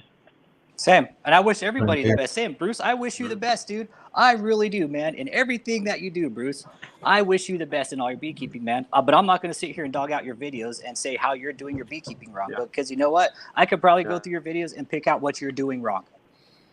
You know? I always just I've said done everything wrong. You want look at my videos, Bruce? I've killed thousands and hundreds and thousands of bees, hundreds of colonies. I'm going to keep killing them every single year. I'm not perfect. I make mistakes. Newsflash. So is the rest of the world. At least the honest ones are. But I don't want to. I'm going to jump off before I get too fired up, guys. I want to support you. And I'm just keep doing you. know? Yeah, same. You guys be good, man. Thanks for dropping in, Greg. It's good to see you, man. Greg. Be safe, Thank Greg. you, guys. Take it easy. Bye. Well, you know, I've heard. Sorry for being stern there, guys. Like that. No, I bro, was. You're one of us, Bruce, and dude. If I took it the wrong way, I'm apologizing to you right now. Okay. If I took it the wrong way, I apologize. But I don't appreciate what you did. Okay. I don't think that's right in the first place, because you said some kind of crappy stuff on there saying, "Oh, well, I'm a jerk on this channel," and just there were some key things that I picked out in your content and the way you were saying things. You were being a passive aggressive bully, Bruce, and I don't deal with that. Okay, you really were, man, and I'm not going to deal with that. Well, I apologize again if I took it wrong, but I heard Greg say on their live stream the other night that, you know, there's a reason why beekeepers and veterans and veteran beekeepers, we have a passion for beekeeping, because people don't understand. We just lost your video. No, I'm still here. I'm still here. People don't understand, and it may be different for us. I don't know, but for me, being with the bees is like my safe place. That's how I feel. I don't even have bees yet. I can just go out and watch them, Right, And- but the thought process that you're putting into your bees and setting up and thinking, that's time that your mind is spending away from all of the other bullshit Yes. that we deal with as veterans. Yes. It's one of Yes. the best distractions. I couldn't say it a better way, man. It that really we- is. It takes the anxiety, the depression, the PTSD, the racing thoughts. It allows you to think straight and focused and not lose focus. Well, That there's is- a reason why 22 veterans a day commit suicide. Depression, anxiety, PTSD. That's why I'm reaching out to the veteran community, guys. Failure to adapt, you know, Yep. all kinds of stuff that people don't understand. When you're a 20-year-old and you're in charge of 30 people and you get out and you can't even find a job to support your family. And when you do, it's like minimum wage or low income for the most part, and you're struggling and you're dealing with the fact that you can do more, but people won't let you do more, or they don't deal with the way that you've been Programmed. Yeah, they program exactly your brain. programmed to do things, right? We don't communication is the thing in the military. You don't have time. You can't just spit out whatever you want to. You have to say exactly what you want to have happen and what needs to be done and how we're going to do it. And that's what we do. Yep. And people can't take that. And that's why I could call up Rich and I could say, Rich, this is FUBAR. And he'll Yep. understand exactly what I'm saying. What did I used the term with you today? What was the term? And you knew exactly what I said, what I meant. And it was like an old school veteran term. Oh my God. Well, do you remember what it was when I called you earlier? No, it was not FUBAR. It was something else. Snafu. It was another thing. Snafu. but Situation normal. all Out left up. up, right? Yeah, all left up. Snafu. Yeah, snafu. But it's things, you know, there's a reason why I call you almost every day. And it's not well, it is somewhat to check up on you and it is to talk about bees, but it's because I know you relate to things I feel. Yeah. And I relate to things you feel. Yeah.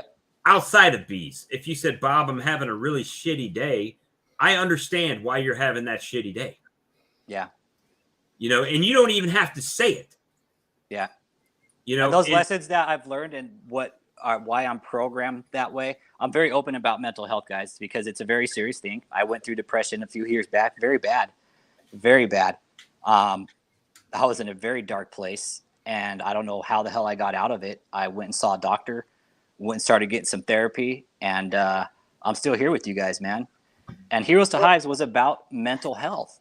It really was about the mental health aspect of PTSD, how to get the veterans reintegrated, reprogrammed into basic society with their families, how to cope with those mental health skills. There's things that veterans, even if it's not combat, that veterans know about other veterans that they don't even have to speak about. And they just understand where they're coming from. And it's things that you can't even sit. You can tell your wife something or your girlfriend, but they won't get it. It just won't. They don't understand. Well, why are you such a jerk? Well, I'm not trying to be a jerk. I'm not trying to sound like a jerk. Yep, I get that. You know, but it's just I don't understand why sometimes things are the way they are, and that frustrates me. And you know, that's my Bob. That's where I have the frustration in the disconnect with humanity. I think that is where like with what we deal with. I saw shitty shit, man. I don't talk about it because it's like it's fucked, man. And I still see it like it was yesterday. And Right. when I get back here, and again, it's like the disconnect with society and humanity is just, man, it's hard to comprehend why there's that disconnect. I guess that's what I'm trying to say. And you know, the going out to my bee colonies and opening them up and looking through them, it takes me to another place. Yeah.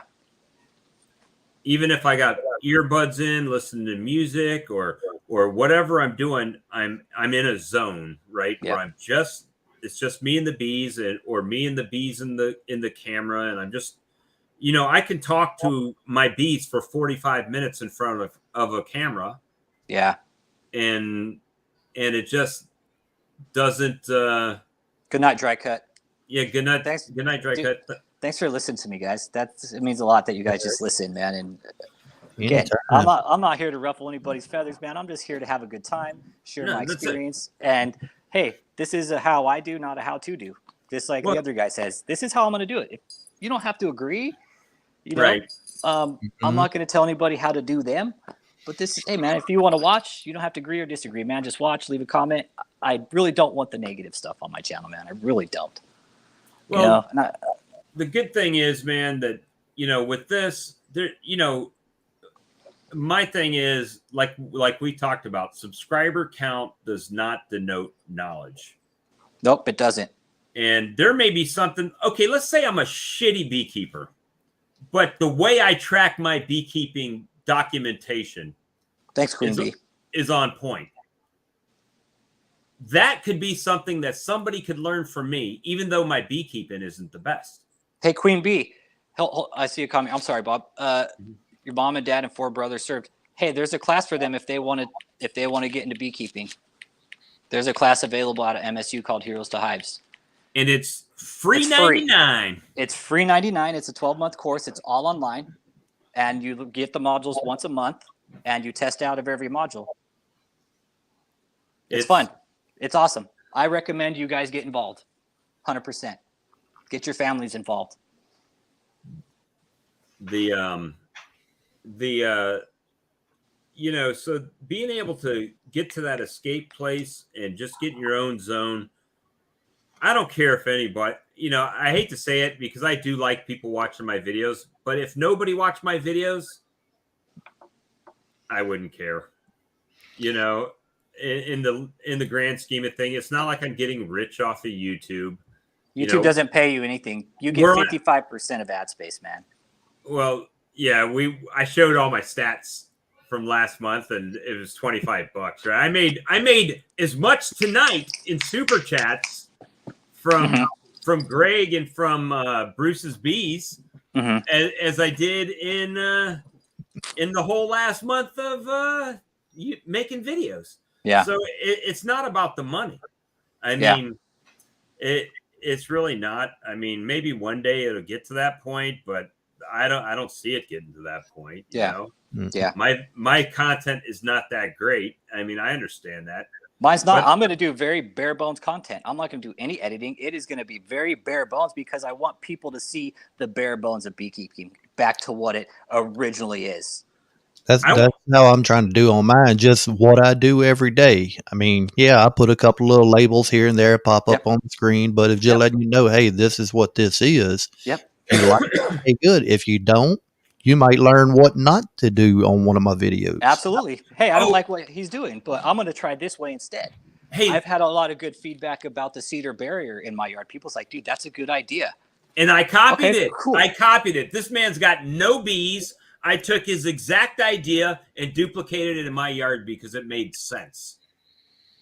Yeah, it might not work for everybody, guys, but this just made sense to me. I already had the garden. My apiary was originally going to be a garden, but what I found out to start doing bees is like, okay, I could size this down to a nice size apiary where I could fit 12 to 16 colonies, have a nice little backyard apiary, and then I'm already working with some other landowners here and I'm going to put some agreements out and see if I can't start helping people get their tax write-offs and work their bees, split the honey, get a pollination initiative going out here in the county where I live, getting more veterans involved out here in the local community with this program to have more beekeepers, man. Increase the population. My actually 3 went on- yards.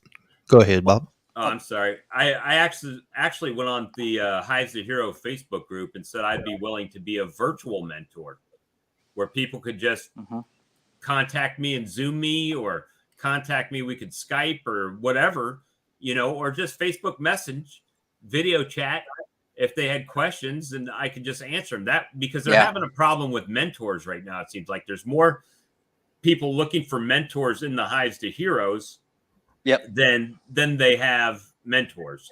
So I said, hey, if you got questions, just fire them up. You know, I'll give you what I would do. And it doesn't mean you have to do it, but it's just to help out. Mentors are needed. So check this out. I go to Texas Bee Supply webinars once a month. I met a veteran in my area also that just took Heroes to Hives, and she's like, hey, I'm looking for a mentor. Can you help me? I was like, I have an awesome mentor. Been doing beekeeping for 40 years. I will get you in touch with him. So now the guy that I met, and he's all about it. He's like, shit, yeah, bring him on. I'll teach him what I know. You know, there's the whole box scorching thing, like what Hillbilly taught us about scorching the boxes. I told my mentor that, and he was like, that's what that does. I told him the process. He's like, holy shit, I did not know that. You know, so there's things that older beekeepers are learning from New Age too. You know, We can all teach each other. Yeah. Yep. Well, somebody left a comment in the comment section earlier. Said we're like a colony itself. The more beekeepers that are together, the stronger we're going to be. Absolutely, man. Same Yeah, thing as the collective unit. That is, I'm always going to go back to that. As bees relate them to humanity. If you work together as the collective effort, you know what we can do. Right. Endless possibilities, guys. Endless. If we work together, not against. And let's put this on a political line, regardless of what political side of the party you're on, because we only have two sides in this country right now. You're either political or Republican or you're Democrat, right? Let's cut that line out politically, and let's think on that as bees. Right. We can accomplish so much together. What's better for the country, period. What's Boom. better for the bees? Absolutely. The bees are always going to do what's better for the bees, as we should be doing. What's better for the collective effort of humanity, not as individuals. People stop caring about their neighbors is why we've kind of sank so far in our humanity, guys. And I'm a humanitarian. I believe in humanity. Unfortunately, Lee, if you don't mind me asking, how old are you? 43. You're I'm 43. 40. I'll be 40 this year. I'm 52. So you guys, so you were born in 1980? Me, 78. 78. Okay, so 78. So you're in that same earlier era before the internet. All right, so the internet is great, but it's terrible at the same time. Yeah. I mean, obviously, I would not know either of you guys if it was not for the internet. Yeah, So, same here. awesome. Same here. But with that being said, I know you guys states away from me, but I couldn't tell you my neighbor across the street's name. In the 70s, not only would I have known the people across the street, they would have had my parents' phone numbers. Right? And one of my biggest jokes that I talk to older people, one of my worst fears when I was a kid is back in the day in the 70s, and Lee, you may or may not have had this experience, but if you did something messed up outside, your neighbor could cut your ass. Oh, yeah. Your, Quick. your neighbor would whip your ass. Then they'd pick up the phone and call your mama, who is at home, and she would cut your ass when you got home. And then she would say, oh, yeah, by the way, wait I'm till your going to daddy bed." gets home. And then Yep. your daddy would cut your ass because your mama had to cut your ass and you embarrassed them in front of your neighbor. When I was in elementary, I mean, it was still legal then for the principals or whatever to paddle you. I've been And there and done that. we got that in school. The Board of Education. Yeah. Mm-hmm. The way I look at it, I mean, I try not to get political, but the way I look at some of the problems with society now is you can't hardly get on to your kid without you getting in trouble. And the kids know that you can't do nothing to them, so they're going to say, I can get away with it. Now, I explained that to my kids in this fashion. You know, I think they get us taught in school that if you feel like you're getting abused, you can just tell a teacher and we'll call the DSS for you. Yep. Well, I told my kids, well, you go ahead, but you might as well call the ambulance while you're calling DSS because your ass is going to get torn up before they get here. You're really going to need it. And by the way, they're going to take you from my house, not me from my house. They may take me to jail temporarily, but I'll come back to my house where your Xbox will be and your PlayStation, and your iPad and your computer. That'll all stay here, and you'll be somewhere else. I had a buddy growing up. His mom was getting on him one day, and he thought he was going to try to smart off, and he said something to him. She went to slap him. He ducked down, stood back up, said, "You missed me." While he was trying to get that out, the other hand coming the other direction, popped him. Hey, my punishment was always manual labor. It was never any physical. It was manual labor. I broke a window on a car one time with a rock. Really expensive window too. It was a brand new car. I was being dumb. I was a kid at the bus stop throwing rocks, and I had to move a big pile of horse shit. That was my punishment. I'll never forget that lesson. I will never forget that. Dude, I told you my dad was a retired command sergeant major, right? Yeah, man. You know the military web belts with the steel tips on them, right? The black dress ones. My dad could. I swear to God, my dad could swing that web belt like damn Indiana Jones with that bullwhip, man. I could hear that thing coming through the air. Texas Beekeeper, see you, man. I'm happy to have you on my channel. I'm happy to be a part of yours, man. My dad was 101st Airborne, and he had his daddy's razor strap. It was 2 layers, so anytime you got whipped with it, one layer would hit you, then the other layer would be right behind it. So every swing, you got 2 licks. Yep. You just found our chat. We've been on for 4 hours and 40 minutes. This ain't been no short thing. You ain't been looking hard enough. That's all I'm saying. Hey, the Cajun's here. But welcome. We appreciate you. And you know what's so funny? This was just kind of like I was bored. So I just was like, yeah, I'll just go live and, just see if anybody plugs in. And then here we are, like almost 5 hours in. 4 hours and 40 minutes to go with. Yeah. See, the only time I can do lives in the evening, though, at work, I have enough signal to watch a video, but it still buffers. But trying to chat, nah, I can't do it. Well, Lee, Lee, I'm going to get with you about your studio setup. Okay. I'd like to get with you offline. Yeah, I would like you to show me how you have your studio set up to broadcast the way you do. All right. Whenever you don't have to do it right now. No, I'm going to show you one quick thing. Okay. I got one screen here, one there, and another one there. So you got 3 screens set up. Then I got the lights on the side. Okay, perfect. Okay. I've got 2 screens, but they're attached to 2 different computers right now. And I've just got a webcam, Logi. It's a Logitech like 920. It's a 1080p camera, and I've got one light in the corner. That's it right now, and my green screen's in storage. So let's see if I can do it here. And Lee, how long you been beekeeping for? You said 4 years, 5 years? This would be my 3rd year. I started in 2000. We started at the same time.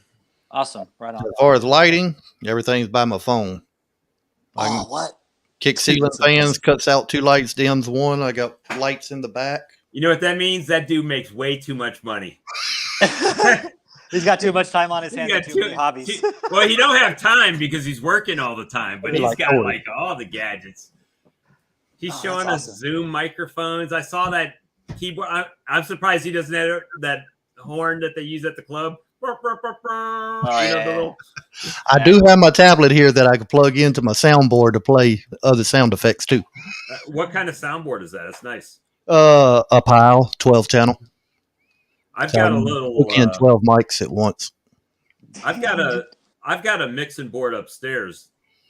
That's like I want to say it's a Alesis, like a 10 or 12 channel mixer. Mm-hmm. Nice. Okay. I didn't need that many channels, but I figured for the price, go ahead and get it. I mean, they had those 6 channel, 8 channel, a couple dollars more, I can get a 12 channel. Or no, this is the 8 channel. But if I ever want to do a podcast, I can plug a couple of mics in, have some beekeepers over. Hell, this is a podcast. We've been going for 5 hours. Yeah. Yeah. You are a podcast and just take the audio from your video, upload that to a podcast. Yeah. Lee, I want to get back into bees, dude. How many colonies are you up to this year? I was at 24 at fall last year, and a couple of them died out, and then I had a couple of abscond, so I'm down to 20 right now. Okay, so you're going into spring real strong then, huh? Yeah. 20 colonies. Nice, man. Well, I don't think you were around when he showed his horizontal hive. Bring that footage up again. You I should don't see think how so. sweet this is. He just got it, man. And then I also have 8 nukes, Rich, coming the 1st of April for Nice. the horizontal hive. I'm about to show you. I'm putting some in here, some in a new yard. Damn near got manwood when he showed it. I think I want to get a horizontal hive because I have like bad shoulder problems, and I think it might help. Jeez, we need to call this Working my bees. the unpolitically correct feed here. I have a bad back. I have scoliosis. Okay. So Yeah, sometimes working the lower highs, it does end up hurting. Yeah, you said your dad was 101st. I was 82nd out of Bragg. I was on jump status out of Bragg, and I have a static line injury on my right shoulder, ruptured my bicep real bad, and my shoulder's tore back. I just got done working with Wounded Warrior Project, trying to get benefits increased, so I could go see like massage therapists, reflexologists, things like that. Somebody to really help with like the muscular damage that's been done. Because I'm losing sleep at night really because I have to sleep in weird positions. And I'm just tossing and turning all the time. So Between the scoliosis and I have bad joints and everything, my left arm, I can't hardly lay on it. It'll kill me. that looks like it'd be real nice and like waist level to work. Yeah. I Oh, like that. this is beyond. This is overkill, dude. Watch That's this. so awesome. Oh, That so is, rad, dude. That's so cool. That's queen mating nukes. Dude, that's so awesome. You can split it from 2 long hives to 3 10-frame hives, 6 5-frame nukes, or all the way down to 12 2-frame mating nukes, all in the same box. Dude, that's your beehive. Damn. And horizontal hives out of North Carolina, Ricky Rourke is the one that built this. He just delivered it to me on Saturday. And then he ordered 8.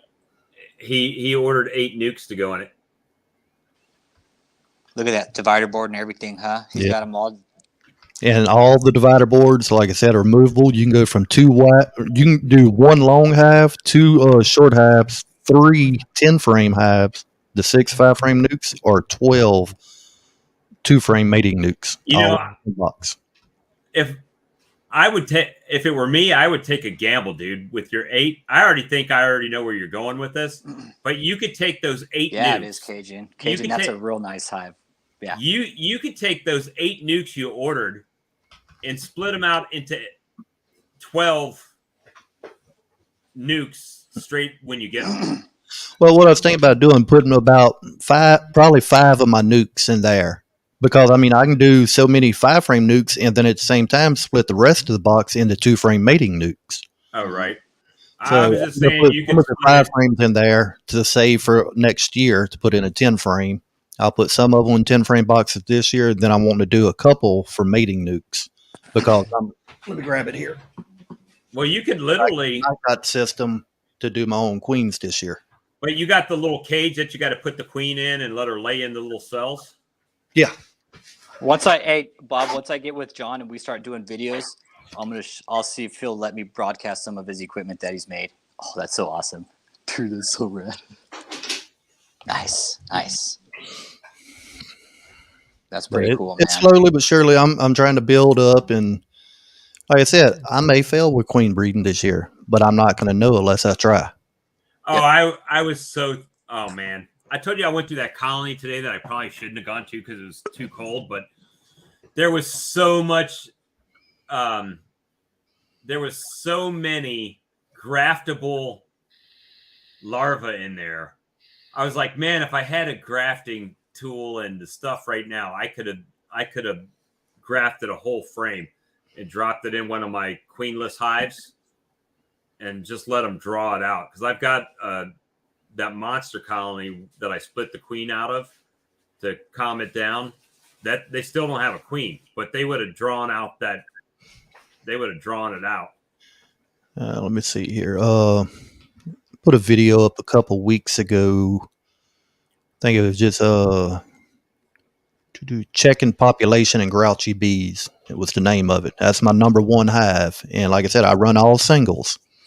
Last year, that one hive ended up with 5 medium supers on it. I went out there a couple weeks ago, and they were grouchy, ready to eat me up. But now that we got a lot of nectar coming in, they've calmed down because I thought I was going to have to split them. Which I am taking one small split out of it. But. Now, see, that split off of that colony ended up being terrible because now the queen from the split that I split into the nuke, it's gone. It's gone and dead. They're queenless. That's the one I tried to add that queen to that they rolled and they ended up killing her. Oh, And, it died?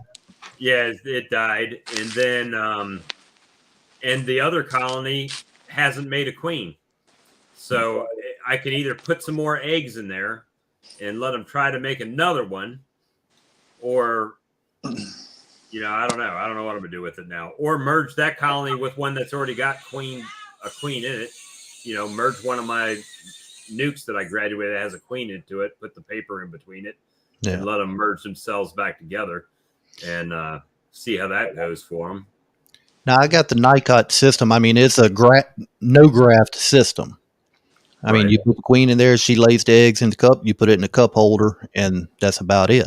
And just hope the bees take to it and cap it.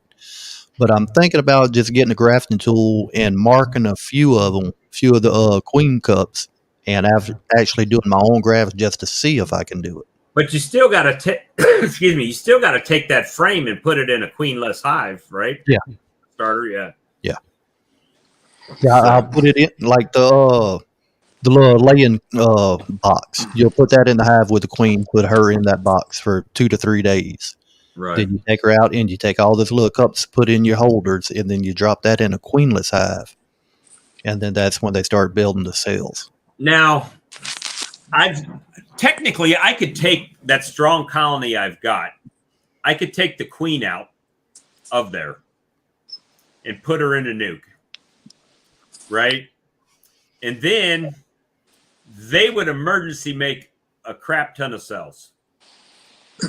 Yeah, then, they got the eggs and the young larvae, they should make. Yep. Then I could take those cells out and make nukes and put the queen back in her original colony and do it that way too. And that, I don't know which way would be quicker. I mean, it's still cells and walking away. It's not truly like grafting, but Just myself, if I was to do it like that, whenever I did put the original queen back, I would try putting her in a cage, because sometimes after the queen's gone and they start making a new one, they may reject the old one. Most of the time, they may accept her back, though, but just in case, I would put her in some type of cage. And I mean, I'm not going to say every time, but the majority of the time, if they're liking the queen that's in there, most of them are going to have their butt up in the air, fanning the pheromone. right. If they're flat to the cage or they got the tail curled down, they're trying to sting and kill her. Right. But a little bit of honey on the edge of the cage help. Well, I put honey on that cage and they ate the honey out. And then the next day I came back. So she was in the roller for 2 days and there was bees covering it. So I'm like, oh, they must like her. But when I opened it up, she was dead. They were just all over the cage, probably from her scent still, you know. I mean, I've seen some of them do it. If you take your old dead queens, put on a little small bottle with some rubbing alcohol, and just keep on adding queens to it. And then whenever you set out a swarm trap, take a cotton ball and dab it in that alcohol, and it'll have that queen pheromone in it. And the alcohol will evaporate and the pheromone will stay behind. Yeah. Yeah, it'll kind of help attract a swarm. Well, I want to see us hit 5 hours. When we hit 5 hours, maybe it'll be time to call it. a new record. 3:30 comes early. Are you off tomorrow? You said you're off tomorrow, right, Bob? I'm off, yeah, but Lee's got to go to work. Yeah. Oh, okay. What time do you work tomorrow, Lee?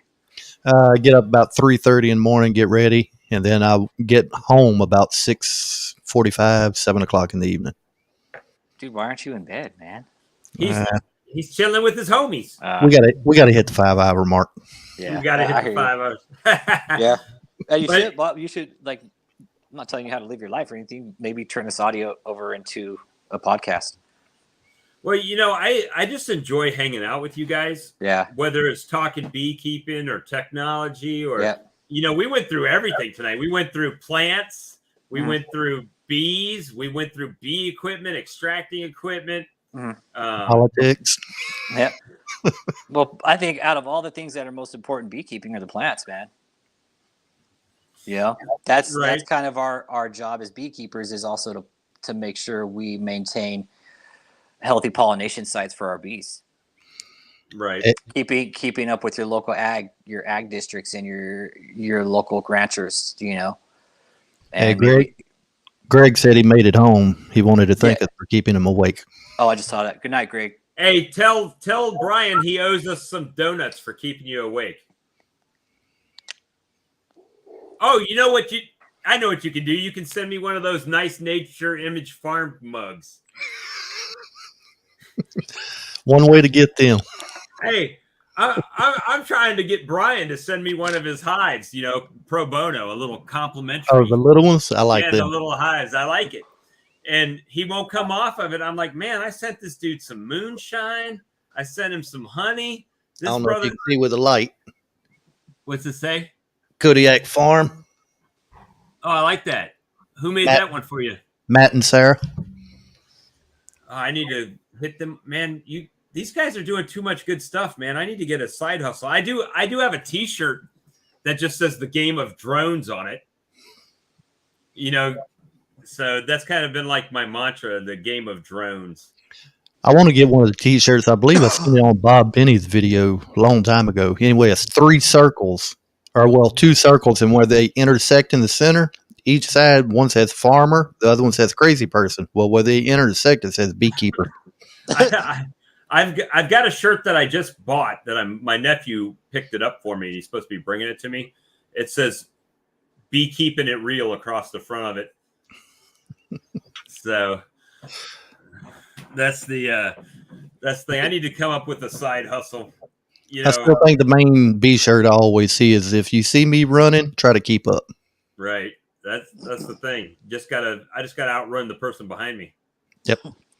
Well, whenever I was doing scuba diving before, the instructor always said, "You know why a diver has their knife on their leg?" I said, "Well, if you get caught in the rope, you can cut your way out." He said, "No." He said, "That way, if you see a shark, you stab your buddy next to you and swim the other way."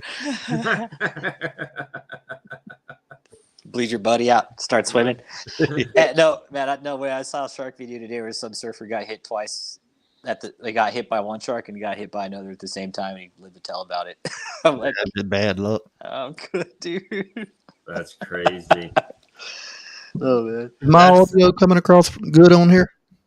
yeah, Oh, definitely. Man, yours is coming through like a champ. No. And I Bob, had did never you guys, actually heard myself on here, so I don't know how good it was. no, it sounds really good. Bob, did you tell Lee about the peppermint idea you're going to do with your patties? Mm-hmm. Yeah, Okay. so we talked about that. We talked about the Better Bee finally after probably 3 weeks of me calling them. Mm-hmm. They finally were getting those things. Better be had ironed to out. wait for all the paperwork to come back from Congress being signed off. Jeez, they're waiting on the gas prices to go up, charge me more shipping. No, it's in my I- hometown in California. I don't know what it's at, but I'm sure it's probably around $6 or $7 a gallon now. I could drive to New York and pick the stuff up for less than the shipping costs. And have a vacation. Yeah, well, yeah. Road trip, anyway. I wouldn't have a job, but I would have a vacation. But jobs right now, that's one thing, dude. People don't understand about me. I've come to the conclusion a long time ago with jobs is that they only rent my time. And if somebody wants to rent my time at a higher rate, I don't have a lot of loyalty. I mean, and the reason is because if they want to get rid of you, they'll have your job posted before you get back to the house. You know what I mean? That's what I said. You ain't nothing but another number to them. That's it. That's why I'm self-employed, man. I make my own schedule and I set my own prices. If you like, you can take it or leave it. Right. That's I'm in service industry. I charge my clients $65 an hour to do the job when I work. That's what they get charged. See, the thing about my job, like I said, what helps, I don't know. Everything I own is paid for. Same. So like the end of 2017, I was finishing up a job and I told my girlfriend, "Hey, I'm wanting to take a little time off." She said, "Well, go for it." Well, I ended up taking off 8 months. Yeah. Why not? My when I left iHeart, the bread company, they've always been good to me. The problem with the bread company is it's pretty physical and I've got health issues and on top of that, there's no benefits. It's not like I got 401k or sick time or, stuff like that. So I'm off. I'm not getting paid, but I don't care. It's just one of those things that the VA, I love them and hate them at the same time, is that they will take care of you on their own schedule. Yeah, on their schedule. That's what my dad put up with. So I've got a 50% blockage in one of my coronary arteries. And I was literally on the table getting the heart cath. And they're like, oh, you got about a 50% blockage. They're right there. They've got the stents. They can do everything they need to do to fix that right now. But they won't until it's at least 75%. So they're basically put you on some medication. And they say, well, we'll have to keep an eye on you. And then if it gets to 75%, then we can stent it and try to do something about it. Well, the problem is with the VA, you get an appointment like a once a year checkup, or, every 6 months you might get an appointment. And the last appointment I got keep getting rescheduled, right? So it's like at some point, either my health gets so bad to where I have to go to the VA, or I have a heart attack. And then I could just die, or so it's like, instead of spending you're already in there, just stent it and let's get it done. No, we got to wait till you either have a heart attack or your health gets so bad that you just have to do it, So Let's not be preventative about the maintenance like we talked about the other day with beekeeping. Like, be preventative, be ready. Let's do the preventative maintenance checks and services. That way nothing happens. Let's keep those things always ready. Yeah, instead they give, they'll medicate the shit out of you. Your heart is kind of important. Yeah. You kind of need that to live. Well, if you ask my wife, she'll probably tell you I'm heartless anyway. I think they all tell us that. Well, the military has kind of made me, I don't know, empathetic. I'm not sympathetic. I'm empathetic, right? So it's like, yeah, I understand you're going through a bad time, but what am I going to do about it? What can be done? And it's sad, but when even death, when someone dies, that doesn't affect me much. It doesn't. I mean, I'm sorry that you're feeling that way, but we're all going to die. Yep. Yeah. Yep. And they say you can't love to live if you can't bear to die. Like, hey, man, death is a natural part of the process, man. Like, I remember it was before Steve Jobs said, he's like, man, death is the next greatest adventure, man. What the hell? That's what I'm looking at it. Hey, man, that could be the next greatest adventure, dude. What's on that other side? We don't know. And like this Ukraine thing, I saw a thing, and I think I shared it with you, Rich, where they're paying $2,000 a day for private security to go over to the Ukraine and basically be a freedom fighter, right? $2,000 a day. Again, humanitarian. Like, I'm a humanitarian, man. Like, I believe in humanity. Like, we all have a right to be free. We all have a right to believe what we want, unless it becomes destructive in nature, right? Whatever it is, unless that behavior starts to become destructive in nature, then it has no business in our society, man. And I was ready to go, man. And my daughter's like, but you got a heart condition, you got this. And I'm like, yeah, but I would go because if that's those are some brave men fighting over there, man, on both sides, It's $60,000 a month, and I don't fault like the Russian soldiers. Yeah, they're getting the bad rap, right? But they're doing what they're told by their sociopath leader. Exactly. And I had this, I'm going to tell you something.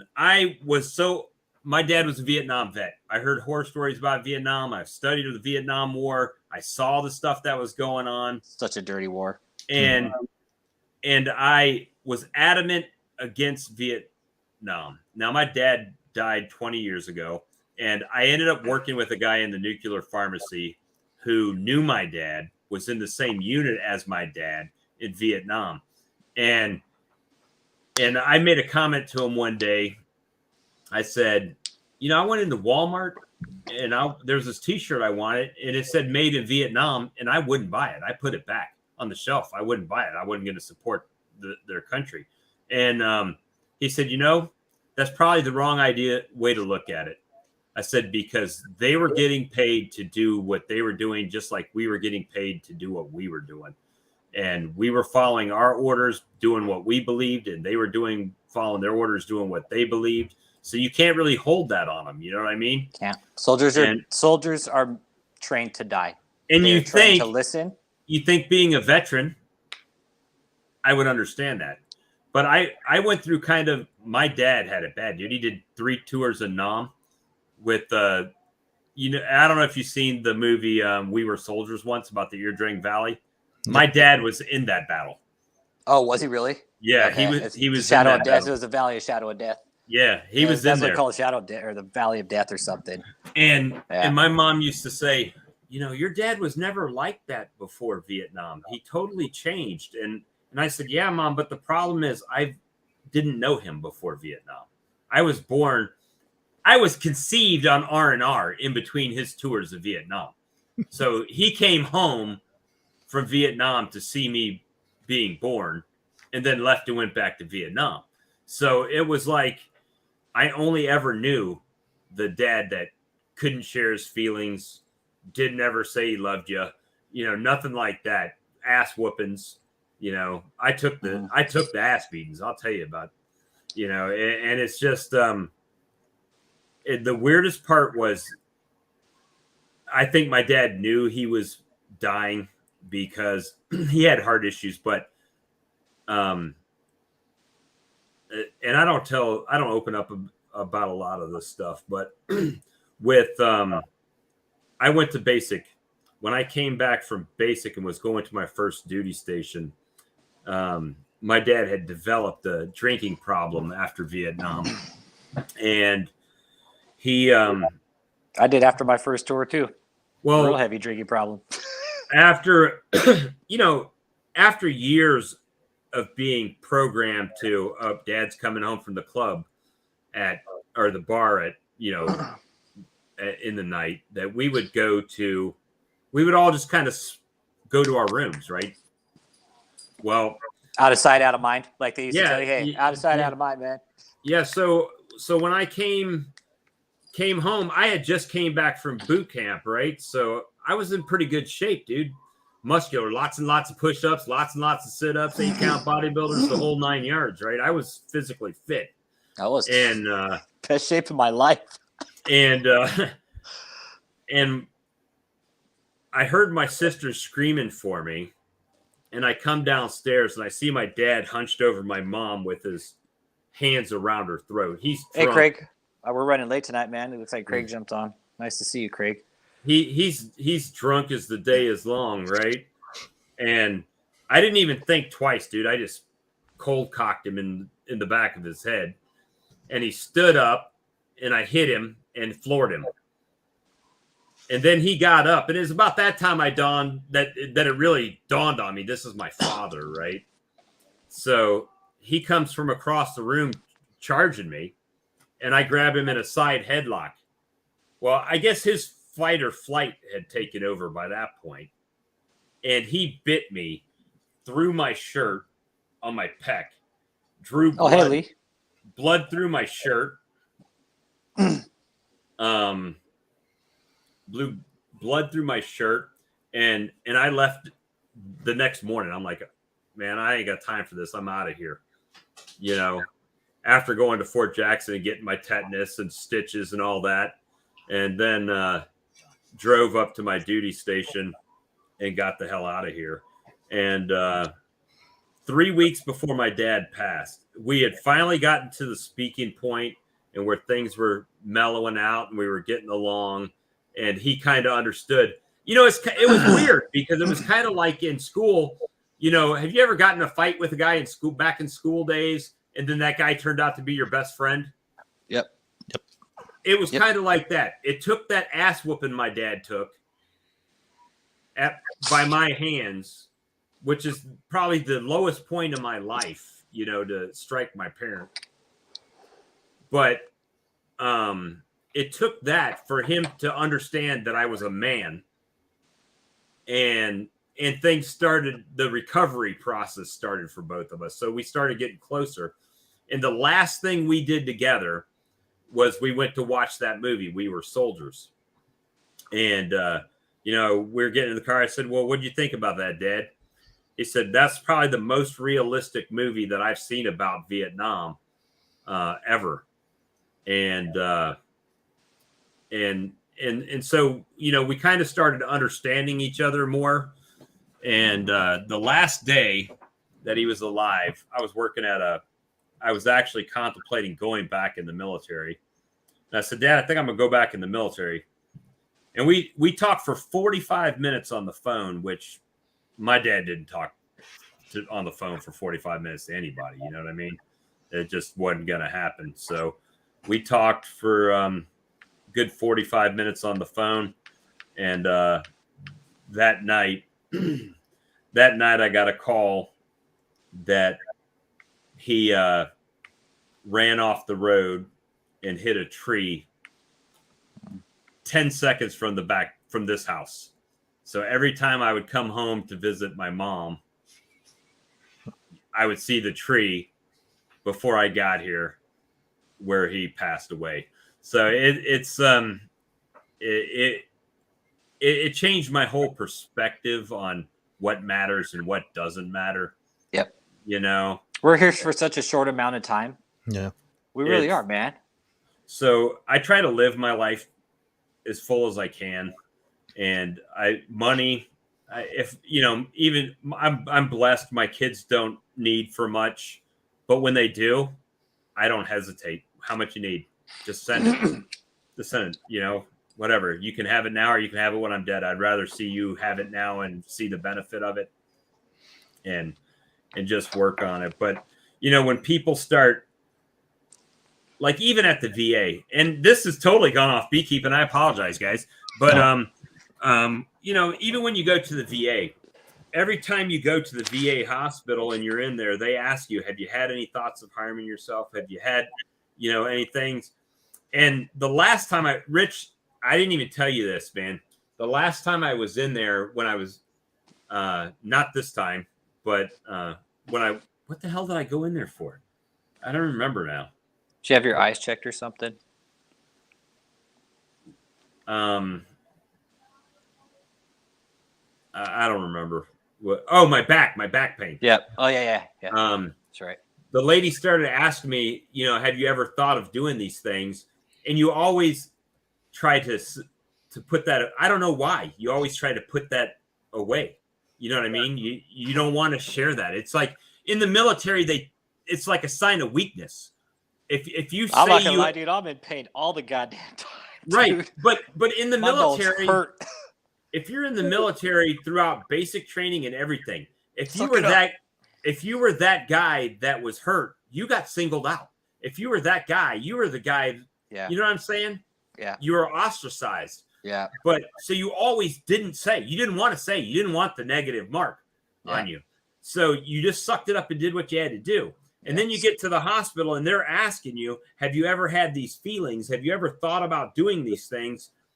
And it was to the point to where I just couldn't lie anymore. Yeah. You know, and I'm sitting there and I am like not really telling her, but she can see in my eyes that they're watered up and you know, tear comes down the cheek and stuff like that. And it's just like they don't understand. Yeah, same in law enforcement, Craig Branch. Yeah. Law enforcement, as far as I'm concerned, man, are street soldiers, man. Those guys see the worst in humanity. War. You think war is bad? See what normal people do to each other when they're not even fighting in combat, man. Dude, I was a cop right after I got out of the military. That was my first job out of the military. Yeah. I was a cop. And I'll tell you what, probably the worst thing I saw, I was a small town cop. Guy called in and I went on the call and the guy was saying there was some people smoking crack out back of his house and they had the cans that were smashed up and stuff like that. But he had a dog and I'm an animal lover. Yeah. And you know how a dog will come up and lift its head up to you? Yeah. When it comes next to you, lifted its head up and it had its damn throat slit, dude, from ear to ear. Mm-hmm. Not all the way through, but through the skin. And it was cut through. And I'm like, dude, take your dog to the vet. I can write this report later. You know, get your dog sewn up. You know, this is there's nobody here. We've got evidence. I mean, take your dog to the doctor. Yeah. And I mean, it's just amazing what people will do. But I mean, that goes back to the whole, you know, why I do beekeeping and stuff, because even though I didn't see that much horrible shit when I was in the military, I've seen horrible shit my whole life. I've seen my father kind of was abusive, drunk to my mom, you know, the military, the whole thing, dude. It just builds up on you. And you feel like you've got nobody you can tell because nobody will understand. Yeah. Yep. So you kind of seclude yourself off and bottle yourself away. So yeah, that's the enlightening, fun ending to the 5 hour and 14 minutes. Chat. So it's and Craig Branch, I'm with you. So beekeeping is a good escape for me, man. It really is. That's why I'm here with you guys, man. Dude, I have mental health issues. They sell those little sound machines supposed to help calm you down and this and that. To me, just getting out in the bee yard and hearing that constant buzz in your ear. That's all the sound you need. Yeah. If I can hear it over my tinnitus, that'd be awesome. Yeah. I got the ringing too from the plants. Yeah. Same here. I got ringing in my ears. I got bad hearing. It's cruddy. I got the low ring all the time, but occasionally it'll just like my ears just mute and all I hear is that. Yep. And we're all in together. Hey, Bruce, I see you here, man. Hey, man. From the bottom of my heart, dude, I apologize if I took what you said in your video was wrong, dude, but I just didn't like what you did with my first video, man. If that is my honest, that's the best way I could put it, man. And if I took it wrong, I apologize. Okay. So I'm willing to clear things up too, man. I don't like conflict, man. I'm studying very deep-rooted psychological abuse on people, dude. And when I see negativity and the way it goes, I'm gonna pick it, dude. Yeah. So I apologize, man. I apologize, Bruce, if I took what you said about my video wrong, man. It was my very first video, man. Dude, I'm a first-year beekeeper, dude. You know? Yeah, I'm not going to beat anybody down. I would never beat down a first-year beekeeper like that. I just felt I was beat down on my first video, Bruce, and I just didn't like that, man. All right? And I apologize. Again, if I took it the wrong way, my bad, dude. I didn't mean to take it that way, but that's how I took it, man. Yeah, we're all here just trying to learn from each other. Yeah, man. I want to learn, dude. I'm here to learn. My channel is for documenting so I don't forget what I did my first year. That way, 5-10 years down the road, I can come back and look and be like, hey, I did this my first year, and it worked really well compared to 10 years ago. I might not be doing something right 10 years ago. I might forget a step. You know, that's why I do my channel. Whether people watch my content or not, that is up to them, man. I don't force anybody to be on my channel, and I don't, yeah, and if you serve, that's cool, man. And I apologize for assuming, right? I didn't like the way you came at me on my first video, man. Well, hey, with all that being said, Bruce, I still appreciated you coming on the stream, man. I had fun with you. Thanks for sharing your knowledge, and love to have you on again, man. I have no harsh feelings on anybody, man. I don't either, man. So it is good. It got cleared up. I mean, this is a small channel. We've had a great stream, and I don't think anybody holds animosity. It's just, I'm here to learn, Bruce. We can learn from each other. Everybody's going to learn differently, and everybody's going to have a different opinion about how everybody's doing their beekeeping, man. You do you, all right? I get how you're going to do your beekeeping. I get you've been doing it longer than I have, but let me do me, okay? That's all I ask. I don't tell anybody how to do their channel, and I expect the same from everybody else. I think that's a fair thing to say. Because YouTube can be a pretty shitty place to be, man. I'm telling you. YouTube will eat you up and spit you out, and they don't give a shit. Well, the main thing is, I mean, you can't, and I have a bad problem, dude. And Bruce, thank you for your service, man. Thank you. I did not know. Thank you. What branch were you in? if Yeah, you don't what mind us branch? asking? I was Army 82nd out of Bragg. I was I did- Navy. I did 2 tours. I did a tour out of Afghanistan, and then I also went over to Middle East. But we I can't read people's chat comments very well. When I say that, I mean I can't tell intent all the time. Yeah. Because you can't hear people's inflection in their voice and in their demeanor, or Yeah. you can't And catch Bruce- sarcasm.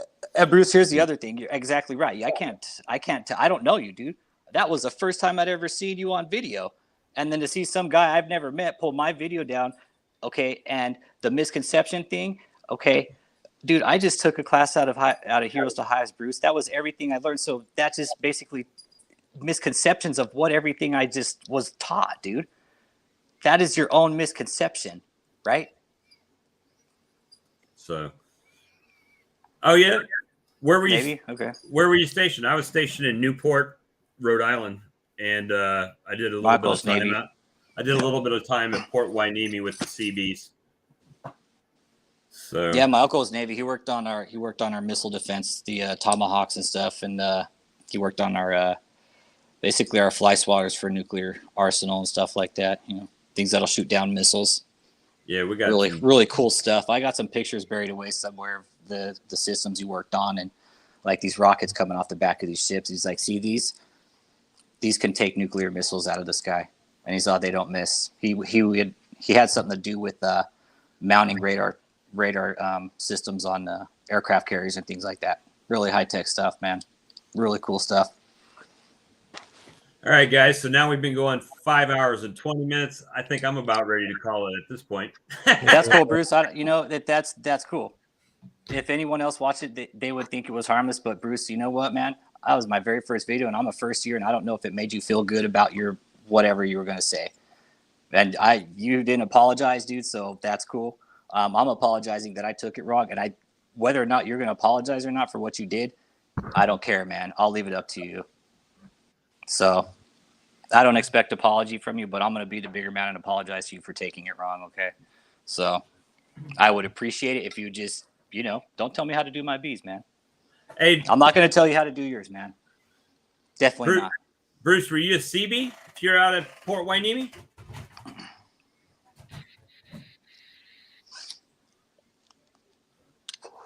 That's where my uncle was stationed, out in Port Hueneme. That's where my uncle did work, man. I was a construction electrician.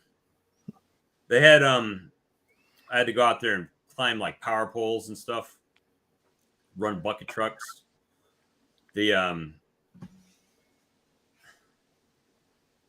Kodiak, good night. He's gonna get like 3 hours. Yeah, 3:30 come early. I'm about to have to run, y'all. All right, guys. Well, hey, I appreciate everyone. I appreciate Bruce. I appreciate Rich, Lee. Thank you, guys. Thank you, Queen Bee, for sticking around like 5 hours of the show. And I owe you 5 minutes somehow for accidentally blocking you for 5 minutes unintentionally. Craig, thank you for stopping in. Everybody, thanks. I appreciate the super chats. And we'll do this again soon. Oh yeah, definitely. Like I said, the only time I can do it though, I can do late evenings, but even during the day, I'll still watch y'all at work. All right. Well, we're gonna normally I have to go to work I have to get to work at 2 a.m. myself. So that's why I haven't been able to get the live videos that late. Man, he dipped out already. Haven't been able to get out that early and do these later videos and catch live streams late. So another drawback to being in the business I'm in right now. But oh, no problem, Craig. I want to get you on here, brother. I got to talk to you. Oh, and there's Earl. Earl's back. Earl the Pearl. So, and thank you again, Earl, for the nice little ditty you put up. The Walker B Ranch Blues. Check it out on his channel and on my channel too, on the shorts today. I made a crude copy of it. His is better. All right, guys. So All right, long. Thank you, man. Y'all have a good one. Appreciate you, buddy, and we'll talk to you later. Good night.